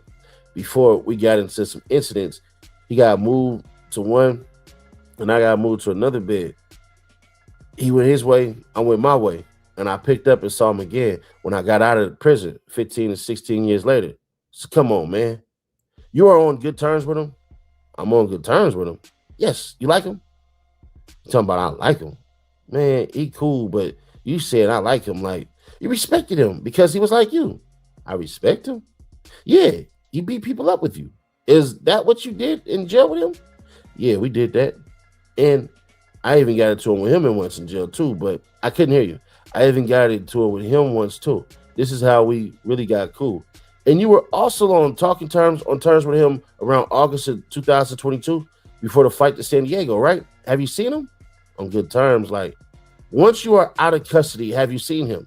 Yeah. You are in communication? Okay, he's one of the two people you're referring to. You said there will be others, but there's three. You said I'm the only one that is putting him in this, Durk in this, or in this situation. I'm just telling you I'm not. I understand. Mr. Jones, you are teaming up with Mr. Jones Keith or Flocka, I'm teaming up. Yeah, man, I ain't. You make it seem like we just sat down and planned something. Like he talked to them and he talked to them. I talked to them. I talked to them. Ain't no teaming up. Like it is what it is. But your stories, if what's truthful, should be consistent. Would you agree with that? What he tells us? I'm going to object to court. The jury has already heard my preliminary instruction. It is for them to determine. And I stated that differences were not in or themselves a bias to disbelieve a witness testimony, but it was something that they could consider. Smash that like button and hit that subscribe button. Hey, listen. What I see here, the prosecutor, they put Jam on first, to talk about the situation, but we got the other two dudes. I really feel like, just being honest, the other two dudes is going to identify more. The Vonnie and the Flock dude, because if the dude Vonnie is supposed to be King Von's fake cousin, he had a closer relationship with Durk. You understand what I'm saying? So those two people that are going to be testifying next, they're the ones that really probably going to say some other shit. The boy Vonnie probably was in direct contact with Durk, and the Flock dude, these dudes probably going to have more information than the boy Jam. Jam was out of jail 6 months when this situation happened. He had only been out of jail for 6 months when this situation happened. So he don't got the connection like the boy Vonnie do. You understand what I'm saying? So I'm sure that the prosecutors put the boy Jam up there because they put the weakest dude up there first. They ain't put the strongest dude up there. Because putting the weakest dude up there, getting the information out there. Later on, put the strongest dude up there because it's going to be memorable. You really remember the last of some shit before you remember the first. Smash that like button and hit that subscribe button. And I want y'all to see this right here. I want y'all to see this. Hit the like button and make sure you subscribe to the channel if you haven't subscribed to the channel. I want y'all to see this. This dude Vonnie, them people, I guess, looked out for him. Yeah. And he talking about he's Von's cousin. They said it's his fake cousin or whatever. This dude here must know some, real deal information. He might have some shit that is directly to Durk. You better know this though, right? Them people are not putting all of their cards out on the table with one person. It's a game. This shit is designed to trick you and, manipulate you and have you looking at it this way. You know what I mean? Smash that like button, hit that subscribe button, man. Shout out to all y'all that rock with the channel. Let's hear this joint right here. You gonna show it to me before you say it? I'm about to flip the tape. Let me see it before you. I'm going to just do this. Hit play.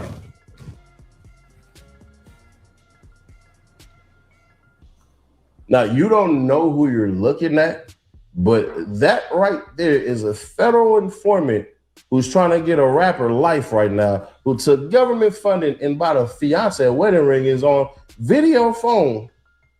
Who is he? That dude? That's OTF Vonnie. Who is that? A snitch. Trying to get Lil Durk life. What he did? Oh, he got this ring?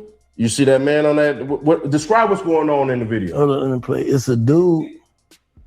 It's a dude on the phone right here on a cell phone from a jail call, look like, smiling, and it's a girl showing a ring. She's smiling and shit. Like she getting engaged to him, right? Hold on, let me see. Let's play it. How you turn sound up? That's the self-destruct button. What kind of phone is it? And then, just the Gator phone. Nah, that's some Obama phone.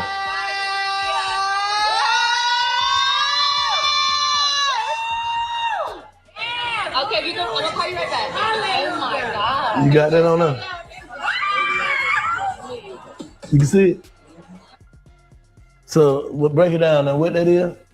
If a man is facing a life sentence and on camera shooting the shit out of a nigga, why would he be buying her a diamond ring like that? Because we all know. You say that's who? That's the dude that's locked up with Durk? Yeah. And he locked up with Durk for what he charged with? Murder for hire. And he getting engaged? That's what you're saying? He bought the ring. He sent the money. That's a nice ring too. It is. Which would indicate he coming home, ain't it? That's it, I'm coming home. He probably trying to just lock her down while he finna be gone away.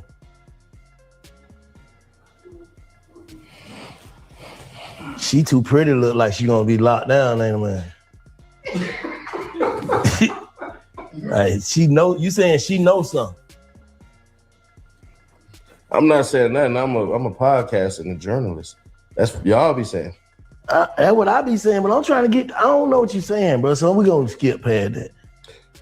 I already said it, but let me that's what I'm saying. Nigga be saying ass. I'm a peanut butter and jelly it for you real quick. This is what this is. That nigga's coming home. You gonna show it to me before you say it? Smash that like button, hit that subscribe button. And that's the guy that's testifying next. Duty Low didn't get charged as co-conspirator number 4 because OTF Jam Ben had Quando Rondo's location. Yeah, some girl dropped Quando Rondo's location. It's not Indian Love, by the way. But she dropped that shit to Jam. That's why. What proceeded afterwards is Jam got on the phone with his cousin Crazy, a.k.a. Chris, and then he called Booney Mo a couple of times. Then Booney Mo called him back.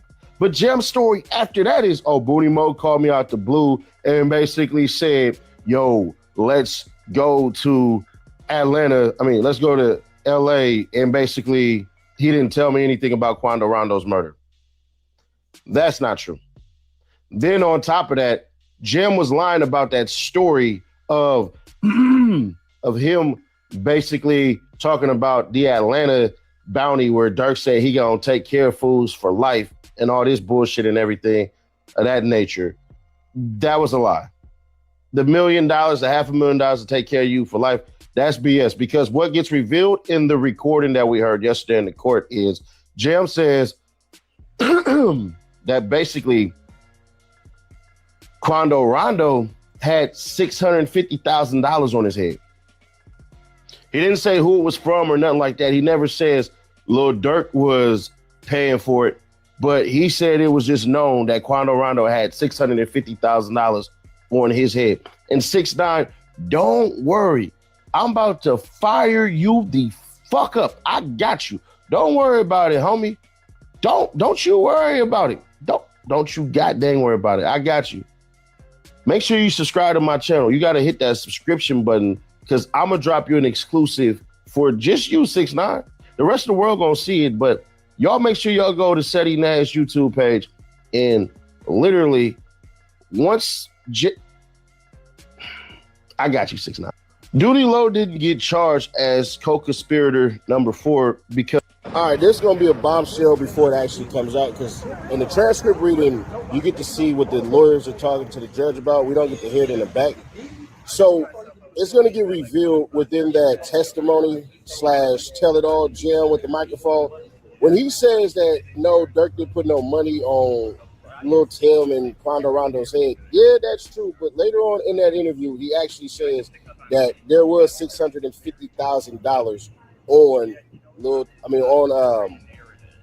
Quando Rondo's head. So that's gonna get revealed later on. They're gonna try to sneak in that when Durk said that he lost about $400,000 to $500,000, that's actually about Durk putting money in the streets to buy guns, cars, drugs, all of that stuff. So it's not out right now, but that's what the feds are going to come through when they do their recross of OTF Jam.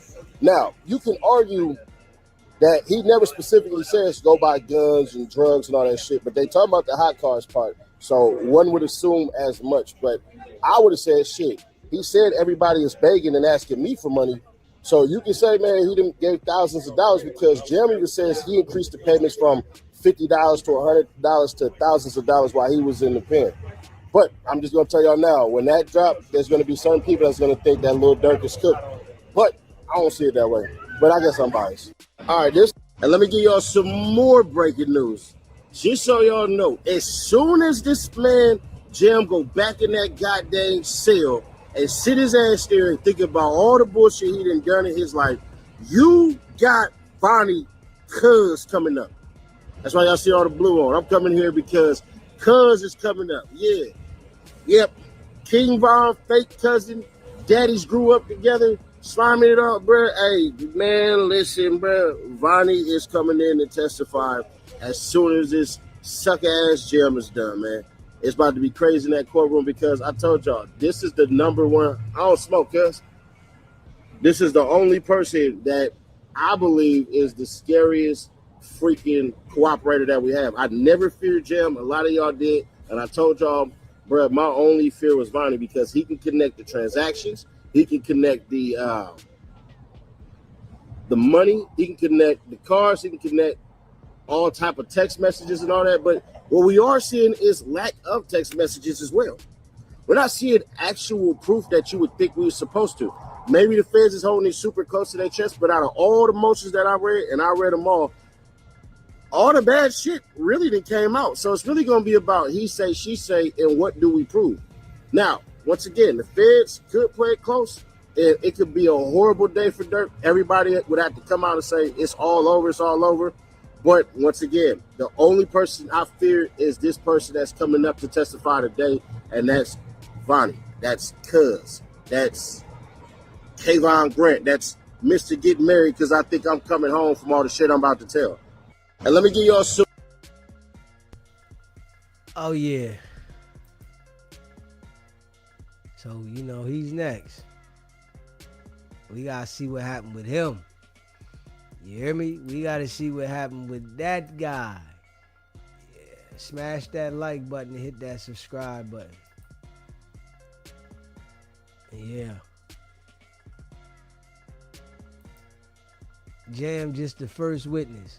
They got 3 of the niggas. The niggas that was together out there in Cali on the BS. They done broke all them niggas. They done broke them. They done broke them. Smash that like button, hit the subscribe button. They done broke them. Nigga want to tell the truth, the whole truth, nothing but the truth.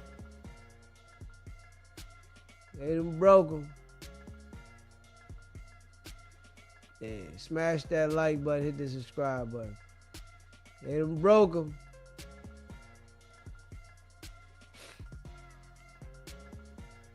They done broke them. Alright, let's see this joint here. Smash that like button, hit the subscribe button. Let's see this joint here with Ray J, Dean, and they talking to Blueface. Hit the like button, hit that subscribe button, man. Shout out to all y'all that rock with the channel.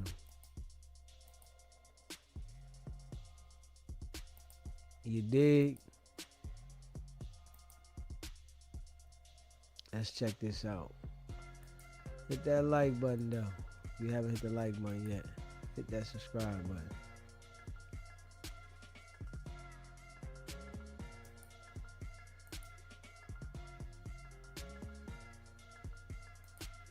Man, Dean went to the bowling alley to throw strikes and somehow ended up catching phone calls between Ray J and Blueface.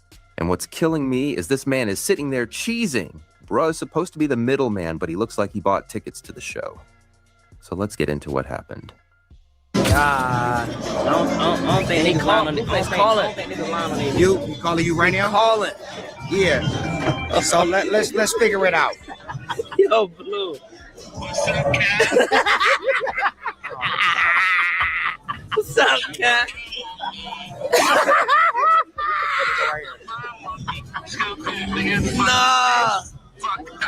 Nah. He said he gotta see. He said he gotta see receipts though. Yeah.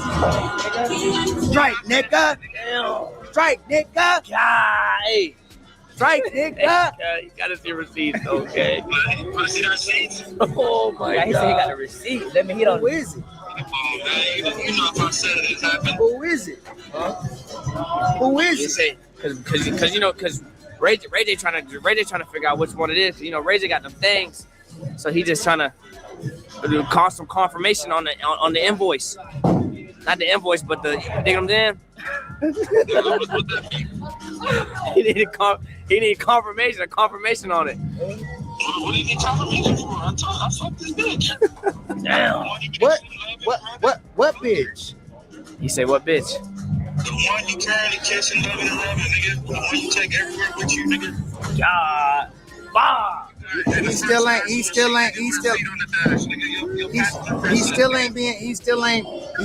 saying nothing.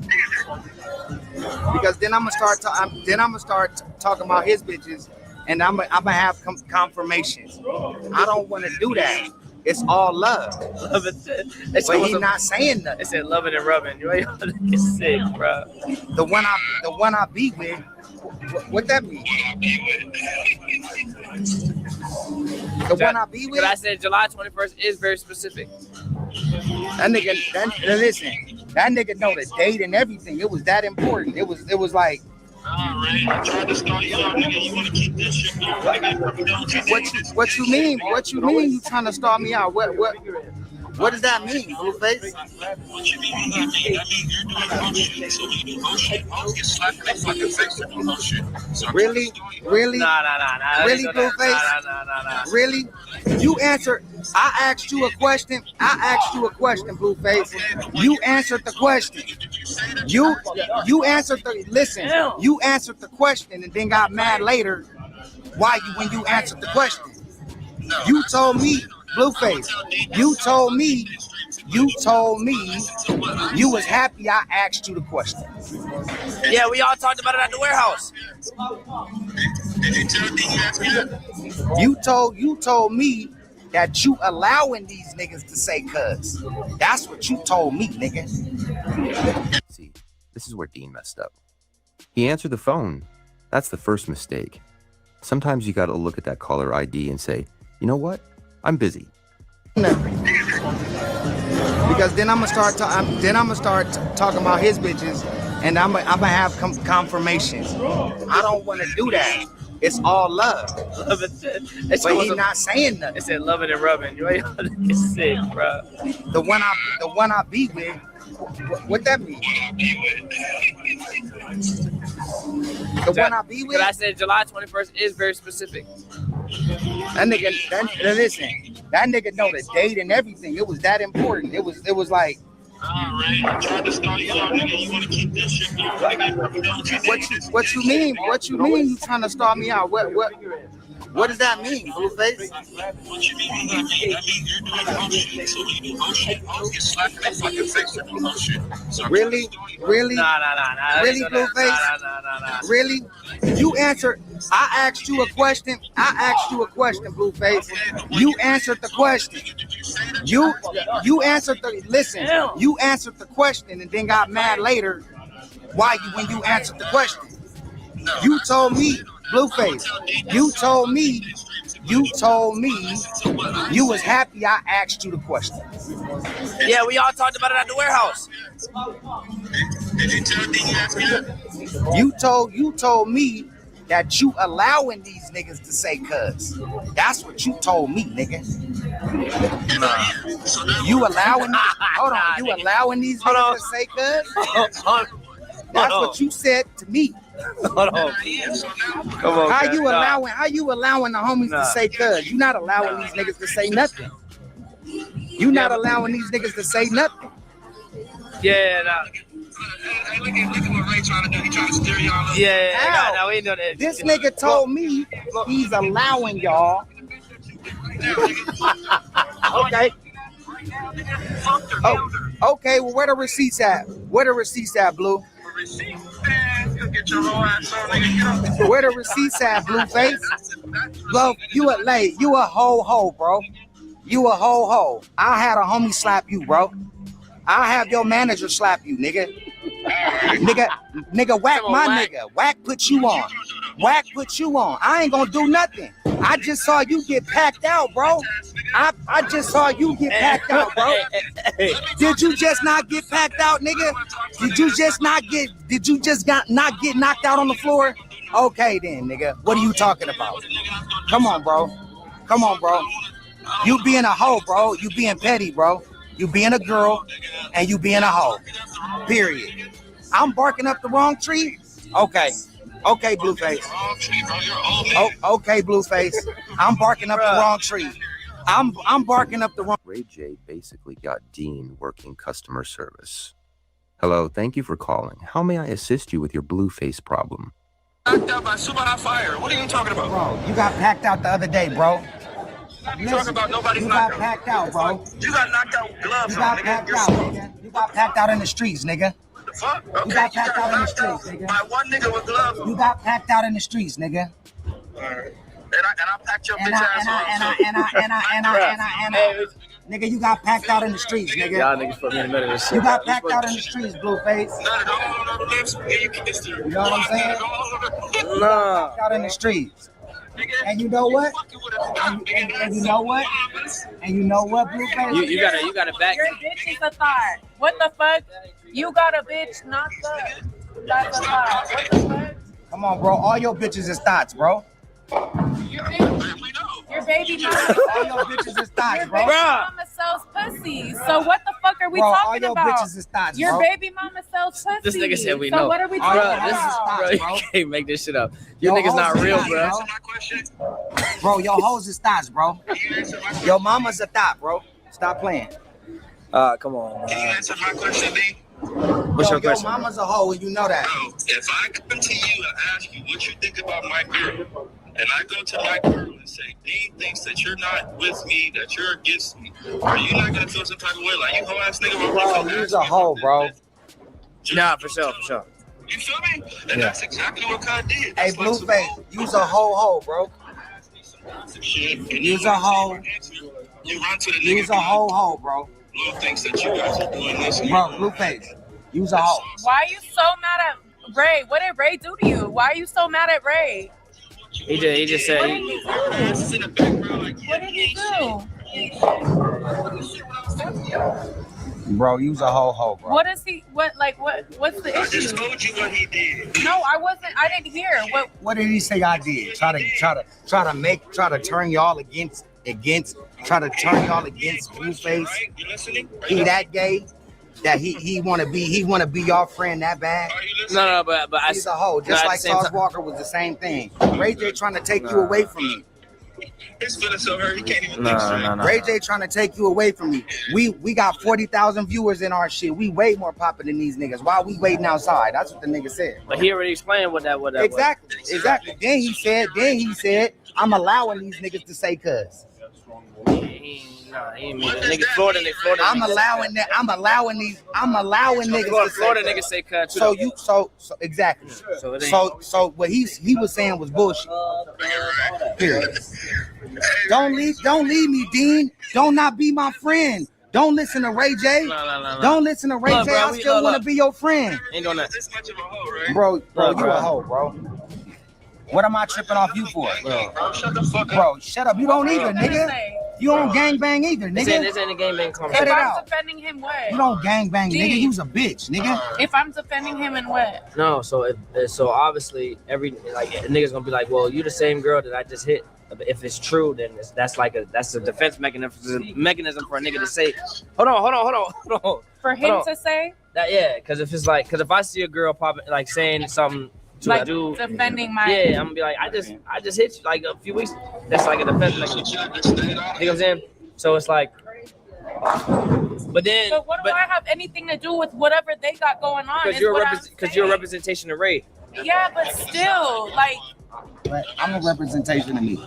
You are, yeah, but I'm a representation of me, bro. like that's not cool. Like, Bro, I have you's a nothing to do with bitch, that. bro. I'm a Nah, I gotta talk about Dean's face because this man is killing me. You would think somebody just told him he won the lottery. Bro is supposed to be solving the problem, but he looks like he's waiting for the next episode. representation of me, nigga. And he's literally saying he got nothing against you. Like, y'all got, like, what? Bro, look, bro, look, I don't. Look, it's cool. It's cool, bro. So for them to think that Bro. you're wrong, Bro. you get to go back and reply like Bro. you Mr. Nigga. Talk, bro, That's how it bro. works. No, Talk to the homie about this shit, bro. Cause you's a bitch. no. Look, Say it to my face, look, bro, right? we supposed to be CLB, bro. This ain't I'll supposed to say be it to no your face, motherfucking- Blueface. Hey, No I'll say it. division. I'll say it to your face, Blueface. yeah, right.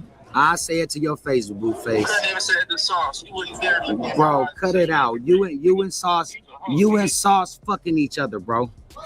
Come on, bro. Come on, bro. What the fuck? What the fuck? Yeah, you know What is that. a press conference? Come on, bro.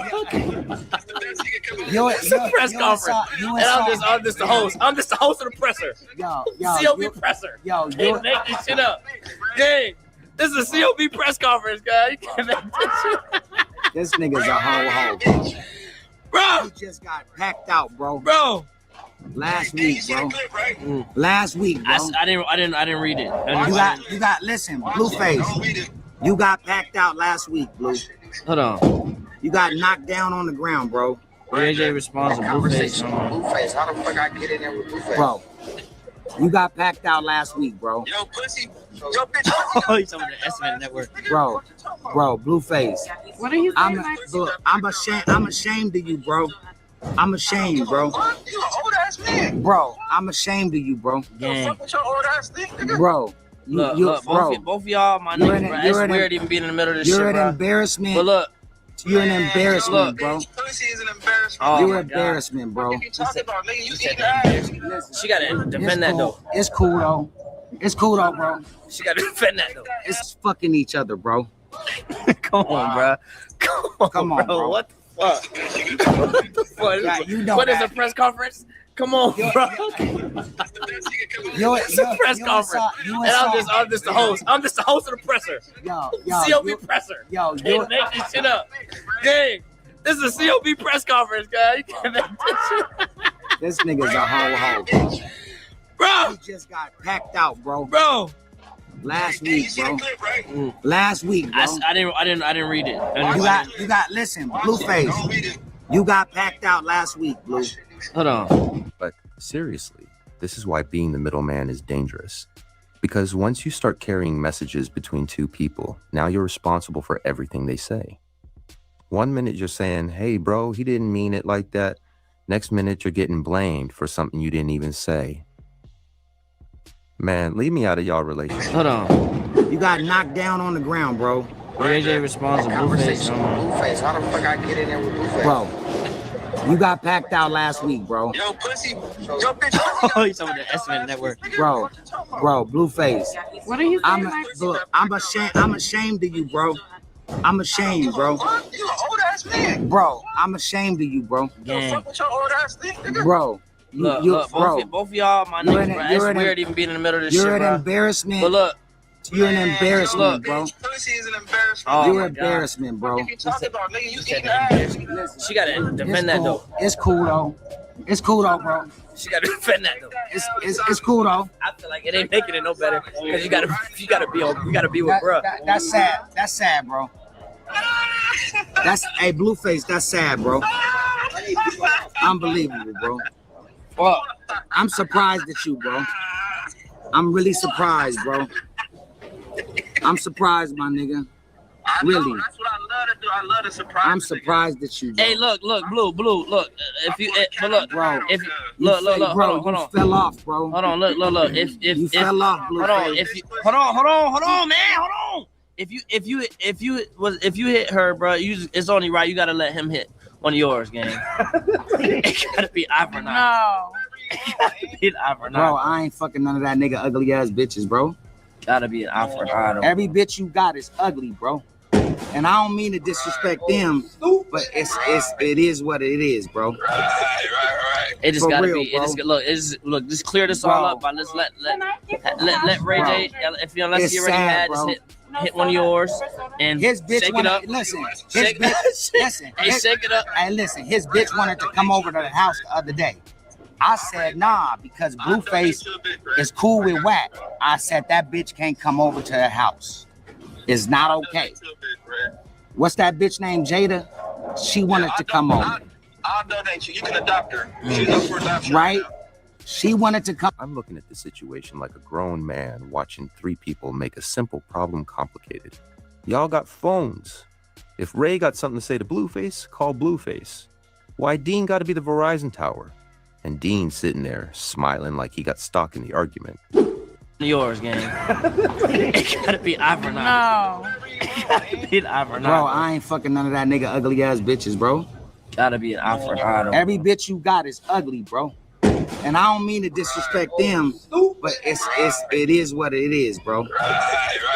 It just For gotta real, be. bro. Look. Just clear this all Bro. up. But let's let Ray Bro. J. If you unless It's you're already sad, mad, bro. just hit one of yours and His bitch shake it wanted, up. listen, his Shake- bitch, listen. Hey, shake it up. Hey, listen, his bitch wanted to come over to the house the other day. I said, nah, because Blueface is cool with Whack. I said, that bitch can't come over to the house. It's not okay. What's that bitch named Jada? She wanted to come over. I'll donate you. You can adopt her. She's up for adoption. Right? She wanted to come over to the house. I said, nah, it ain't cool. It ain't cool. I'm not gonna do that to Blueface. Oh, but you gonna do That, that's, Hey, how about this? that's the right Ray thing to Ray J set up his lineup of girls. You set up your lineup, and they just fade. How about me and Ray just fade? No, you can't. I can't do that though. Can't do that. Can't do that. Come on, Blue. Can't Blue. let you do that to Ray, bro. Come on, bro. Yeah, Bro. just set up.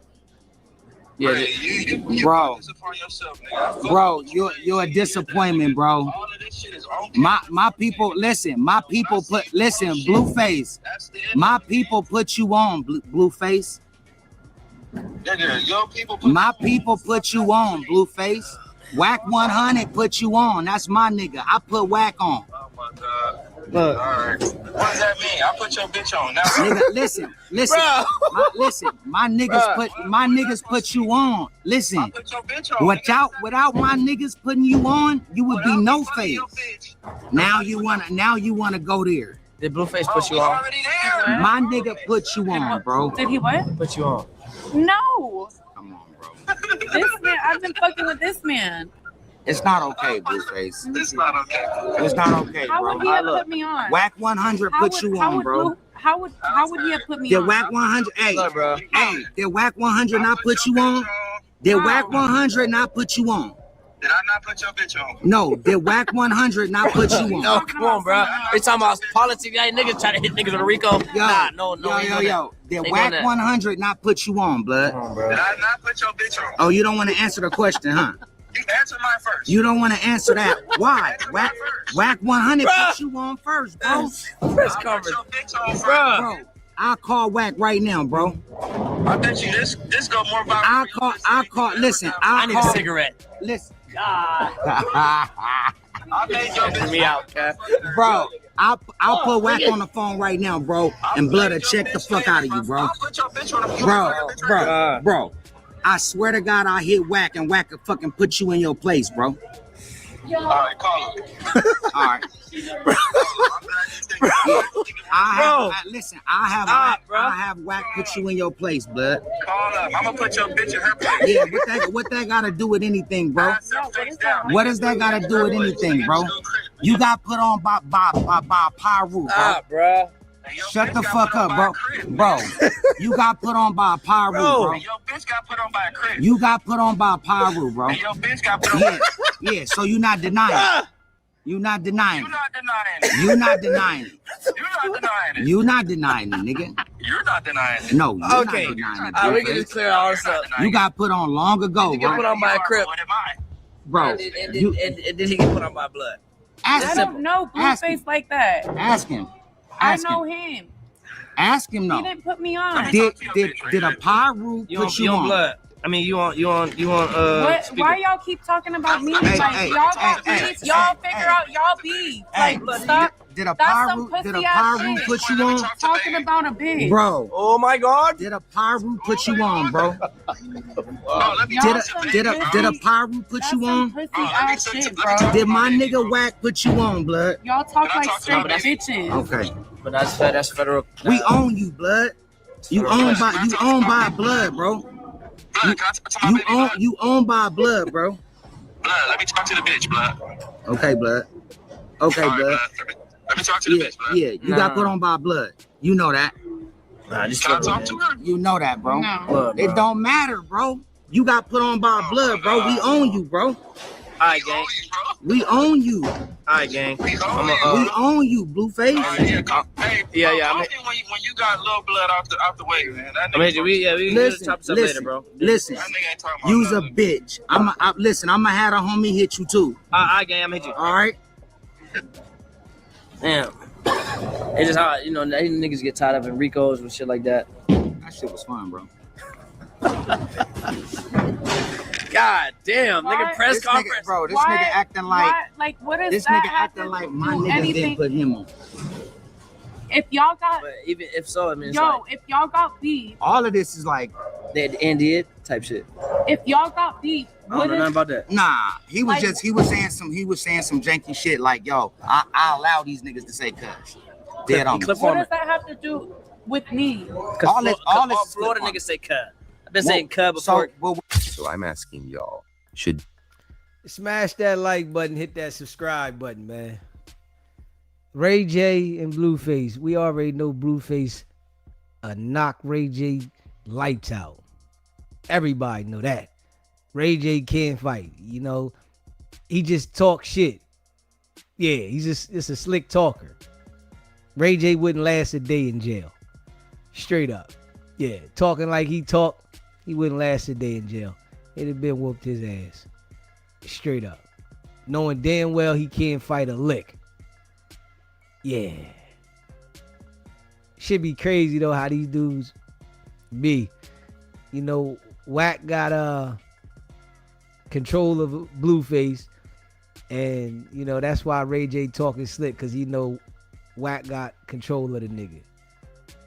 Yeah. His whole career is based on what Wack say. Smash that like button, hit that subscribe button, man. Shout out to all y'all that be rocking with the channel, man. His whole career is what he say. Shout out to all y'all, man, that be rocking with the channel. Y'all know I appreciate all y'all rock with the channel, man. We gonna be back in a little while. Yeah, we're gonna go back live in a little while, man. Y'all know, stay locked in, subscribe to the channel, share the live. And y'all know how we rocking, man. Y'all know how we rocking. Let me see here. Hold up. Hit the like button. Let's see this. Let's listen to this shit here. Alright, we're gonna put this up there in a second. Hold on. Alright, we're gonna listen to this real quick. Hit that like button, hit that subscribe button, man. Y'all know we rocking. We're gonna listen to this real quick before we get up out of here. I'm gonna get me something to eat. I'm hungry. Making a pizza. I ain't leaving the house today. I'm cooking today. I'm in the crib. I'm streaming, cooking in the crib. I ain't going nowhere. I ain't went nowhere in 2 days. I'm sitting right here. I even went to sleep on the couch right here. Neck hurting and everything when I woke up. I said, God damn. Because I wanted to stream earlier. Went to sleep right here. See, this is how DZ play the block. I'm showing y'all how I play the block. You know what I mean? This is how I play the block. I ain't going nowhere. I slept right here. Straight up. I could have went upstairs, got in the bed. I'm sleeping on the block. Straight up. No cap. You know what I mean? Woke up, neck hurting and everything. I ain't even gonna hold you. I woke up, my damn neck was hurting. Damn. But I had intentions on streaming. You know what I mean? I had intentions. I'm like, yo, I'm ready to get on here early. You know? I'm ready to get on early. Shit. Early. But let me see. Nigga fell asleep. I had cooked me some shrimp last night. And I had some rice that I had and some cabbage. So I heated the rice and the cabbage up, but I made the shrimp through the shrimp with my special sauce on top of the rice. And I ate that shit, sat here for a second. I'm like, yo, I'm about to go live. Fell asleep right here. I said, damn. You know what I mean? Yeah, I'm on the block, though. I ain't going nowhere. I'm grinding. I'm taking a little break. You know what I'm saying? I'm on the block with that Yao Ming. You hear me? Straight up. I'm on the block with that Yao Ming. Like the Rockets. I'm on the block with that Yao Ming. Smash that like button. Hit that subscribe button. Let me see. Hold up.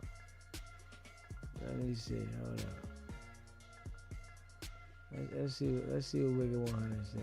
Y'all know what it is. I'm on the block with that Yao Ming, man. I ain't playing no game. We're gonna see what he said. Give me 1 second. I'm ready to pull up. I'm on the block with that Yao Ming. You hear me? I ain't playing no games, nigga. Shit. Break off, motherfucker. Break off. Right here on the block. Hit that like button. Man, don't fuck with that nigga. He got booked up. I'm telling you right now. I'm telling you.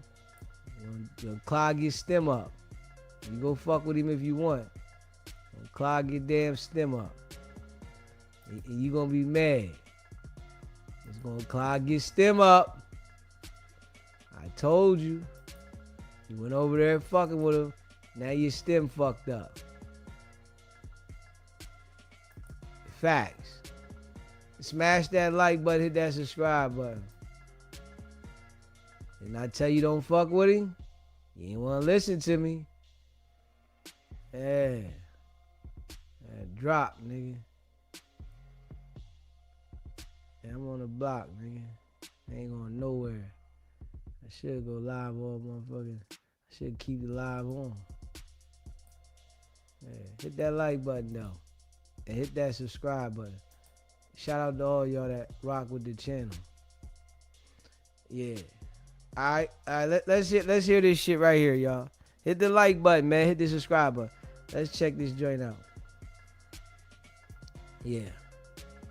Y'all know what it is, man. Hold up. Let's see what this shit talking about. That rehab shit you was talking about.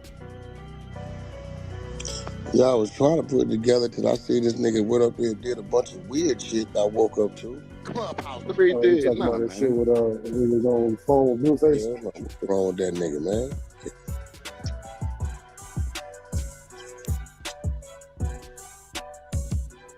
This nigga Ray J crazy.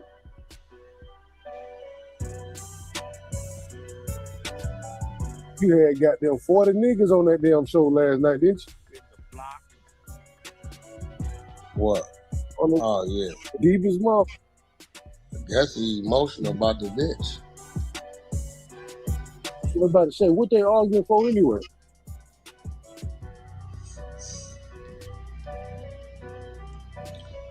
I think it started. Ray J asked Blueface, do he think Dean them stream too much? And yeah, Blueface confident, yeah, I think they do, whatever said on camera. And then I think, from what I'm understanding, Ray J goes over there to Dean saying, yeah, Blueface say you stream too much. So then Blueface sees it and calls him a bitch. Like, nigga, that's some old bitch ass dick ride shit. And then you ask me a question. Then you go back over there like what I said make a difference. So that was round one. Round two, I'm thinking Blueface might have went on the stream and said Ray J brawl. So I guess after that, it looked like Dean and Ray J together, they called Blueface. And then the back and forth started from there. Guess Blue tell him, you dick riding Dean and AB, nigga, I for bitch in July last month. The little Mexican bitch, she ain't denying it. He got hollering, oh, I call Wack and make Wack check you. You got put on by a power roof. Hold on, pump your brakes. See that play a mile away. That look like that's a double play. What's wrong with you?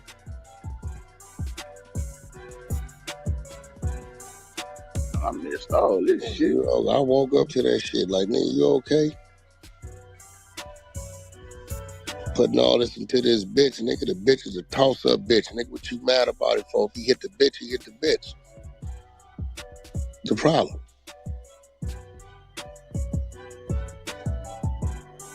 Well, he come with the, Blueface, he ain't fall for it. I call Wack and have Wack this right now. He's like, all right, call him. What is you throwing my name in some old whole bitch shit and a call the police ass bitch? You got a weak bitch. Everything around you been weak. Get rid of these bitches and get your mind right, boy. For real, popping my name and my business. Leave my business, my business. What you got going on with a bitch is you and that bitch. So old foreigner ass bitch that you over there, this bitch didn't call, like, if nephew didn't the bitch, he didn't the bitch. I'm telling you, I didn't hit the bitch for everybody. Oh, the bloods run you like, nigga, hold on, bro, that's some elementary school type shit. Is that an attack on Blueface or attack on me or attack on us both? Which one? Yeah, I missed all this shit. That nigga Ray. Yeah. And I don't know why you popping it like that, because if you run into you ain't gonna be popping it like that. Hey, call me to fix it.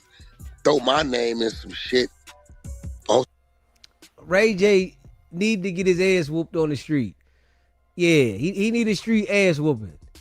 Because obviously him getting his ass whooped in the ring, it didn't, tighten him up. He need a street ass whooping. Literally. One of those, you run into a nigga that you been popping, talking that shit, and see if you gonna hold your hands up. You know what I'm saying? I see Ray J running. I see him running. Take off running. All you gonna see is,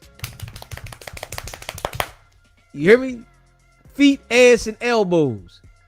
Straight up. Yeah. Because we know the nigga can't fight. Nigga soft as drugstore cotton. Everybody know that, nigga. Marshmallow.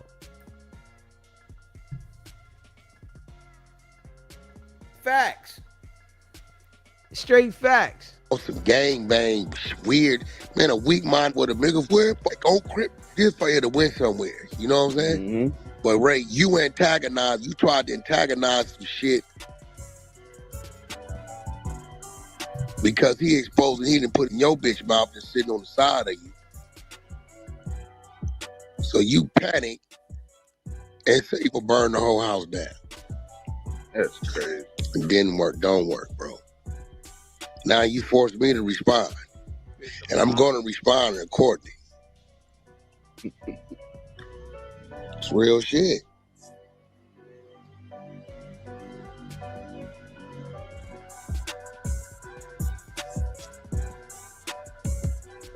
Damn. Cause now I'm gonna put the focus on the bitch.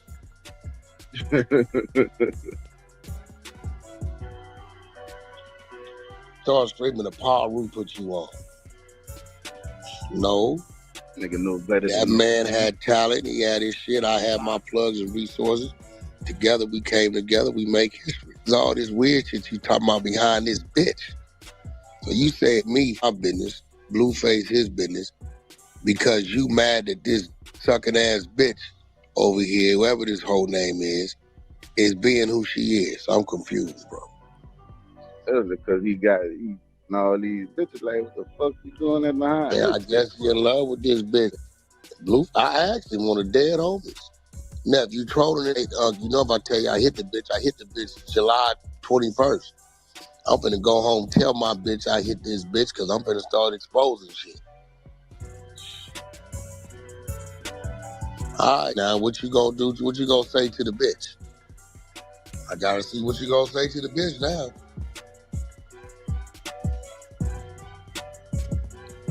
Shit is crazy, bro. Yeah, that's wild right there.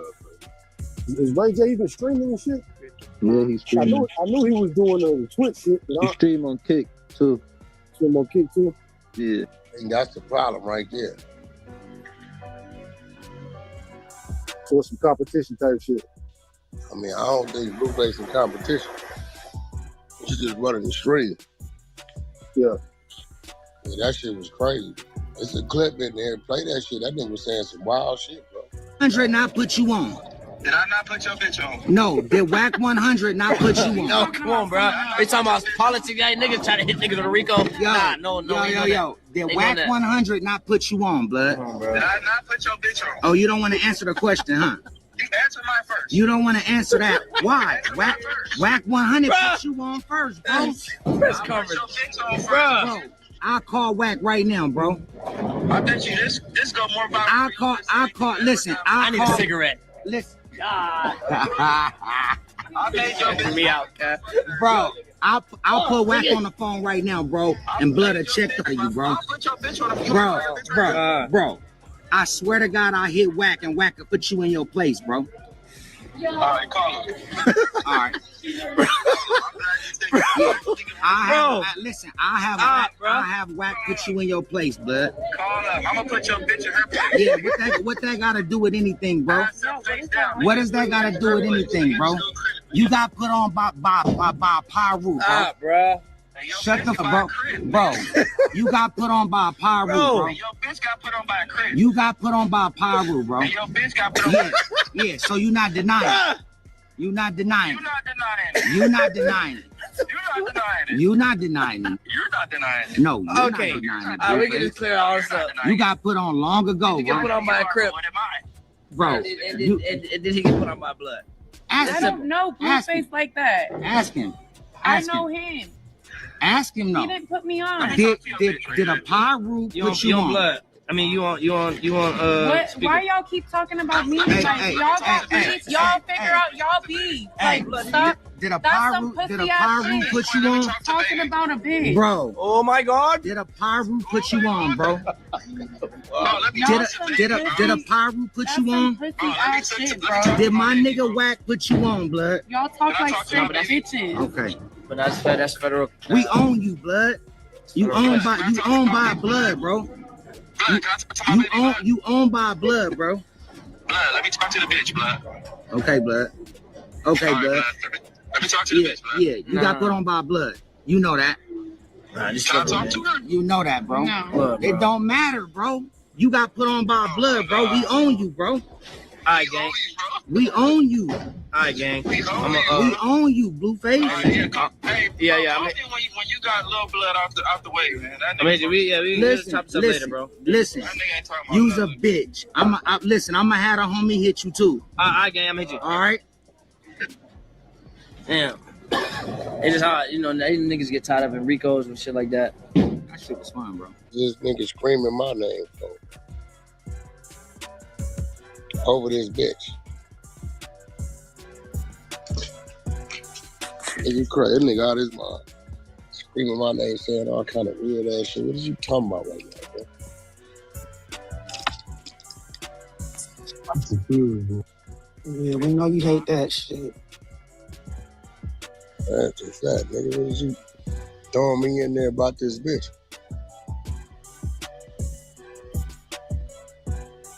That's crazy.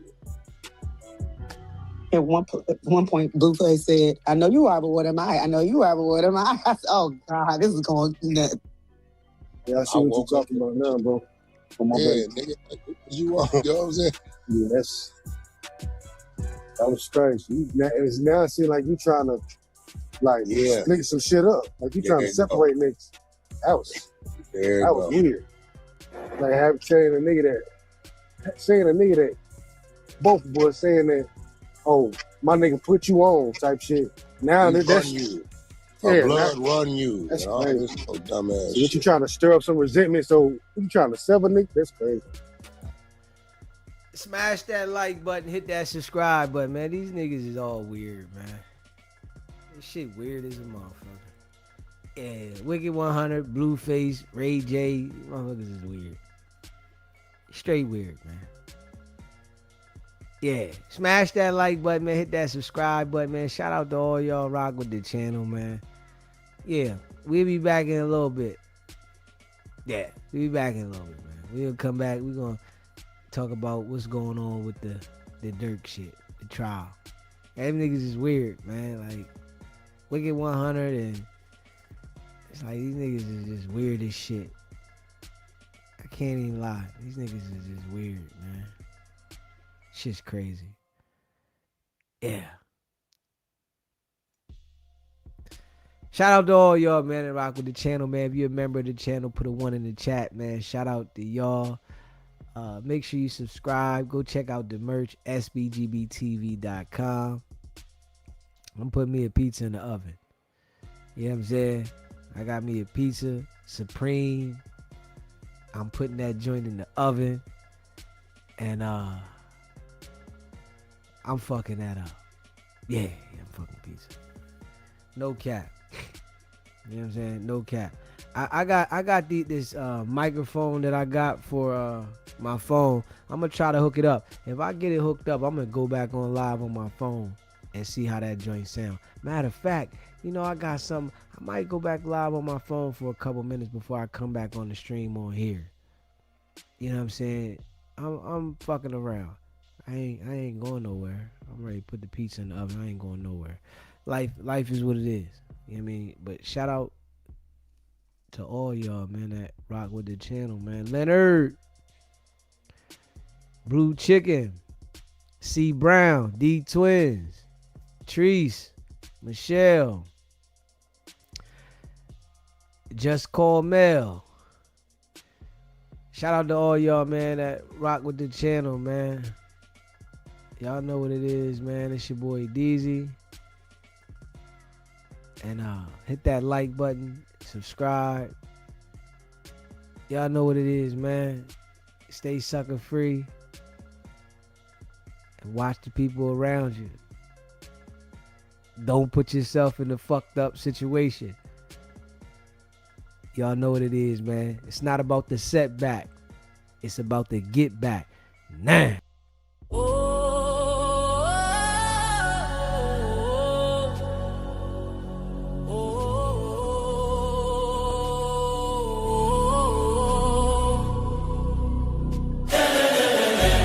Came out the mud, now we map out the stuff.